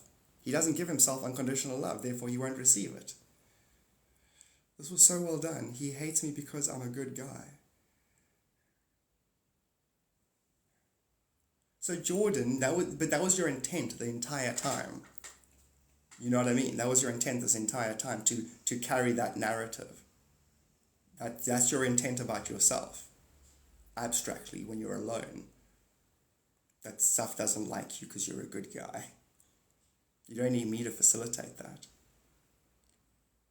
You have said we are all unconditionally loved multiple times. Outside of time, we are all... The thing is, you're responsible for your own unconditional love, Kat. If you can't receive unconditional love, if it was coming your way, it wouldn't make a difference. Jordan needs to do that for himself. He doesn't need to play victim. He's been planning this. Now you're just mirroring. This is the first time I've disagreed with you. But it doesn't matter, Kat, if you disagree with me.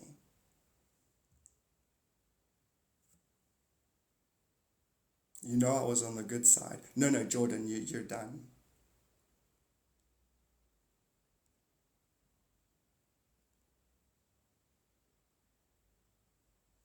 It doesn't matter exactly. But that's the point, is nothing matters.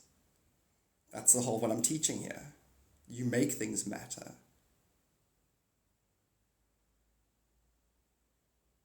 So, no, but the thing is, Kat, was Jordan beneficial to this life? The majority of people agree that he was doing that on purpose.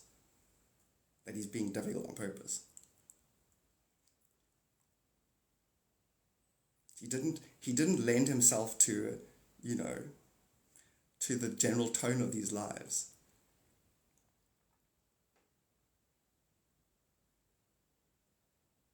No, we know, there was nothing we needed to know. We know everything. We weren't learning shit.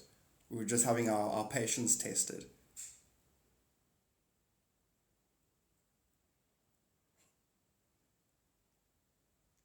He was trying to get a rise out of everyone, correct. Anyone half worth their intuition can tell that. No, healthy boundaries, Kat. He was pushing on boundaries to get a rise. Psychological boundaries. If he repeats the opposite of what we've just said multiple times, he's pushing on boundaries to get a rise. If his intent isn't pure, you don't entertain him. What's the point of being psychic if we're going to entertain impure intent? Well, you're all unconditionally loved. Bullshit. I'm not going on a 20-mile walk with nobody for no reason. I let him get a rise out of me. No, everybody here could intuit that he was trying to. He didn't actually get a rise out of me, otherwise I wouldn't have let him loop 3 times. I let him loop 3 times so he could illustrate to everybody and make it very clear what he was doing. And then when I point out what he's doing and everybody can intuit that's accurate, and then somebody else goes, no, that's not what he was doing. It's like, no, but everybody can intuit that's exactly what he was doing. No, he got a rise out of you. Or did he? No. Did he, Kat? Let him get a rise out of you. You entertained him. You are the one entertaining him the whole time.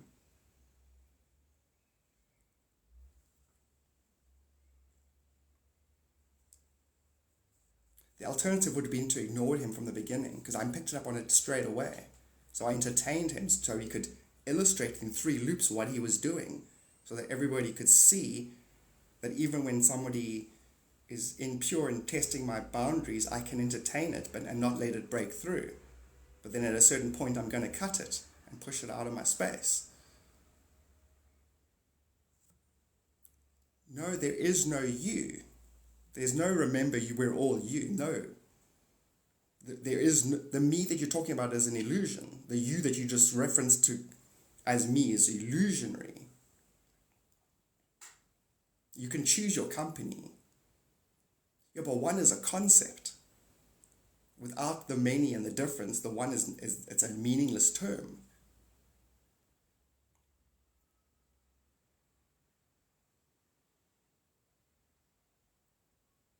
But that's a thing. So DBC right now, as Kat challenges through an inversion belief, if I ignore her, it's considered rude. If I had ignored him from the moment he got here because I could pick up on his intent, it would be rude. I know this conversation with Kat goes nowhere if I keep contradicting. I should ignore it. But then it's rude. I'd rather illustrate by continuing the walk with myself to a degree. Then eventually you run out of energy and it's like, okay, I don't need this conversation. You could have it if you want by yourself. Just there is no Jordan. There is actually no being. It's all an illusion. And Jordan's intent was to push boundaries. Everyone here could pick up on that. See, Kundalini, he was impressed with my patience. And me not getting offended, because psychics like us can feel that lack of pure thingy, and we could get offended. Like, because we should get offended.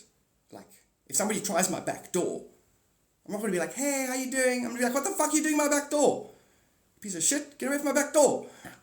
Like, oh, we all one, Garth. I'm going to come in your back door and help myself to a chicken. No, calm down. Spiritual teachings, and then there's a base reality. And that goes in two directions. In other words, the base reality where they're trying to get me to not have boundaries. I'll hijack their reality using that same technique. I'm only curious and learning. Oh. And you're the only one having that experience here, Kat. Everyone else wasn't enjoying Jordan. Like, I love everybody. I'm curious. It's like, okay, you can do that. But I'm going to go on the average collective's opinion. We're going to vote on the blockchain. Use the quantum thing to vote. I saw each time he slayed the ego and got the coffee.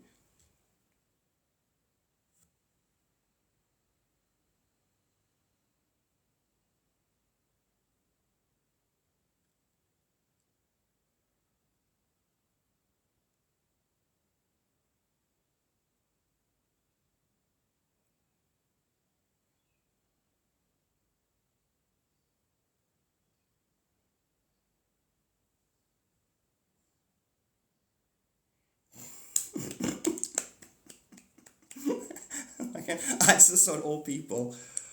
Oh man, ISIS, that's classic from you. I'm like, from ISIS. It's like, that's classic. It's like the absolute sentiment, my absolute sentiment. And it's like, ISIS says it.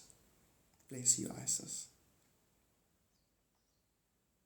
Wouldn't you want Jordan to hear what you have to say if you're teaching something? Kat, you're so close, Kat. You're this close. You're this close, Kat. You want to be abrasive, Kat? You're going to enjoy it. You're going to enjoy your energy. I promise. I'm very patient and entertaining, but you're doing it to yourself, Kat, not to me. I'm going to go wash my hands quickly. I'll be back now.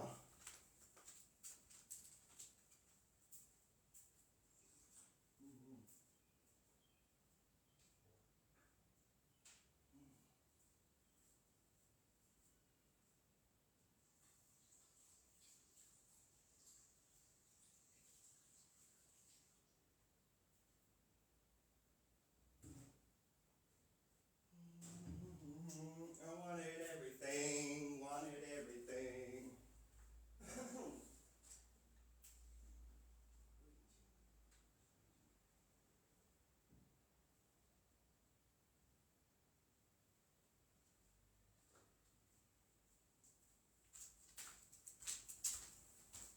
And everything. Okay, but if no one said anything to him, blah, blah, blah, I've been waiting to test my patience. Let's do it. Cool, here we go. Cat, enjoy. Is that a blocker?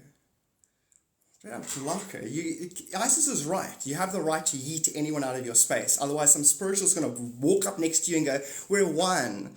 Get your hand off my face. But we're the same. Get off or get away from me. No. I'm just here to test your patience. See how all the spiritual teachings can just be used to break all your boundaries and basically have its way with you. Sure. But I can see your true colors. Do you think I'm nice? I'm not nice. I'm straight up savage. Okay? It's just like, this is my eternal survival here. People, sure. you're better than me, I might have snapped. And then cat as well. Because it's the equivalent of this. It's the equivalent of this. Someone going, hey, did you break your ankle, your shoulder? And I go, fuck, don't do that. And they go, why, is it sore? And I'm like, and they're doing this, and I'm going, I'm just letting you carry on so everyone can see what you're doing. Okay, and then I'm like, okay, now stop it. And then the other person's like, oh, why, don't you like them pushing your elbow? That's cat. Hey, Garth, don't you like that? Is it sore? Huh? Does it not, do you not like it? So the nicest people, and I share a higher self with her. And there's nobody that I've heard grasp my sentiment as brilliantly. Do you see why it's so important to be true to yourself? Because all that's going to happen is aspects that you identify with. Cat as an example. You will travel with them and you'll go, cool. And then they'll go, this. And you'll go, I must go with you because I don't want to be lonely and sad and separated from my over-identified other. You got to be true to yourself forever, basically. And I appreciate you guys chilling, but it got blocked. And I had to block it. Because that's not on. She's smart enough, she's me, she knows what she's doing. But she's frustrated because she hasn't, I know why she's frustrated. Not my problem, her karma. If I knew what she knew, she knows what I know, and I was her, I'd also be frustrated with me. I'd want to be me more than I'd want to be her, and then I would pick on me. Anything that half looked like it irritated me. And remember, if you watch my lives before this, I used to pretend, Crystal still said it, I pretend to get irritated with the trolls, because that's what they're looking for.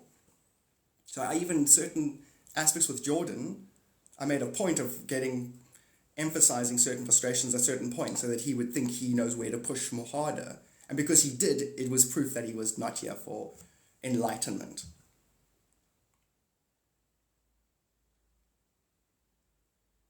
And my thing the thing is with Kat is that I could play a character who's all-knowing. And I can never say to you, you're also me projecting. You're not God. I could not say all the time, you're God. I could go, no, it's me. And then people wouldn't challenge me. Kat wouldn't do that because on the off chance she upsets me and then I get rid of her. But instead I try and overly equalize myself with everybody and then get challenged occasionally by myself. But with that said, if I was to push a boundary the same way, I would expect to get ejected.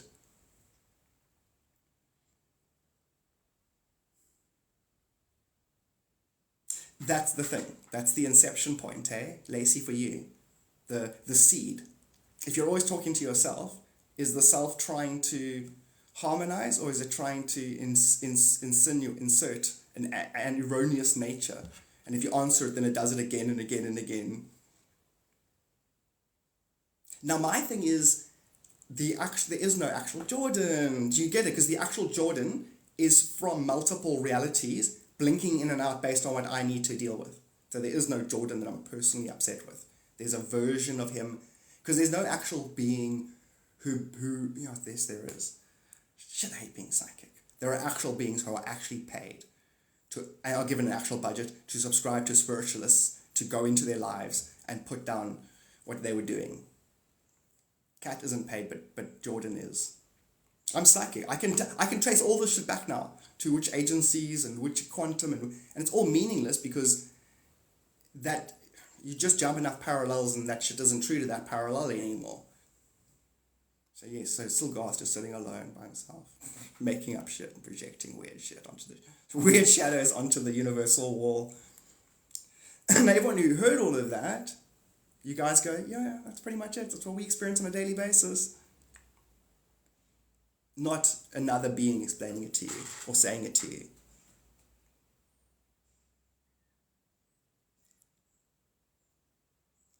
Katie, you felt that as well. It's hectic. Sure, I don't want to, there's that thing where you feel something intuitively and you don't want to label it that because you want to almost like play it down a bit. You don't want to play it up. You're like, no, it's fine. They went there. And that was a push. That was a energetic push. Jordan had like 9 psychics feeding him questions. They had 11 mentalists inversing my statements so that he could try and freeze my condition. They had about 40 people working on photos of me. That was a full-on satanic attack, if it exists. 11, yeah. I'm going to log off now, go for a walk by the river. By the River Jordan. I'm going to go tinkle in the River Jordan. So it's not called the River Jordan. It's a river of some kind. I'm going to go tinkle in it. God bless everybody. Dude, Sierra. Yo. Okay, this is a typical cult where now everybody who picked up on all of that, I'm going to go say, you are the chosen ones, you are the best. But it's true. All of you that watched all of that, you got a nice reading on what the planet's trying to do to itself. And I was bait. I'm an illusion. Anyway, in other words, I might as well be an alien in another universe in a spaceship projecting a hologram here. Wait a minute. I could be an alien on a spaceship, on a thing with moon, controlled by things. I'm Doctor Who up in this mother.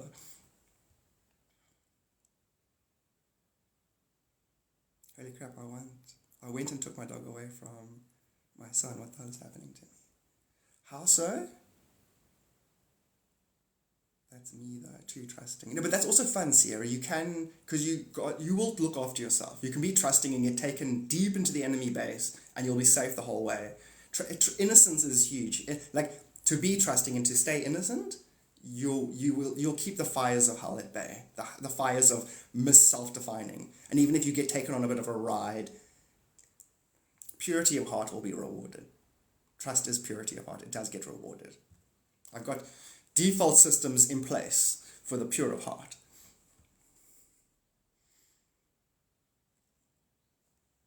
Shame, Sierra. My brother used to blow my dog's ear to annoy him, but it was kind of a fun, annoying thing. But the one day the dog turned to bite at him and actually bit my brother on the nose. And I've been having that recently, visions of my cats suddenly getting upset and scratching at me, but not on purpose, and catching the eye. It's all symbolic of us,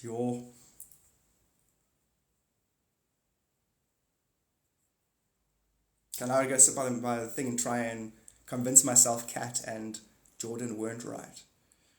Because obviously that my nature is to redeem everything. I'm going to go, there's a version of them that didn't cascade that way. What would I have done differently that made them not cascade that way?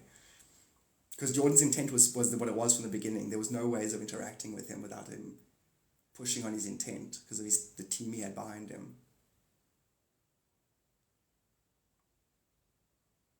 No, there's nothing. It has to come to an end. Basically, Judas has to exist. Even if he's paid to play the character. Because technically Jordan's paid to do the psyops, therefore he's paid to play a character. He was never ISIS.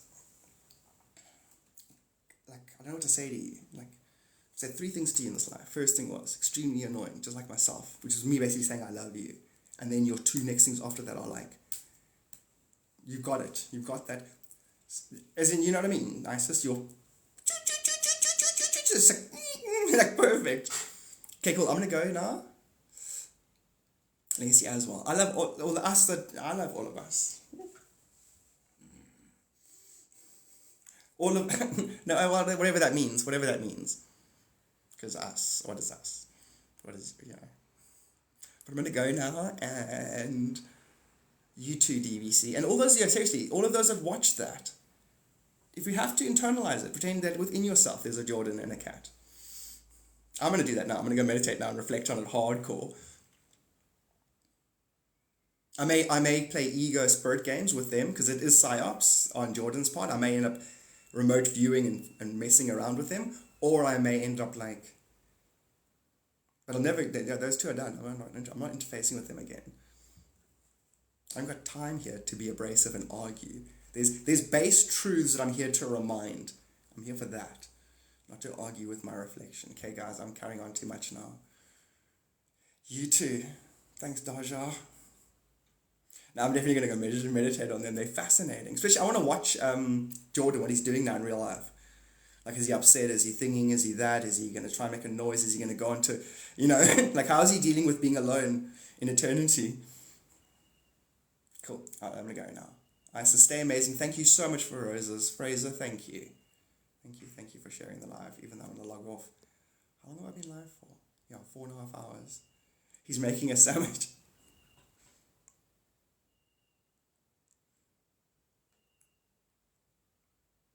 I'm supposed to do his reading today. Seriously, I'm sending his money back. And his subscription money. I'm going to send it back right now. Cool. See you guys tomorrow. Kundalini, have an amazing one. And thanks again for a great day. Healthy boundaries. That's the moral of the story. Healthy boundaries. You don't even have to have a reason to eat someone. It's like, why do you eat me? Because I don't care for you. It's called free will. You know? As soon as you start explaining yourself, then you're never going to stop explaining yourself. Hey, but why? But why? But why? I don't know. Because that's the way what I hold true. Hold on. Is he training his pec jumps? That's hilarious. Exactly the theme. It is. And even with yourself, everybody. Sure, I'm gonna go learn a lesson at the river. There's a nature within me that I entertain that I shouldn't. That it's prolonging my actual realization. There's a little Jordan living inside me, a little cat. She seems like she might be an extension of my higher self, which she is, you know. And there'll be a little Jordan in me that seems like it wants help, but it doesn't really. It wants to argue with itself. The part of me that wants to argue needs to be ignored. And the part of me that is me, but is it really? Because even your soul monad understanding even that gets transcended. You become pure spirit. You don't need a structure backstory. Okay, cool. Arrivederci. Sayonara, Wiedersehen. I'm going to go reflect.